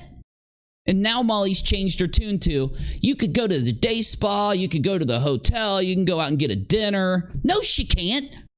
Because then that's called scamming the audience. And another thing is, those two haven't been in Vaughn's life for a long time. Or is that not them? Is that a different people that haven't been in Vaughn's life for a long time? His biological mother is one who hadn't been in his life for a long time. The biological, I thought it was Letitia, the the one she biological talked to grandmother. yeah. So this woman has not been in Vaughn's life in a long time. From what I understand, yes. Is this woman married to the father? No, they're divorced, and the father is Marvon Sr., married to Wynette, who's the stepmother. Okay. So this is the mother that Katie gave money to and then requested it back because she found out that the mother misrepresented everything. So why is this person talking to Molly? Why isn't Molly pissed that this person misrepresented things to make money off of her son, who she hasn't seen in a very long time, going through this? This is fucked up, bro. Wow. To attack KJ, apparently. I don't know. I mean, I don't... Lauren says... It's so convoluted by this point. Yeah, Lauren says, we've seen Red's Rhetoric do the exact same thing. We have. We have it on video. It is 1:16 in the morning, so we're going to move into the after show, but I've grabbed every timestamp. I've grabbed everything that we've seen. I've grabbed all of it. I can't even believe we fell down this rabbit hole. You know, I've been trying to move away from doing live streams where we cover this kind of thing, right? You guys have seen me go into all these other topics lately. And I'm not going to go into a live stream battle with Molly or Leslie Bass or any of them. What I will do, though, is upload a video that documents everything you just saw and anything else I can find about this and get it out there so that people start seeing what's really going on out there. And it doesn't have shit to do with Katie Joy, and it doesn't have shit to do with LB, and it doesn't have shit to do with Molly going at each other and past relationships. All that matters is that LB and Molly Golightly are sitting on streams with this Justin character trying to fund a lawyer and to fund money to specific people who do not have a lawyer, and they're changing their tune and they're manipulating the audience in order to try and get them to be okay with everything that they're putting out. Molly, this is like the 900th time she's done this. I sat here and I said, I don't even know, what was it? Must have been last week. I said something like, you know what? Molly, maybe she's actually going to cover this and be cool, because Molly had said, I'm done fundraising. I get in trouble every time I fundraise. So I didn't think Molly would do this. But this is Molly's fucking shtick. This is what Molly does. She goes out and injects herself into a story, involves herself as closely as she can, like she did in the Gabby Petito death. These stories that she involves herself in always have something to do with somebody dying, and I can't... Everything else I just said, throw it out the window. I can't believe Molly Golightly had the father of him on the phone. The guy just hung himself. He's in a coma and he has no brain activity for a month now?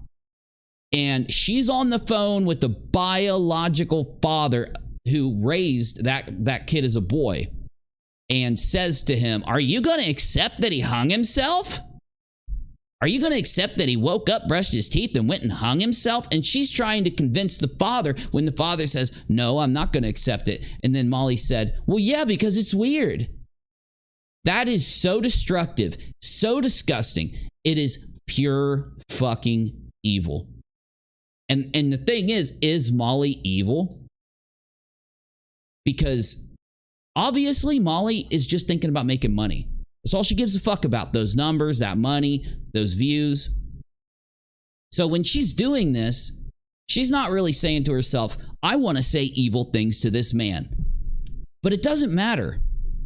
You know, if you go around firing an AR into a fucking school, you're an evil motherfucker, whether you knew the school was there or not. For being so negligent, for being so just distracted, whatever the excuse is. Molly going and saying this to this man, whether she realized what she was saying or not, is fucking disgusting. Fucking disgusting. Oh my God. Wow. You talk about, you never think you're going to find the next Omega level locale, and then they just fall right in your damn lap. Jessica says, yeah, Lauren, this reminds me of Bull's fraud raiser. Take something tragic, say the most expensive thing they need money for, and then make excuses and put down donators for asking questions. That's playbook for the scammer.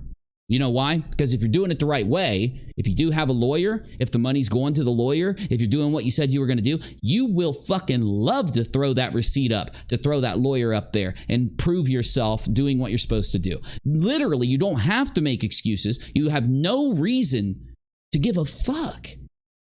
Molly isn't making the money, supposedly. Right? She's just making... She's trying to help this person get donations to get a lawyer. She's not making any money. She shouldn't be mad. She should say, yeah, I promised you guys receipts. Of course you're going to get them. Hell no. This is what scammers do. They change. They get you hooked by telling you that they're going to be transparent, by telling you they're going to do it the right way, by telling you it's an emergency, and they get you hooked and you give that money. And then people like me pop up and go, they're scamming you. And you go, I hate you. They're not scamming me. I hate you. And then you go and you say, hey, I want to see those receipts you promised me. You're such an evil person. Do you know what the person we're raising funds for who isn't me? You know how bad they feel, and you want to ask for receipts? Oh, you're so evil. I'm blocking you. And then you come back to me and you're like, yeah, bro, you were right. And do you ever notice that we don't turn you away? Because I understand. I get it. I 100% get it. Absolutely, I get it.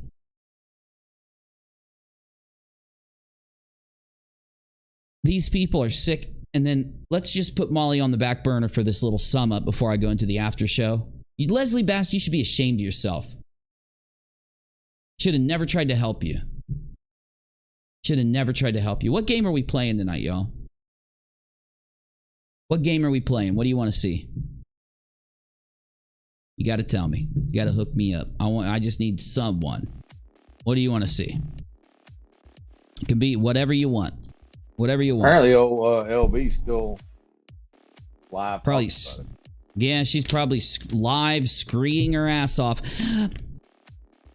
But I bet she don't have a single excuse for why there's no lawyer yet. She's never gonna call out Molly. You know why? Because she don't give a fuck. No, she didn't even bother calling out Molly for saying that to that. She was sitting there when Molly said that to the man whose son is in the coma about hanging himself. She just sat there. She, you know, if it would have been somebody saying that back in 2020, she would have fucking had a fit. Mm-hmm. She would have had a fit. She called the other day. It was like late too. She was like, well, I gotta get off now. I gotta go back into work. She works Monday through Friday. I don't, you guys, I really think ASU saw that on Katie's thing because that's what Katie said. Brooke just posted in the live chat asking if anyone's gotten an alert that J-Lo died in a fire tonight. Letitia, to spend the money to do that. Well, celebrities have those kind of things go out on the internet a lot, but I'll check it. All the time, yeah. The fake death stuff, yeah. How do you spell J-Lo? Is it J-L-O? Yeah, J-Lo, yeah. Okay. Yeah, I don't think so. It's not trending. But this happened to, like, I could name like 20 other celebrities who've all people have thought died on the internet, and then they didn't, so.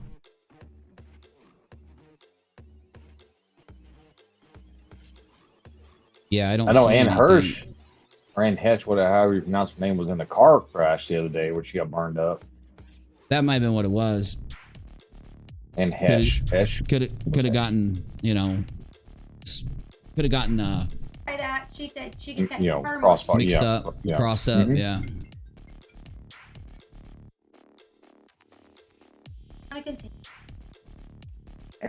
You can ask. I hate it when people stuff their face when they're live streaming. Cool as a cucumber.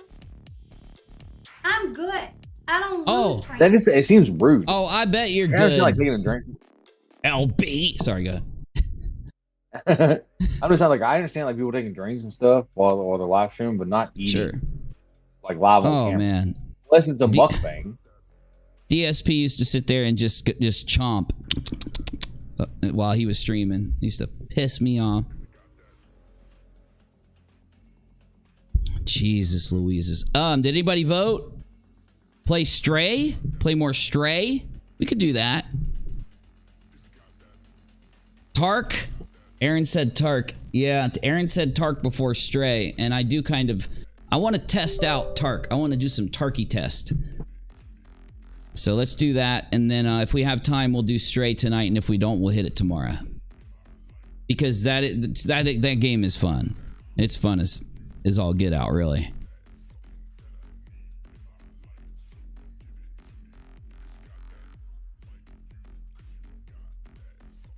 I cleaned up my box.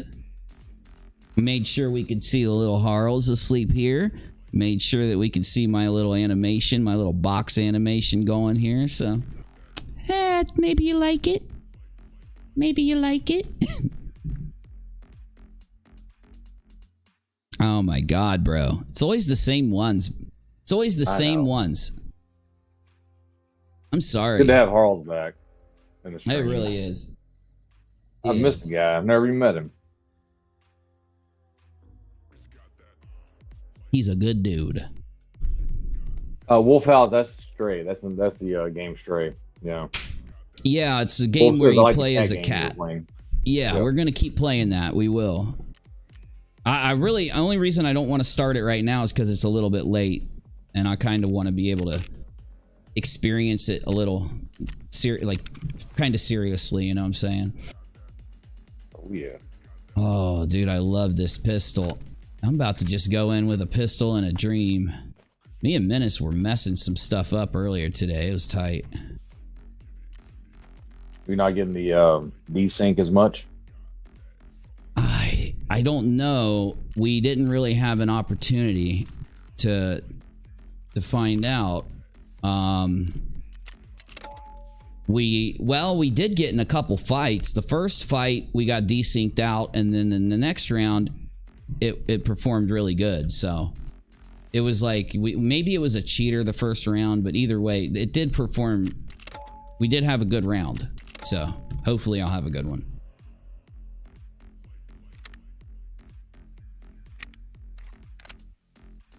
All right. Oh, wrong ammo. There we go. Let's try to get some Quake Maker. Oh, that's cheap Quake Maker. Bam! Got that cheap Quake Maker. Oh yeah. Oh yeah. So, oh my god, bro. I might get my Red Rebel on stream. All I gotta do is get 2,400 experience and I can grab my Red Rebel. Nice. And for anyone out there that doesn't know what a Red Rebel is, it's a melee weapon that allows me to take extra extracts. So yeah.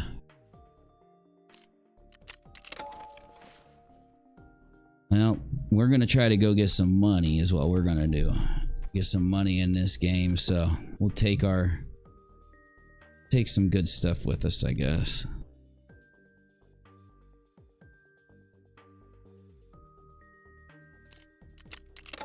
Yeah, some people just care about money. That's all they give a shit about. It's all they care about.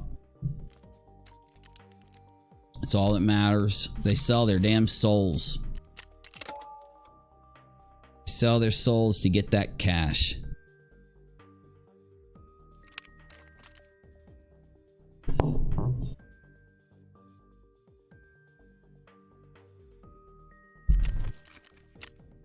And I have a quest where I gotta kill scavs with one of these.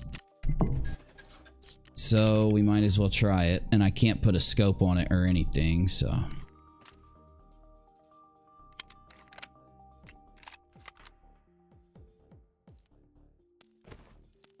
All right, wham, bam, there we go.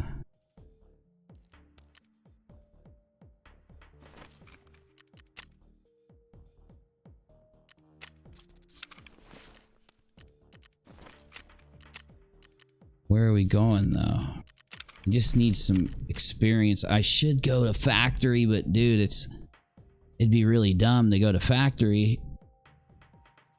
Unless, hold on, actually, it might be a good idea to go to the factory. All right. Locate the hideout of Jaeger's friend on Lighthouse. That's what I need to do. Let's find out where it is.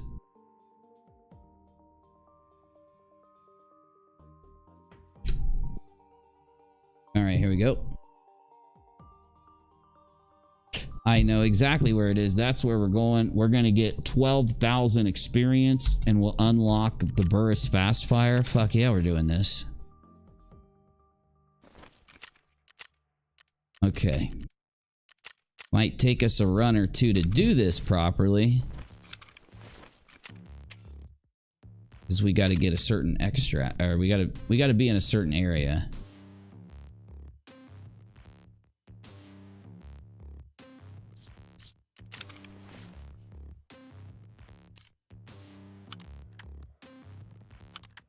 Dude, I want to keep that, actually. There we go. Bam. There it is. There it is. There it is. Now, where's this war comp? Right there. Bam.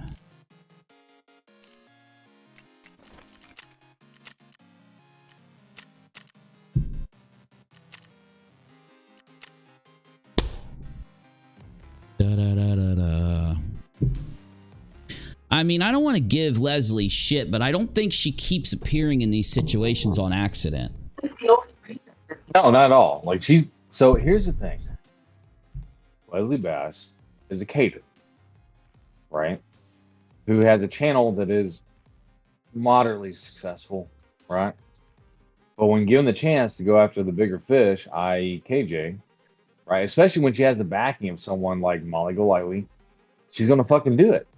Yeah. It's just petty bullshit once again. And Katie is the enemy that's used to draw the drama. And by the way, I do think Katie also is in the wrong. Yeah, I don't think Katie's in the right. We'll never disagree with you on that. Yeah. But the thing is, KJ is the big fish because KJ is like, and I was talking about this before. KJ is the one who does things to get her big attention. And what I mean is that she gets sued by Chrysler, and she gets sued by Shin and 7M and all this kind of stuff. LB could do the same content, right? Go ahead the same way if she wanted to and become bigger, but she won't. So she waits until something happens with KJ and then attacks her, right? Now, the thing is, it's kind of funny, is that she hasn't gone after her in a long time by herself. All of a sudden now you have the introduction of Molly Golightly and KJ having this thing, right? And all of a sudden LB pops up. Is it a coincidence? I think not. Hell no.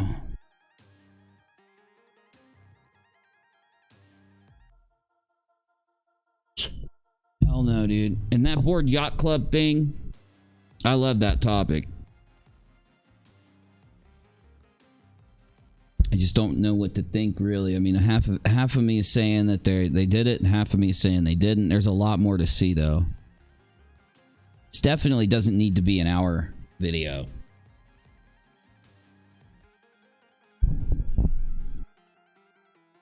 So the problem is when you have those aspects of those accusations and things of that nature, right?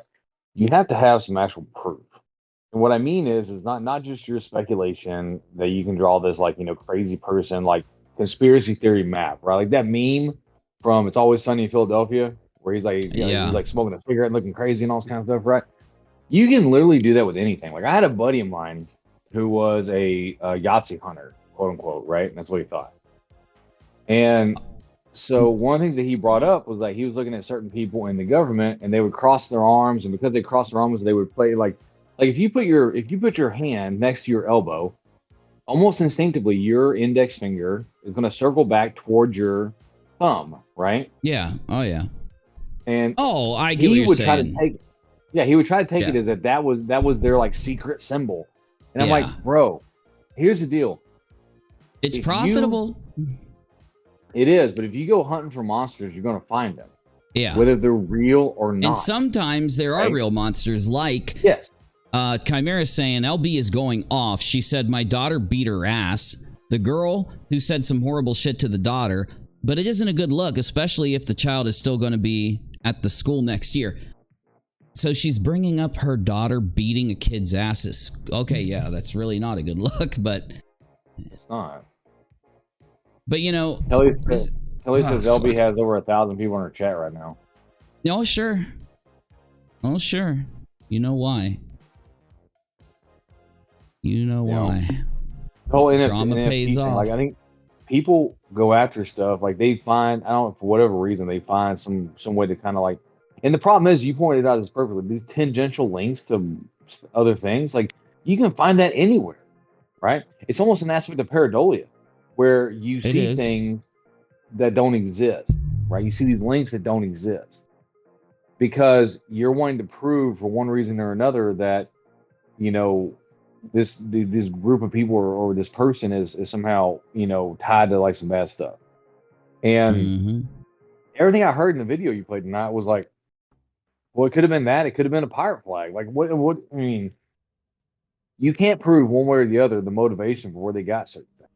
Now, does it look like it is similar to it? Yeah, but then again, the people that they were talking about also stole symbols from other people, right? There is some stronger evidence in there. That's what gets me. I think the guy padded out, so the stronger evidence.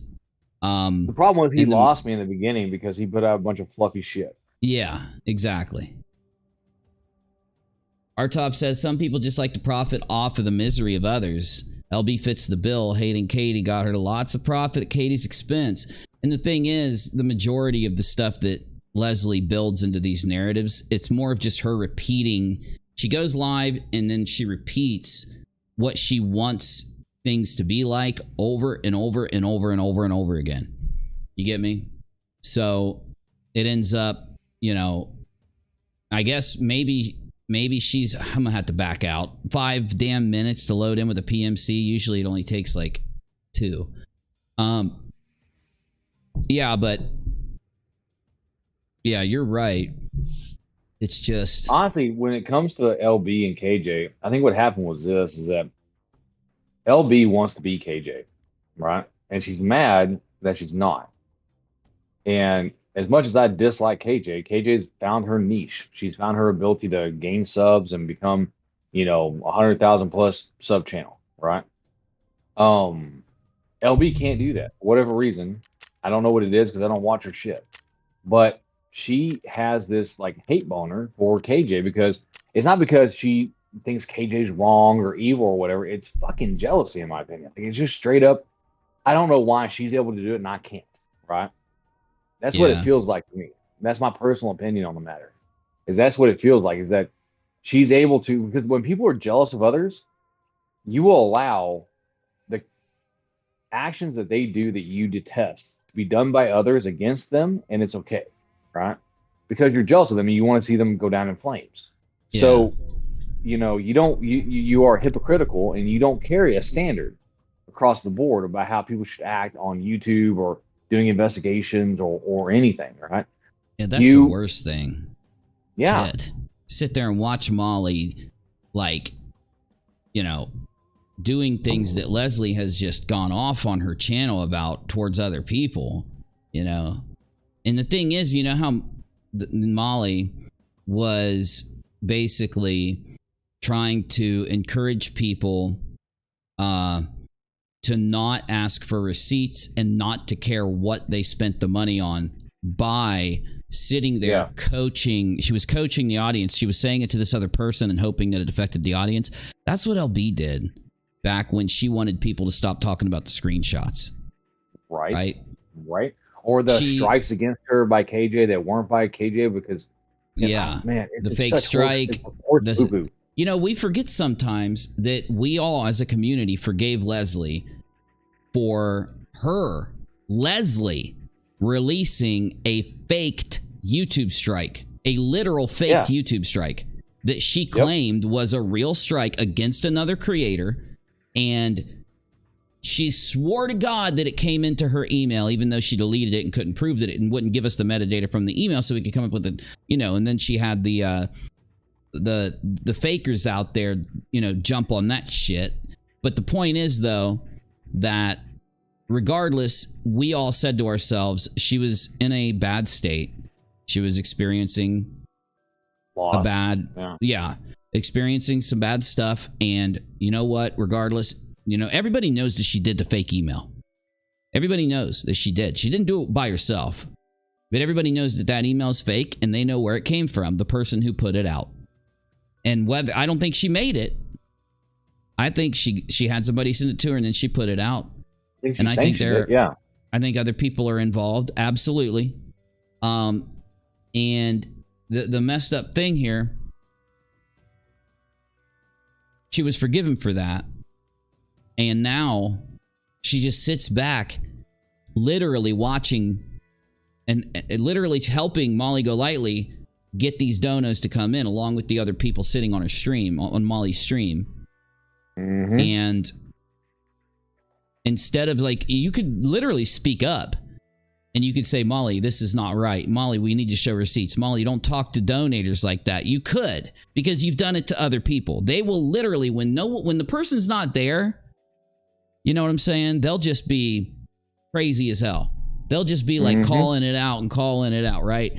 Because Katie ain't there. So Katie, when she does something, they're going to sit there and call her out, right? So the shit she's calling Katie out for, we could literally go back, just grab some Leslie streams and grab shit that she's called Katie out for that she's sitting and letting Molly do over and over and over again.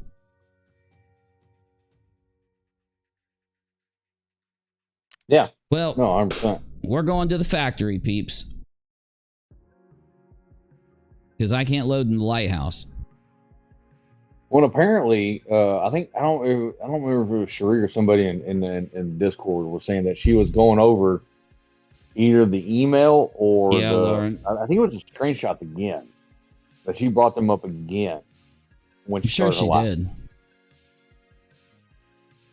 Yeah, Lauren was saying that the ones with the email with all the fake email with all the mistakes in it and shit. Exactly. Yeah, no, 100%.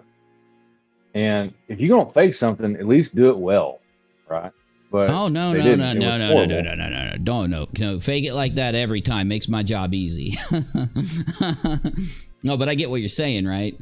You know, faking that would basically say that she had a strike filed on her that she didn't have, so that she could cook the narrative up and blame it on Katie. Imagine if that would have. Imagine if we wouldn't have caught that email. She would literally be bringing up that fake strike right now. Well, and so the thing is the same thing as fraud raiser, because there was a fraud raiser during that time connected to her during Christmas time. You know, oh, I can't buy presents for my kids because I got struck and this, that, and the third. Even though you got the money from YouTube for December, you just wouldn't have gotten January's. But in reality, though, those strikes were because of your own actions, which means, you know, you got to suck it up and deal with it. Because but you then can't again, make content, you know. Yeah, think about this. Think about this shit. Imagine those people who believe her and believed the channel that she was on, the Lobster channel. Imagine those people who believe them. So there are people, because they never went back and updated their audience on what the truth was and what really happened. Like even the scammer, the fraudster who ran Leslie's Fraud Raiser on his channel, didn't go back to his channel and ever really break down what really happened. And he let it go, and he laid low and all this shit. He laid low for a long while before he even would bring it up again. And because of that, there were people out there who walked away from that situation and carried the lie. And that's what Molly will do. Molly is going to keep going live on this and acting like nothing's wrong, shaming anyone who asks her for what she promised to prove that there's a lawyer and that this lawyer's going to go do what they promised a lawyer's going to do, and it's an emergency. And she's going to take the way that she's changed into, where she shames them and acts this way, she's going to take that as far as she damn can. And once it gets if it does hit a mountaintop of shit, she's going to lay low for a bit and then come back and start it up with another dead person. Well, that's the thing about the true crime community, right? Is that there's always going to be a horrific event that exists, and there's always going to be parties involved that you can exploit. And that's exactly what it is. It's exploiting a horrific event for your benefit, which is I really didn't think there'd be a fraud raiser. I didn't think there'd be a fraud raiser this soon. I think the problem is that these fraud raisers actually go on way more than we understand. Oh no, they do. YouTube, I get messages. I get people hitting me up all the time, and I turn a lot of them away. Not to be rude to them, but just to say, listen, I'm focusing on content. I don't want to worry about this garbage. Luckily, this is all something I've already covered. The reason why I'm going to entertain this and go in and talk about it is because I did a video on this Dre thing. I put the time and effort into uploading on it. Well, and part of this too is to understand the fraud, not necessarily the fraud raisers themselves, but fraud in the aspect of the way people push. Like you're talking about, you know, things like jelly juice or anything else, right? Because the way they push these products on people, because they're quote unquote influencers. And that's really what this is about, is this craziness when it comes to what people push, right? Yep. All I got to do is survive this round after I get a couple kills. That's all I got to do. And then we're going to watch a little bit of Charlotte's video, I guess. Tanya Venton in the live chat says Marvon Sr. and Letitia are not married. Yeah, we know they're exes, obviously, because Marvon Sr. is married to Wynette or whatever. Wynette, yeah. Marvon does not have a lawyer. Letitia doesn't either. Which is what they meant to say. Neither one of them have a lawyer. Yeah, exactly. So And that's Letitia, that was the whole thing, right? Because you know, you noticed that KJ didn't get a refund from Letitia and turn around and give it to Marvon Sr. or Yvette, right?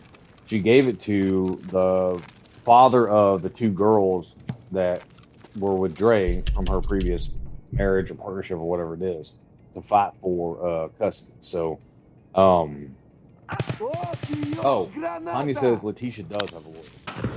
Well, I mean, if she does, it's fine, but that's not what apparently the GoFundMe was not for her. It was for her to, yeah. So the GoFundMe that Letitia was running, from what I understand, was for her to be able to get permit, like pay for a lawyer to get permission to see Vaughn, because she was not allowed to see Vaughn. And I guess thought it was for the kids too. I don't know about the kid. I don't know if it was for the kid, but I know wait. That was the whole.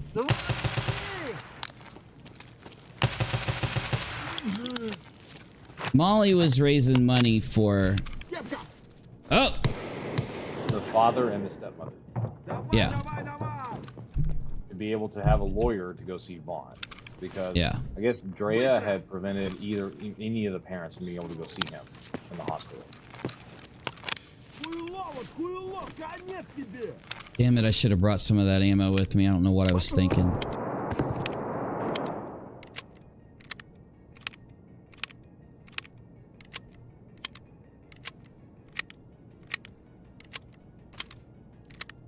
Yeah, Molly is saying that there's a lawyer, but she's like saying that you can't ask for receipts and...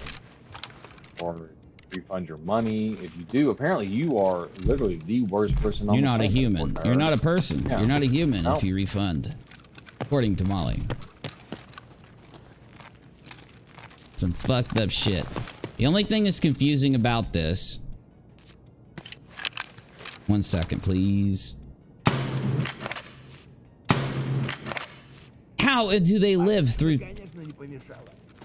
How do you live through that? I instantly die from this ammo. Oh, fuck.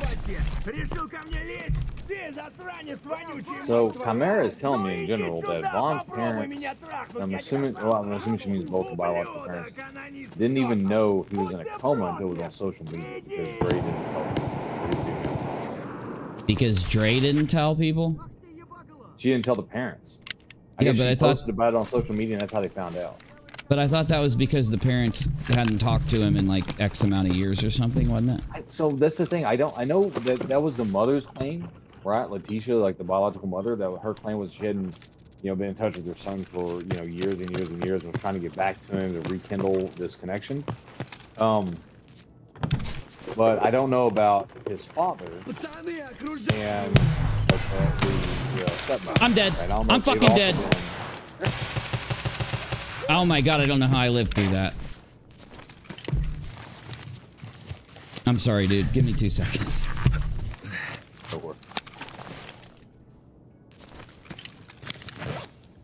Yeah, one more time. She was raising money, absolutely, for the father, not the stepfather, the father with the stepmother. She was raising money for him to get a lawyer. Yes. Okay, what about the other? So the biological mother, Letitia, right, was also raising money, supposedly. But it wasn't directly, it was like through like a cousin or something, to also supposedly pay for her to be able to go and visit him in the hospital. And I don't know if it was Letitia trying to get a lawyer to be able to go visit him or just go visit him, period. But it was this whole sad story about how like she had been out of her son's life for so long and she wanted to get reconnected, which I don't know how you're going to get reconnected with somebody who's basically brain dead in a hospital, but it is what it is. And that was the premise behind giving the mother the money, the biological mother, Letitia. However, apparently Letitia was not using it for the reasons that she stated. And that's what led to the whole KJ reimbursement or refund thing and her giving it to the biological father. We need to just make sure we've got a meeting on this and that I make an iceberg. I make a chart on everything so that we get it all down. Okay. So that we got it straight tomorrow. So we'll do a meeting tomorrow and we'll get it together. That'll give me time to get the board yacht video out anyway. My first board yacht video. That is so crazy. That whole NFT thing. NFTs in general are just like ridiculous, but yeah, you gotta capitalize on the crypto thing. Oh yeah. So, and they're Gotta not get that- fungible. Like I don't understand. Like I have to do some more research on NFTs. But the fact that they're non-fungible is non-fungible means they're unique. You know, they're unique, right, but you singular can't exchange them for things. something else, right? So the thing is, like our fiat currency and then like cryptocurrency, like Bitcoin, Ethereum, and all this kind of stuff are fungible. Yes. What it means is you can exchange them for each other, right? Non-fungible means you can't do that. Yes. So a non-fungible, you know, existence means you can't do that. So I'm gonna have to, but I don't fully understand it. So if I speak wrong, I apologize. If anyone in the chat knows more, I'm starting to study it myself.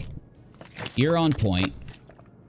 But essentially, the easiest way to describe non-fungible is to say that it's unique when it's non-fungible. A bag of flour is fungible, right? Because you will buy any bag of flour.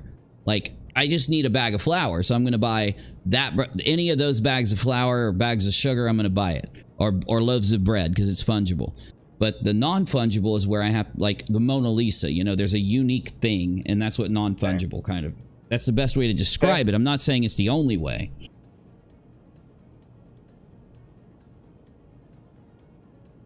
Interesting. Well, I have about 10 hours tomorrow on watch to read up on NFTs. So hit it, bruh. Hit it. And one of the best ways to kind of get into the whole thing is you know, there's some really good videos on YouTube that are, I think, on point. I think they're really on point.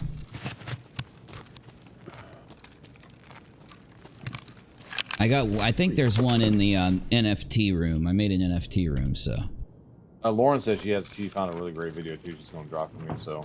Ooh, can you put it in the if you can, you or Navy, put it in the NFT room if you don't mind.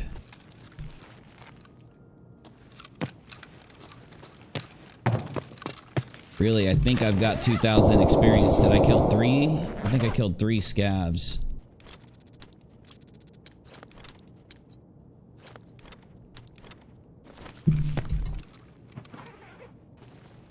Probably really dumb for me to be carrying this damn bolt action rifle right now. I should leave. Fuck it, I'm out.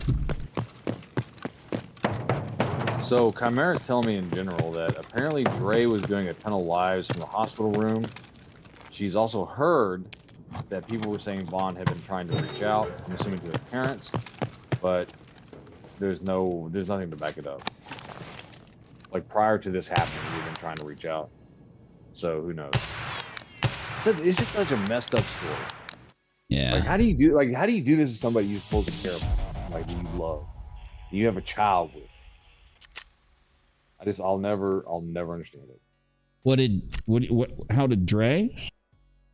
Right, the way she did, like the things that she did to her husband, right? We kind of looked into a little bit, like tangentially, the way that she treated him and the whole like the supplement that she was pushing, right? So I don't know if that name is going to be restricted by whoever, but and how it was obviously having a deleterious effect on him. You know what I mean? Yeah. And so I just don't know how you do it to somebody you supposedly care about. Like how it seems like once again we are involved with somebody who is more interested and more motivated by being an influencer online with things than they are about taking care of their own families. It's crazy. That's how it goes. Lauren says it's called Line Goes Up. It's in the NFT room. It's by Folding Ideas, and it's very dense but very well researched and explained. Oh my god, what the? I need 695 experience. Are you fucking with me, dude?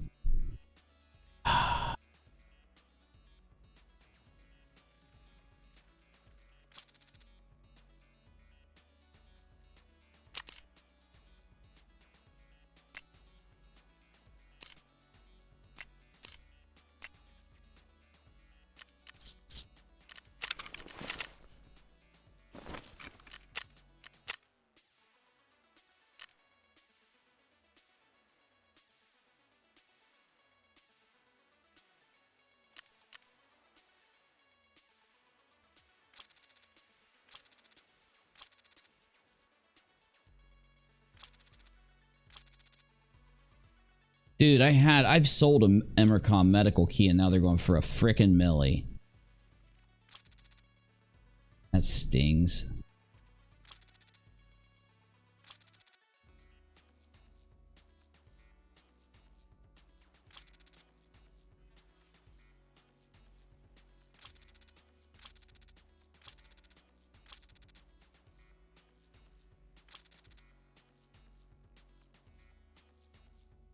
All right, how much more do we need? 515. Ah.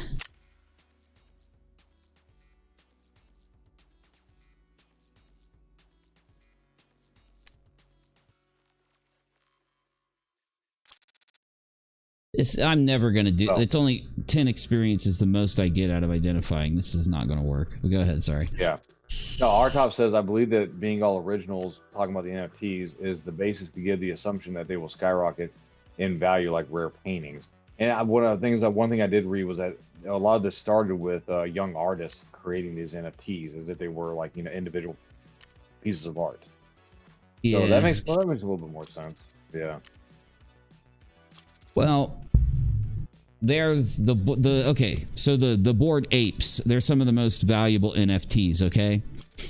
They were selling a few months ago or a year ago or something for like, what was it? 500,000 or more, okay?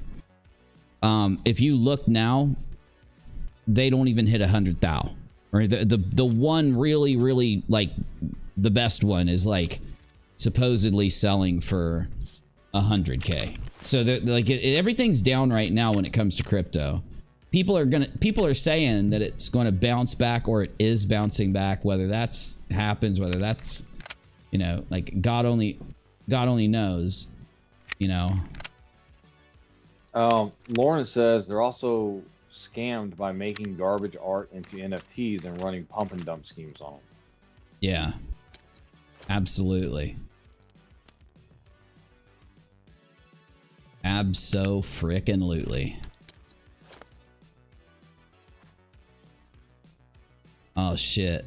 I need some splints, dude. I don't have any money. I'm making all these runs and I don't have no money.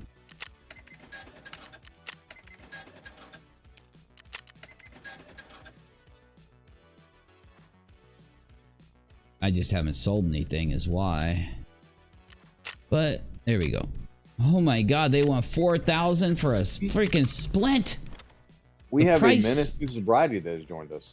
Menace! Are you going to escort me into the FAC attack so that I can get my last couple hundred experience and get my Red Rebel? Let's do it. Yeah, boy! All right. Menace, what do you think about all these NFT things and everything going on? I think everybody's trying to make a buck off of nothing. Pretty much. Oh, yeah.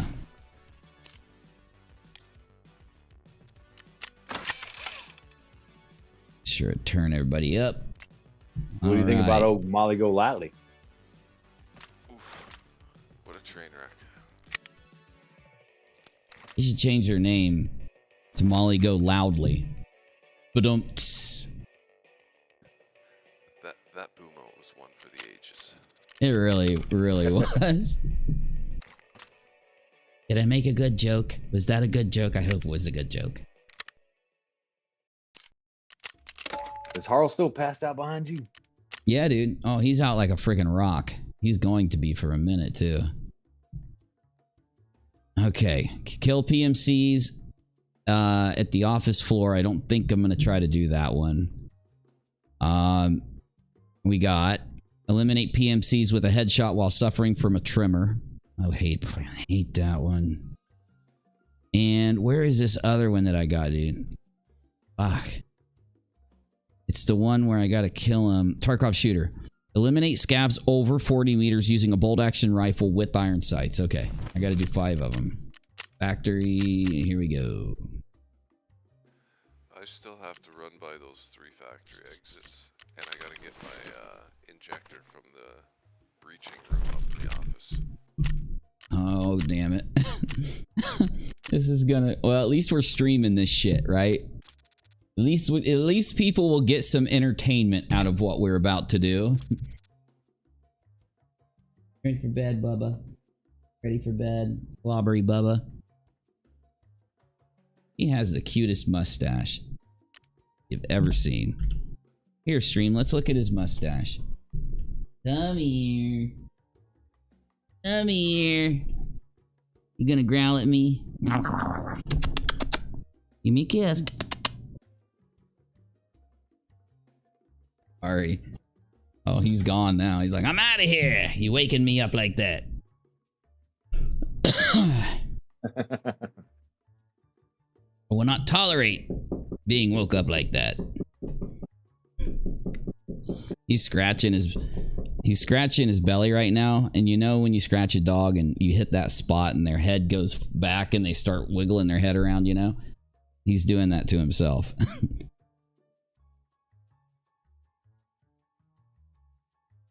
He is one lazy dog, dude. Thank you for sharing my... I gotta remember to advertise my pay link. Ben, what's up, buddy? Good to see you, man.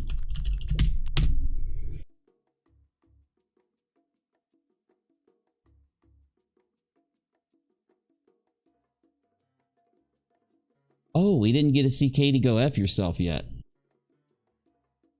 Let's take a look at Katie go F yourself. Oh, from Charlotte? Yeah. Yeah. For today's live chat. She cannot handle somebody talking about what she does on the internet, right?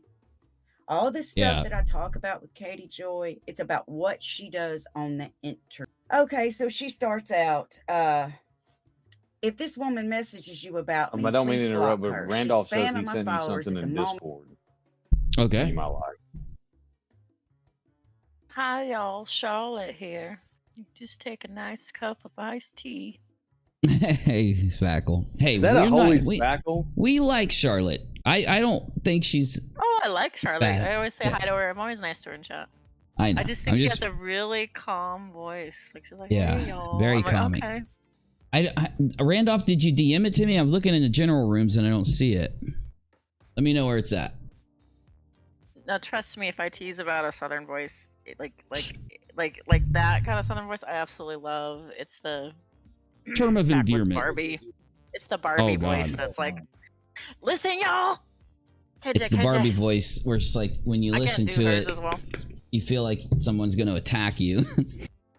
Yeah, like Settle down, Charlotte lady. could read me a book, you know. Like yeah. I would buy it. Mm-hmm. Oh yeah. Yeah, my character is ready to make sure that he doesn't catch any infections in the factory. The bullets, you know how that goes, but at least he's not going to get sick. He's got his M93 going. Well, here's the thing. I like entertaining videos, okay? Now, back when I was creating videos about the whole, like, Katie situation, that I was covering the, the lawsuit with Toddy Westbrook. I covered it because Toddy's a big YouTuber. And Katie wasn't that big, but I found that there were some entertaining things about it. My issue is when I watch a Cater's channel, they'll take extremely trivial things and make them into these video presentations. And I just, myself, I can't find entertainment. It doesn't hold my attention. You know what I'm saying? Oh shit. My fucking monitor's falling again. And I'm not trying to say I'm like awesome or something, but yeah. Go ahead, sorry. My opinion is definitely not your opinion, so I definitely want to put that out there. Like, I would say I like Charlotte. The only thing that I noticed was that she went on the kid a little bit on the channel, like her particular audience too. And I think if she could steer away from that, she'd do better. But like generally I like Charlotte. Oh my god, look at what Randolph made. He took my Days of Our Live Streams logo and he actually fixed it and made it look good. Man, that looks so good. It looks literally perfect. Because mine is where I took it into MS Paint and I wrote streams after live with my mouse. I was like, squeaky, squeaky, squeaky, squeaky. Looks great, Randolph. Thank you, dude. Thank you. Excellent. Oh yeah, mine is definitely hard on the eyes, so I'll have to use yours. Does look really effing good. So Menace, I'm gonna use my Glock, and I got really good ammo in it. It's just that if I see a scav, I'm gonna try to put 40 meters between him and pop him in the head, so I can get these damn 5 scav kills done with this thing. Yours are done, right? All right. Yep. Yeah, Once they again, both Spackle, I wanna do say good. congrats. Yeah, congrats, Spackle. Sorry, I'm muted. I was eating some peanuts too because Oh, you're fine. Peanuts. Sorry. Peanuts. Peanuts. That's right. Not the other thing. Yeah. Charlie Brown. Yes. Wait. So thank you. I took the very long route. Partially, I don't hashtag, and I don't know. I don't stream on the reg, and I'm eclectic. I like to do different things. I don't like to be tied down to one thing. So because of that, and because I talk religion and politics in the mix, me polarizing sometimes. So it was a very slow grow because like pretty much any time I talked religion, I would lose like people. Like, you know, Oh yeah. So, but I'm not gonna stop. Like that's part of what my channel is. But yeah, I'm excited. Like finally the 1K, the magic 1K. I've had the watch views for ages, for like 3-4 years, but not the numbers, which is hilarious. Now Exile is the other way around. So if you want to watch some of Exile's videos, she's got the subs, but not you watching, which is interesting. Well, she probably just needs to. It's all about regular posting.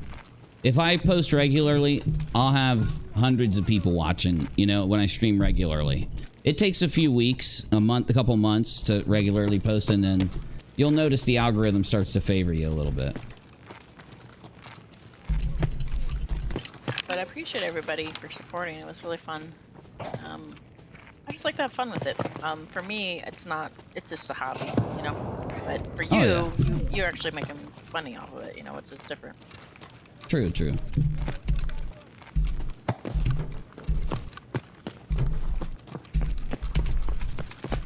Oh, let's go.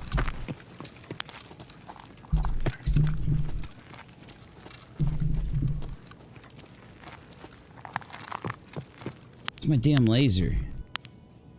Can't even fucking see it. There it is. Sounded like there was a PMC grunting up here earlier. Yeah.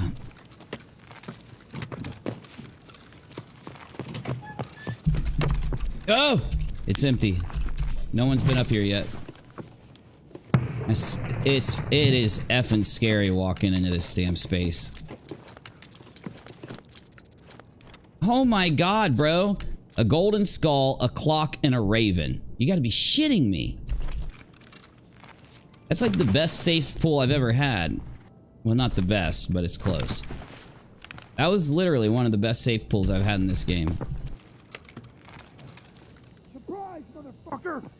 Oh, was that you? Was that you? So why does Charlotte say Katie needs to F off? Does anyone know the TDLR? Are you up? Are you up? If I'm in this last room. Yeah. Give up! You're pinned! Just let us pass, and you will be spared! We don't. We're going to watch the video, I think. So.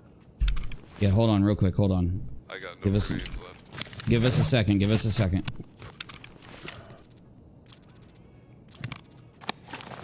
Do you think he's dead? No, there's one still up here down at the end of the hall. Just let us pass, and Fuck, you he's will an be asshole too. spared. I'm gonna pre-fire and jump Piece out. of shit! He went right. He went right.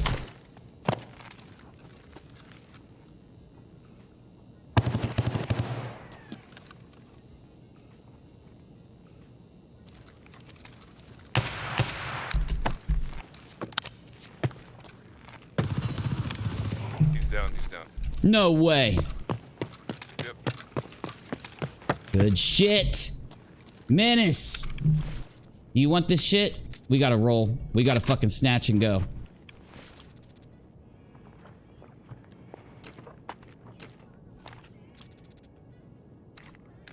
Did he? Yours had good stuff? Because I don't want to take the good stuff. This dude has good stuff.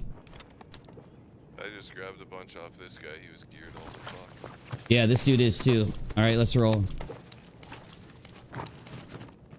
Follow me. Follow me. Hold on, let me search this really fast. Oh my god, he's got a fucking pimped mutant. Oh my shit. BP and everything, bro. Why don't we head out this way and take the other extract? Which one? The underground? Gate 3. Oh, dude, three's a death. We'll die doing that. I mean, we can do it, but where you at? I'm in death hallway. I'm trying to switch rigs here. Okay, I'll wait on you.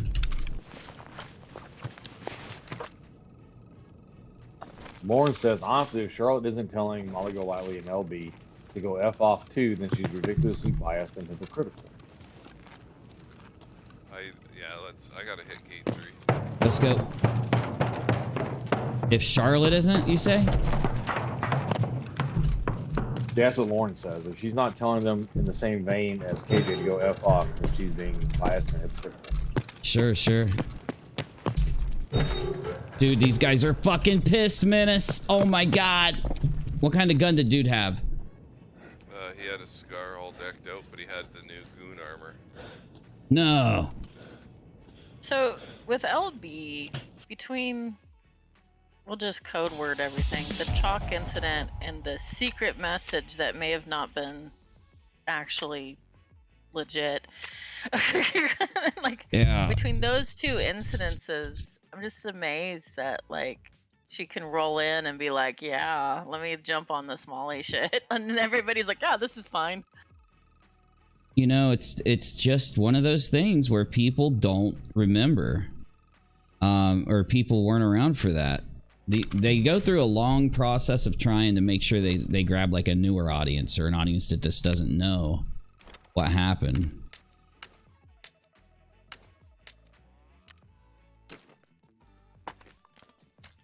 LB, the whole incident where, you know, with the strike thing and everything like that, that was my introduction to the anti-KJPs. And, like, that's when we saw Britters in action and some other players like Joe, and I was like, you know, y'all are too intense. This is we have some intense players, and, like, you know, the old school GDC debate days, like Shanny for Christ was like, woof, woof, you know, but like, it felt like everything was sort of escalated and fast when I looked at the anti-KJPs, and like I was like, y'all are scary, and it took me a while to figure out, like, that some of them are just really normal people that are sort of like watching everything go around them, going, whoa, this is just like, you know, a train wreck that I'm watching, and they're quite normal.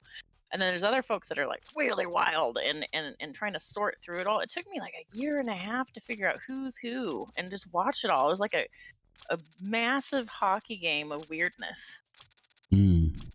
Yeah. But when you enter a community, Uni, does it take you a while to figure out who the players are, and, like, you know, like, sure, how long do you? It just depends. Typically, it's a faster process. It's not. There's not a lot of gatekeeping typically. So you'll go into a community and they'll be happy that you're there, especially because I'll walk in and they'll see, like, the sub count of my main channel or something, and they'll all treat me like they're so happy to have me and shit. Though you notice that in communities that gatekeep, there's definitely a lot of strangeness and carefulness that and that's the clue. Like, you gotta really look at the clues these people give off when it comes to you know, this kind of shit, because they won't even realize it. That was, you know, when I noticed what the fuck, This damaged ass ULOC sells for that much money? You gotta be shitting me.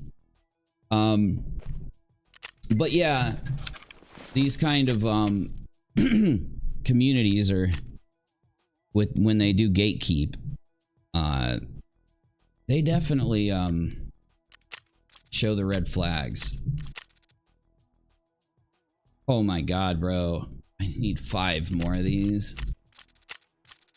Okay. Just need 2 more propanes. Propane.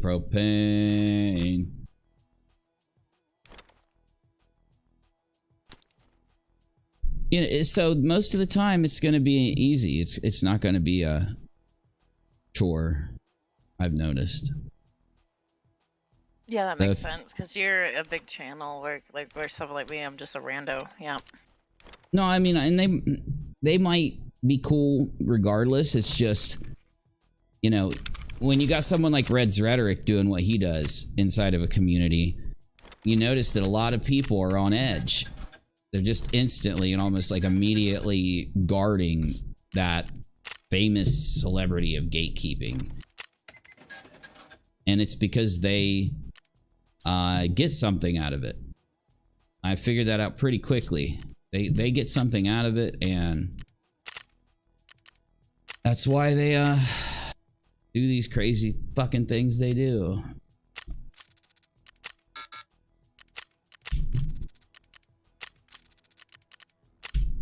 All right, I got all my propanes. I just need 2 defuels. All right, I got my defuels. I need 7 fuel conditioners. 7. We're golden girls. All right. Where do we go to find those? I will find them in the flea market.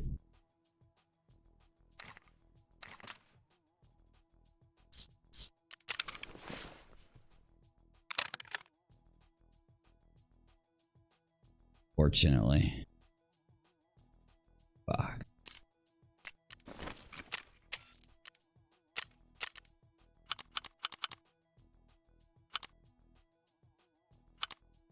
Just gotta sell a couple little things here.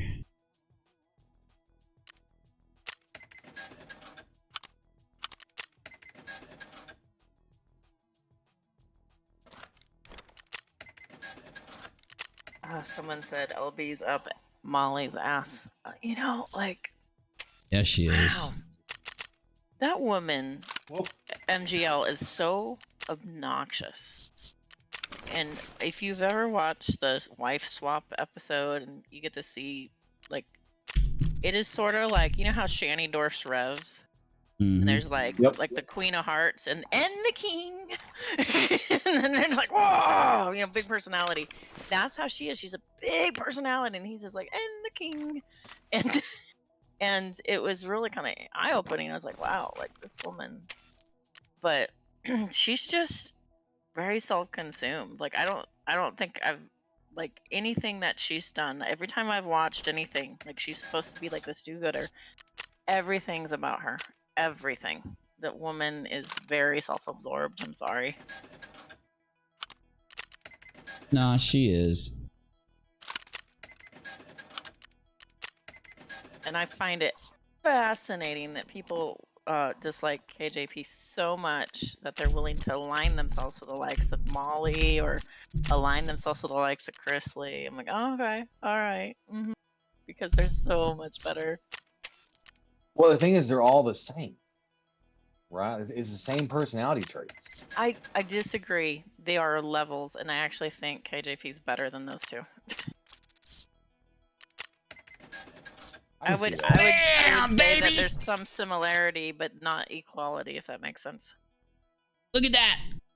Look at that stream. Ooh, got my red rebel, baby. Okay, where's my paracord? And Molly's quite litigious, and so's BB. I'll just call her that, the other weirdo. Damn it, I had a paracord. I had a fucking paracord. you sell it to get your Red Rebel? Probably. Man, what do you use paracord for? So when you get your Red Rebel, you got to be a certain level so that you can get it from your trader, and you got to have a shit ton. Like, you got to have basically like 4 million or 5 million in shit. And once you get it, you can use it's an item that you put in your, it's a melee weapon, and so once you get it, you can carry a paracord in your pack, and it'll let you take extra extracts. These extracts that go like down hills and mountainsides and shit, it'll let you take them.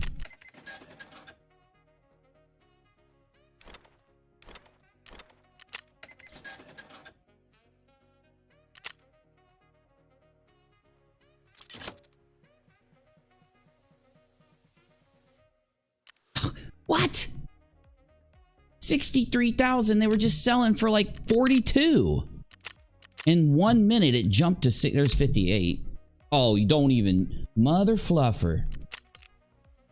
It's not going to be there now. Oh, it was sold. Oh, got it. Nice.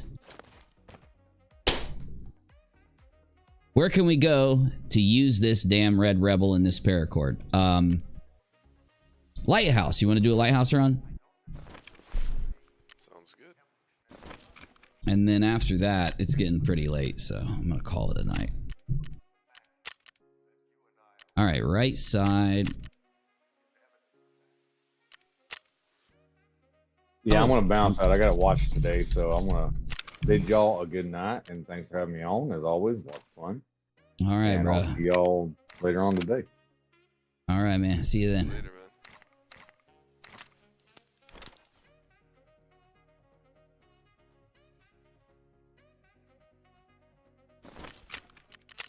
All right, I'm coming in. I just had to make sure I had ammo. We actually can use our Red Rebels. I love it. Dude, that was crazy. I mean, I should have given you some of this loot. Because it was... You killed both of them. Oh, that guy that I looted was jacked with gear. Oh, yeah. He had a decked out scar with a drum mag. He had one of the goons' level 5 rigs on. He had a airframe helmet. Holy shit, man. They were planning on clearing the whole factory. All right. Be right back. I'm going to take a piss.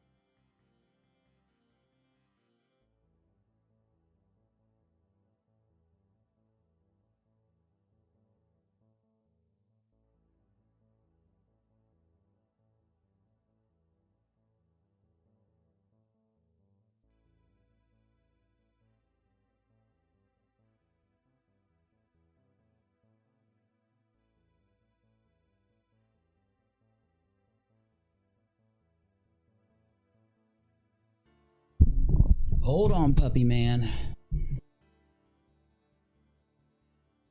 I felt like more than 2 minutes. Vape that CBD. Bro, oh my god. I can't believe we can buy shit like that at a gas station now. It's so insane how society changes. Wheesh. Like, I've got CBD, It's not even THC, nothing like that. And if I would have been arrested with that on me back when I was younger, I would have went to jail, dude. Pulled over, I meant, not arrested, but I would have went to jail for having CBD on me because it's the same kind of plant. It's just no THC. And it really does help with pain and anxiety and shit like that. Like, it really does.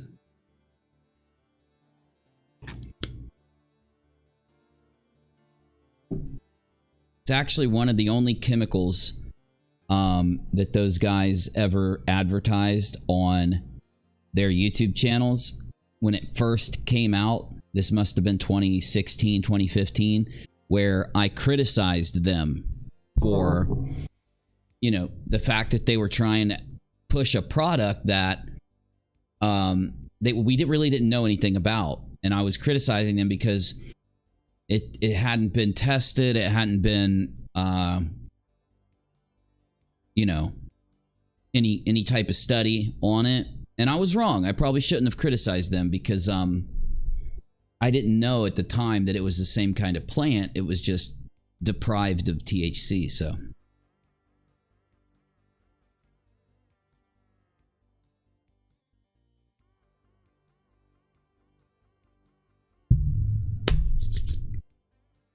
What a good run. Last run. Can't believe I got my Red Rebel. It's just nutty. I used... Oh, I forgot to turn in my quest item, damn it. I was gonna say though, like, my first 2-3 wipes, I didn't even have a Red Rebel because it was so hard to get them. But yeah, go ahead, Spackle. Sorry. I was just saying CBD is really good for arthritic pain that I have. I have like some arthritis in my hips. It's amazing. Like, it works so much better than Advil. Like, I was so skeptical. I had this balm and I was like, oh, skin balm, CBD, yeah, whatever. And I just was like, no, this is not gonna help. Like, I really was for sure, like, certain it was I said the help. same thing. I said the same thing. Did, and I was like the Tin Man with oil. Like, oh my god. Yeah, and I have a hip pain also because I had a hip surgery. So like, it helps. Like, it really fucking helps. Pretty crazy. Wow, I was stoked. Really stoked. But you have to kind of get, you know, actual CBD. Like, you'll see some people that kind of sell weird stuff. But like, yeah, and without the THC. Like, I mean, you can get THC, but like, it's really not needed.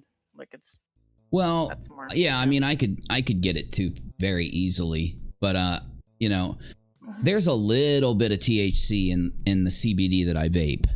It's enough to where, like, I'll have like trace amounts or something, or low amounts in my urine or something if I was to take a piss test, but it doesn't give you a head change or mess you up or anything like that. So it's like, and I don't want to be messed up. I don't even want a head change, honestly. I just want to relax a little bit, which it definitely does. So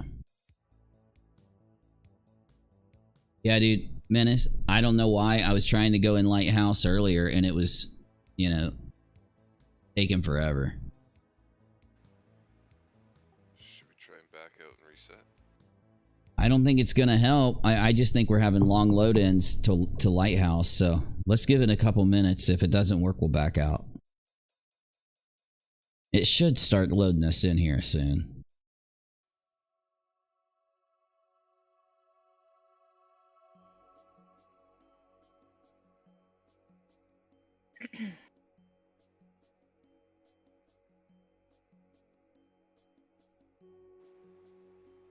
Yeah, it's the weekend. Could be long load-ins, or it could be the dreaded map change bug where you just get stuck in cyberspace forever. Oh, here we go. Oh shit. Yo, yeah, my system just lagged out. Oh, stream. I'm using a different method to send you the video game. I'm using NVIDIA's NVEC encoding. So let me know if you're having a good signal, if it looks good, all that stuff. I mean, it should be crystal clear. and smooth as can be. It looks good from where I'm sitting. Actually, I'm gonna check my graphics cards really fast.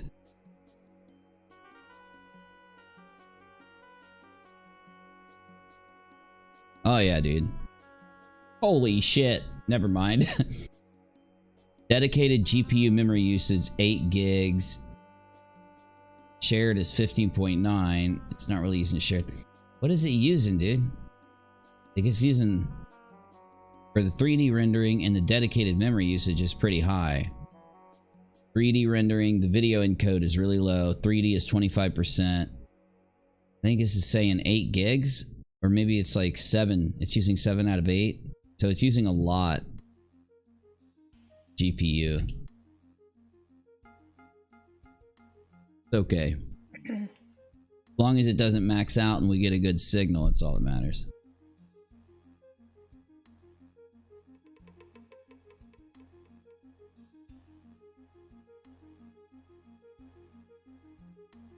Really, I hope this stream ends up looking like really good, because I'd like to be able to use this encoding method. It takes a huge load off my processors. OBS usually is using 20-30% when I'm running 1080p 60 frames. It's using 2% CPU usage right now. So that's a hella difference. Hella difference. Wait, how are you doing that? Is that from the NVIDIA Shield or something else? No, it's a type of video encoding. Normally you use H.264, which... Oh yeah, right here, man. NVEC is 264, but NVEC uses your graphics cards over your processor, whereas the other type of encoding does the opposite. It uses more of your processor. I mean, it looks smooth as fuck, honestly. Tarkov looks smooth. Tell me how it looks, stream. I'm gonna go right down the mountain, Menace. I'm gonna run right into this damn city. Try to get cover real fast. Fuck, dude, from my side, it looks good. But you guys gotta tell me if it still looks good over there, stream. Usually we get some scabs. Right? Oh, that quest I gotta do is right here, too. Oh yeah, we gotta get that note. Yup.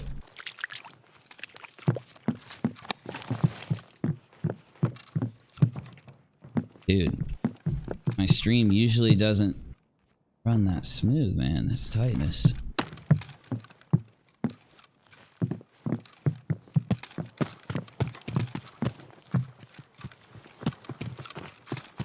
Sometimes I run into PMCs coming down right there.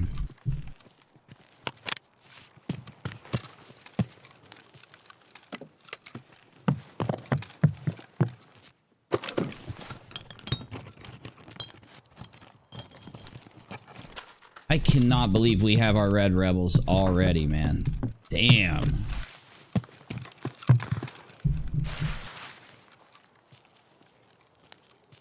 Bro. Nice. This fucking thing. Oh, is your audio out? Someone's coming down. Someone's coming down.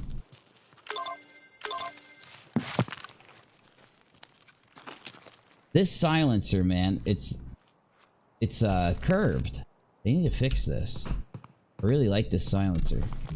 This silencer has built-in sights on it. Iron sights. It's pretty tight, honestly.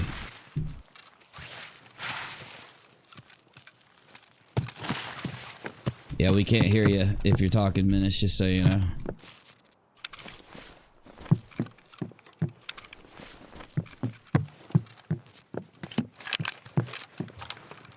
Little choppy. Damn, the stream looks good. So laggy, not choppy. Fucking terror group. Where you at, Menace? I'm gonna move out. This way. Oh, I can hear you. Good, good. Oh, there's all the houses we always fight at. Oh shit, those houses. Oh, I wish I had a scope on this thing. Should have just went ahead and brought one.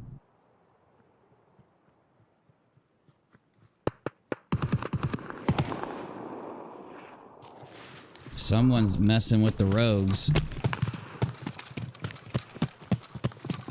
Can you hear me okay? Yep. We got you. I'm dead. Some dude to left. Left.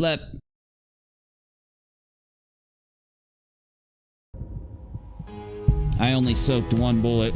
Those better have been like really good bullets. Yeah. Couldn't even see where the guy was shooting us from. I was looking for M62. There was no way. He just had a position. He had the better position. It was our fault for running in like that. That was a dumb move for me.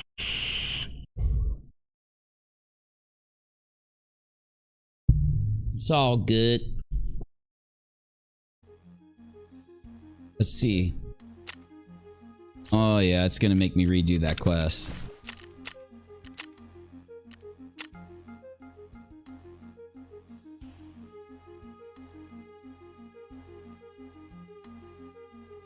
Oh. Locate the hideout of Jaeger's friend. Find and obtain the message for Jaeger. Yep, it's gonna make me go back and get the message. Son of a bitch.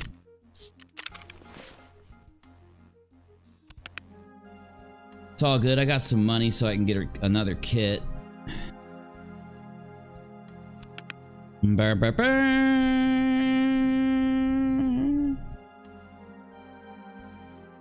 I mean, I could run this mutant, I guess. Yeah, sometimes you win, sometimes you lose. Jesus, that silencer.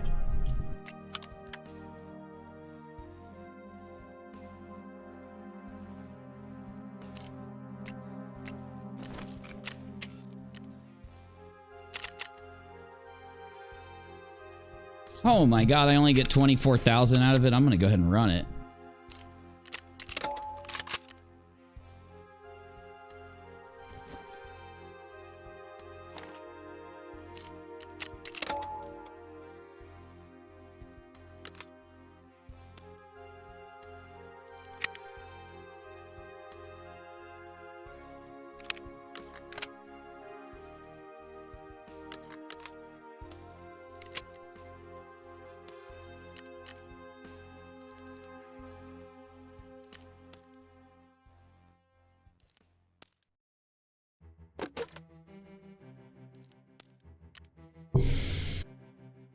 Oh, let me grab a shitty mag.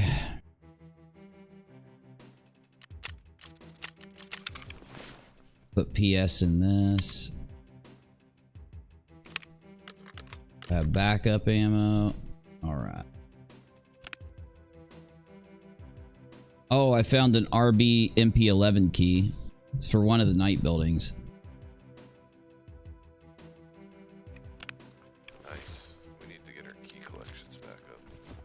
Oh, yeah. Dude, I have no ears. Are you kidding me?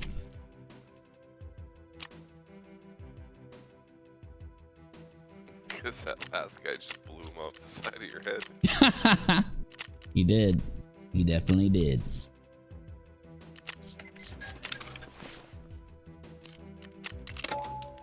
I haven't had contacts in a while because they're so damn expensive. You can trade... Whoa! 16,000 for contacts. Are you crazy? They go for 40,000. Nice. I just got some cheap contacts. You can trade 3 matches for contacts too. All right, let's try one more, man. And then I'm going to bed. You know, we got to reset and try it again because that round, you know, was too quick. Dude, we should go fucking to reserve, dude.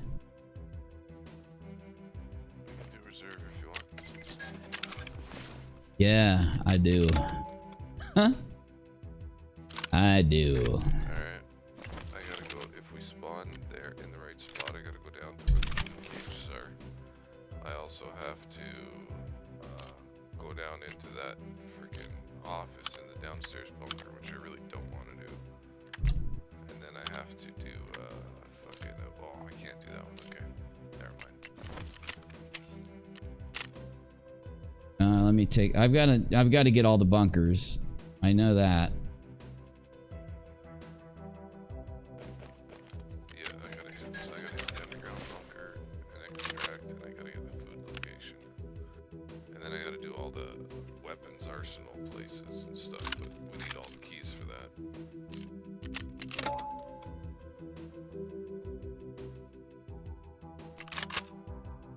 This is about as pimped out as you get at this stage of the wipe.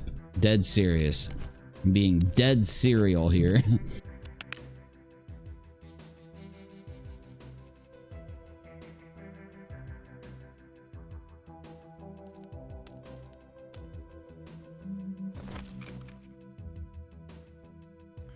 Alright, now let's do this. Jesus, these bullets are expensive. Alright. We are ready to go here. Bam, bam, bam, bam, bam, bam, bam, bam, bam, bam, bam, bam, bam, bam. Alright.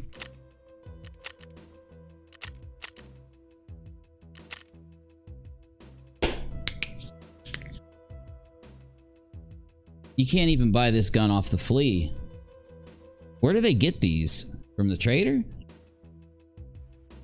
I think you gotta find them in stashes and stuff. Holy shit, dude. So this is one of the rarer guns in Tarkov. Yep. They've got the mutant in PUBG. And it shoots single shots and double shots. The burst fire shoots 2 bullets at once. I'm in reserve 1400. Alright, on my way.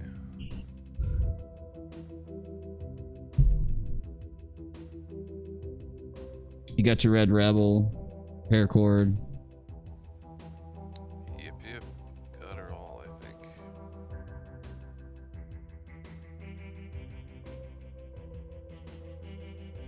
Yeah.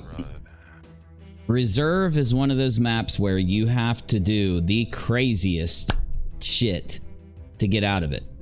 You got to pull a switch, run to the other side of the map, inside of a bunker, and when you pull the switch, there's a pretty good chance that raiders are going to spawn, and it's right in front of your bunker. And if you don't want to do that, you got to go underground. You got to pull a switch underground to turn the power on in the command center. Yes, raiders spawn there. And then you got to go out the underground tunnel, which usually has an exit camper. So you'll ask the question, why are we going to reserve? Because with the Red Rebel and the paracord, we can run right up to the top of the mountain and we're extracted. It's awesome.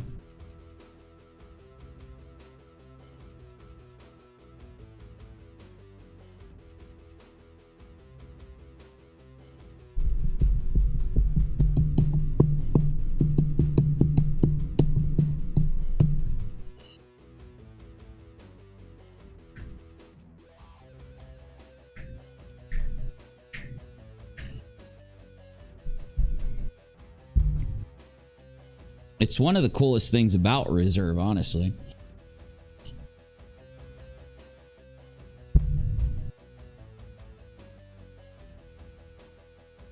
Dude, I die to this kind of ammo all the time.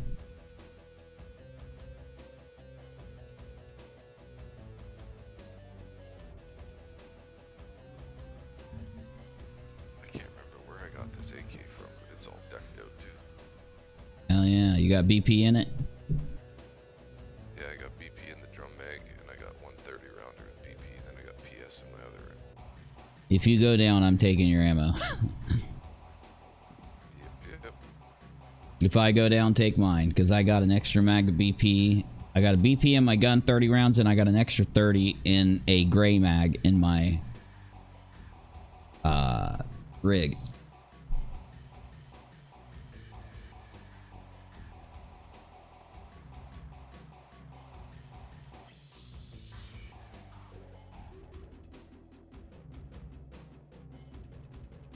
Damn, this synthesizer sounds so fucking good.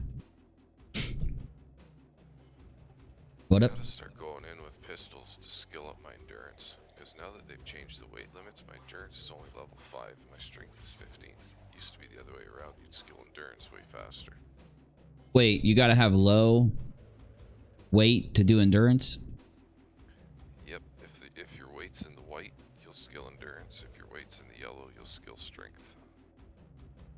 Dude, I'm always in the yellow. Yeah, me too, because they lowered it to like, I think when we first started it was like 22.5 kilos or something. Mm-hmm.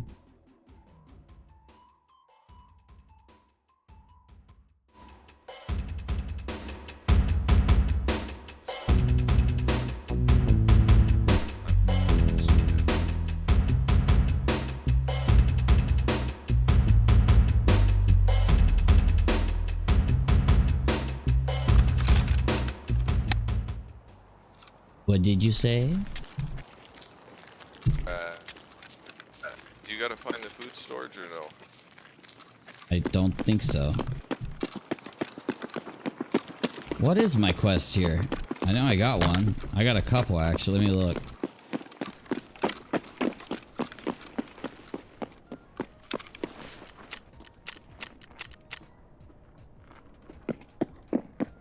Inventory check, all the arsenals. Black pawn, black pawn, black pawn, white pawn, white pawn.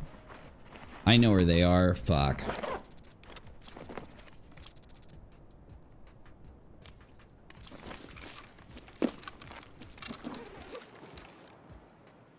Dude, this shit's running smoother than peanut butter.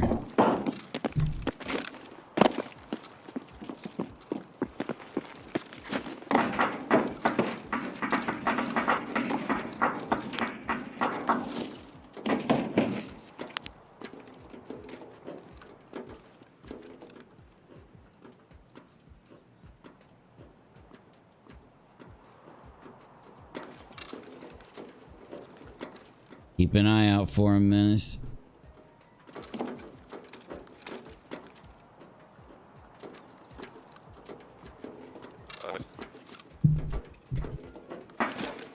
I couldn't hear what you said. Your mic messed up.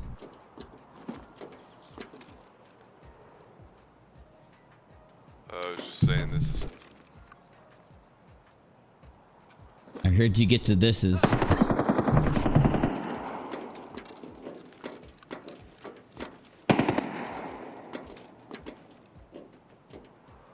Oh yeah, right there, right there. Two of them. PMCs at the tower, at the tower.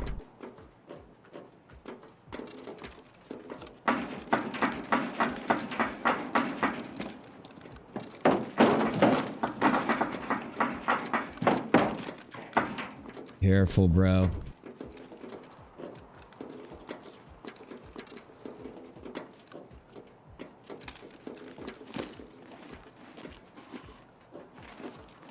They might be in the tower.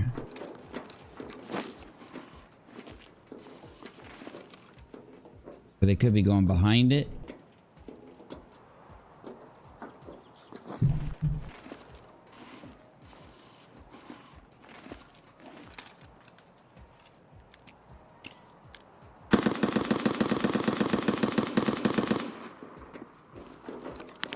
Dude, they're coming up here. They're coming up here.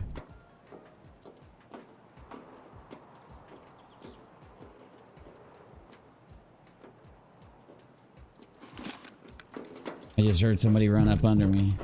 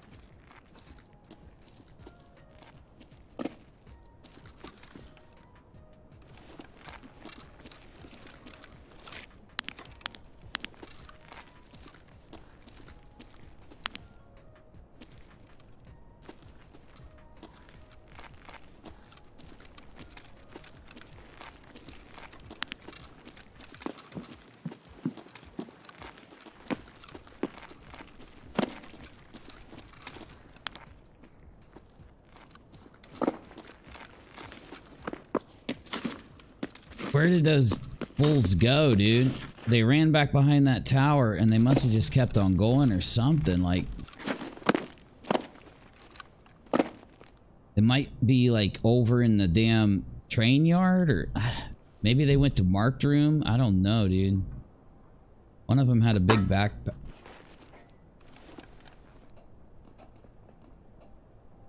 Something weird's going on over One there. of them had a big gun too. Oh yeah. I don't know where they went. They engaged somebody. They might have looted a scab they killed. Maybe they went underground. You can go underground through the tunnel. I don't know, man. Through the tower.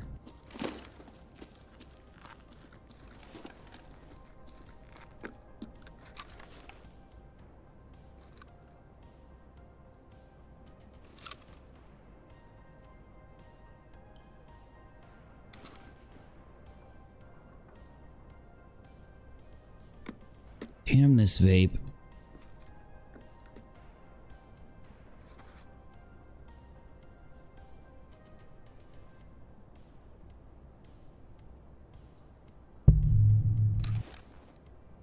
Yeah, they're not over there now.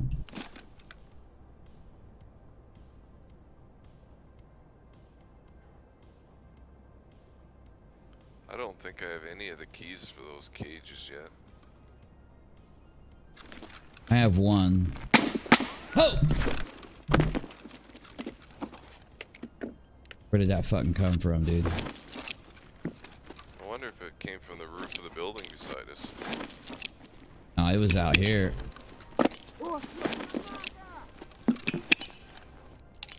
Oh, wrong button, but that's okay. I rolled that one.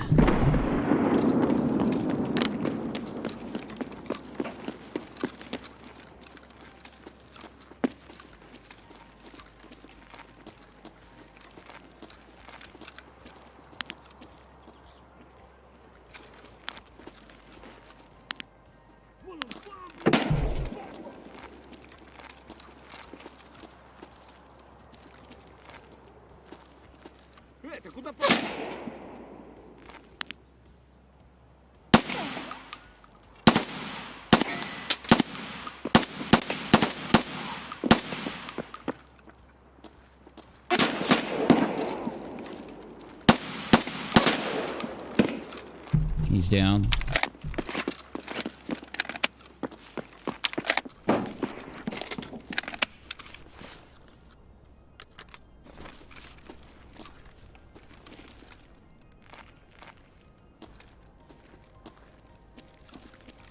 Not much recoil on these mutants, huh? Someone's coming. Nice. Someone's coming.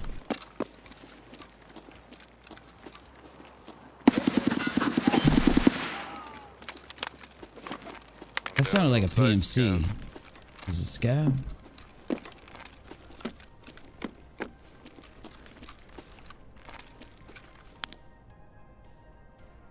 Could those have been raiders we saw earlier? You'd think they're PMCs. I think we'd hear a lot more yelling if they were. Probably be over inside train yard. We could go take a peek. What are we doing here anyway? Let's go to Simp building and get some meds and shit.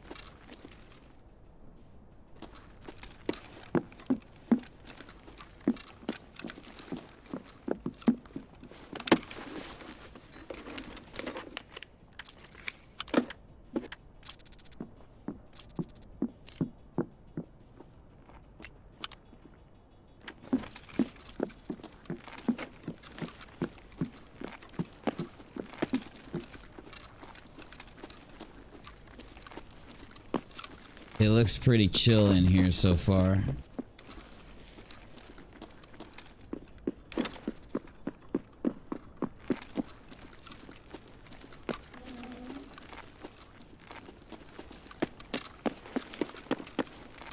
have that key? You've got simp key? Holy shit, dude. Where'd you get it?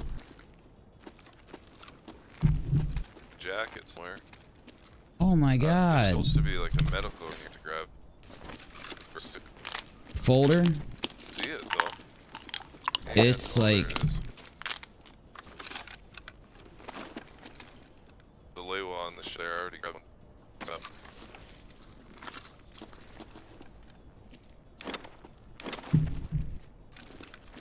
Grab that, what is that? Augmentine. It's a good heal. It's a good painkiller. It gives you +5 energy. And it gives you immunity.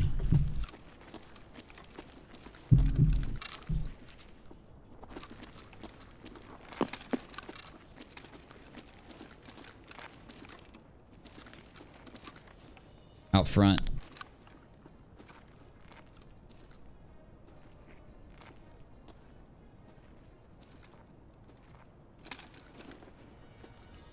Fuck. Forget how long this gun is. I just heard something out front. I just don't see shit, dude.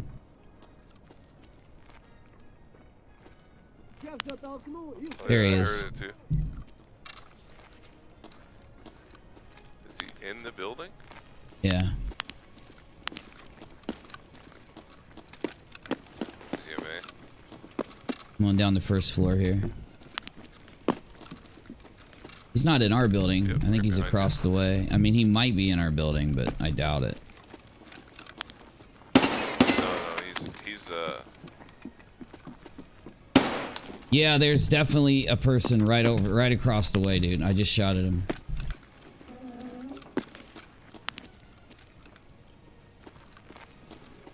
Let's do a quick tactical move here. Here.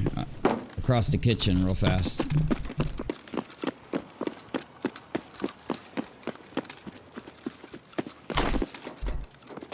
Son of a bee.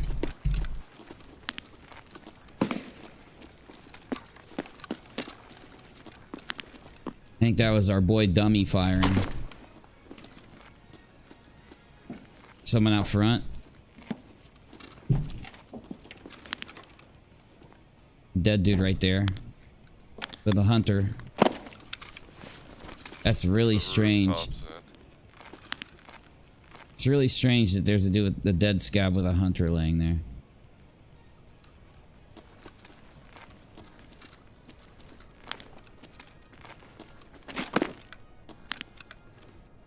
Do you hear that? It's common. Do what? Someone's using in-game comms. Someone's out front running. They're going around. Here they come, here they come. Laser. How the hell did he... Still another one coming? I just got shot. I don't even know how. Before he even turned the corner, I got shot. Yeah, I don't know what happened. I got him.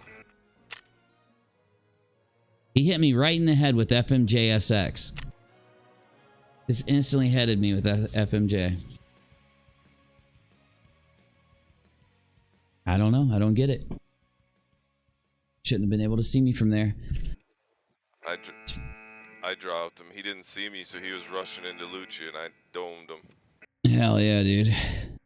Well, grab his shit. I got a big backpack if you don't got it. Take out that shit, bruh. Alright, see you tomorrow. Guys, it's late for me, and I must go to bed. If you want to support me, paypal.me/UNIRock, or watch and like and share. Any of those things are awesome. And thank you to everybody that watched tonight and that hung out, especially those of you who stay while we game. It boggles my mind that we have as many people who watch us play video games as we do. Because I've been doing this for a long time, and there's only been a few times in my streaming where I had a significant audience of game watchers. You know what I'm saying? There's just so many people that play games. So I really, really appreciate those of you that hang with us. Either way, though, I'll see you tomorrow. I am exhausted. My tooth is starting to ache, which is strange because it hasn't been. And I've got to eat. And Harles needs to go out. I'll see you guys tomorrow. We're going to have a lot to do. And I think it's going to be good. You know what I'm saying? You know what I'm saying? All right, I'm outie.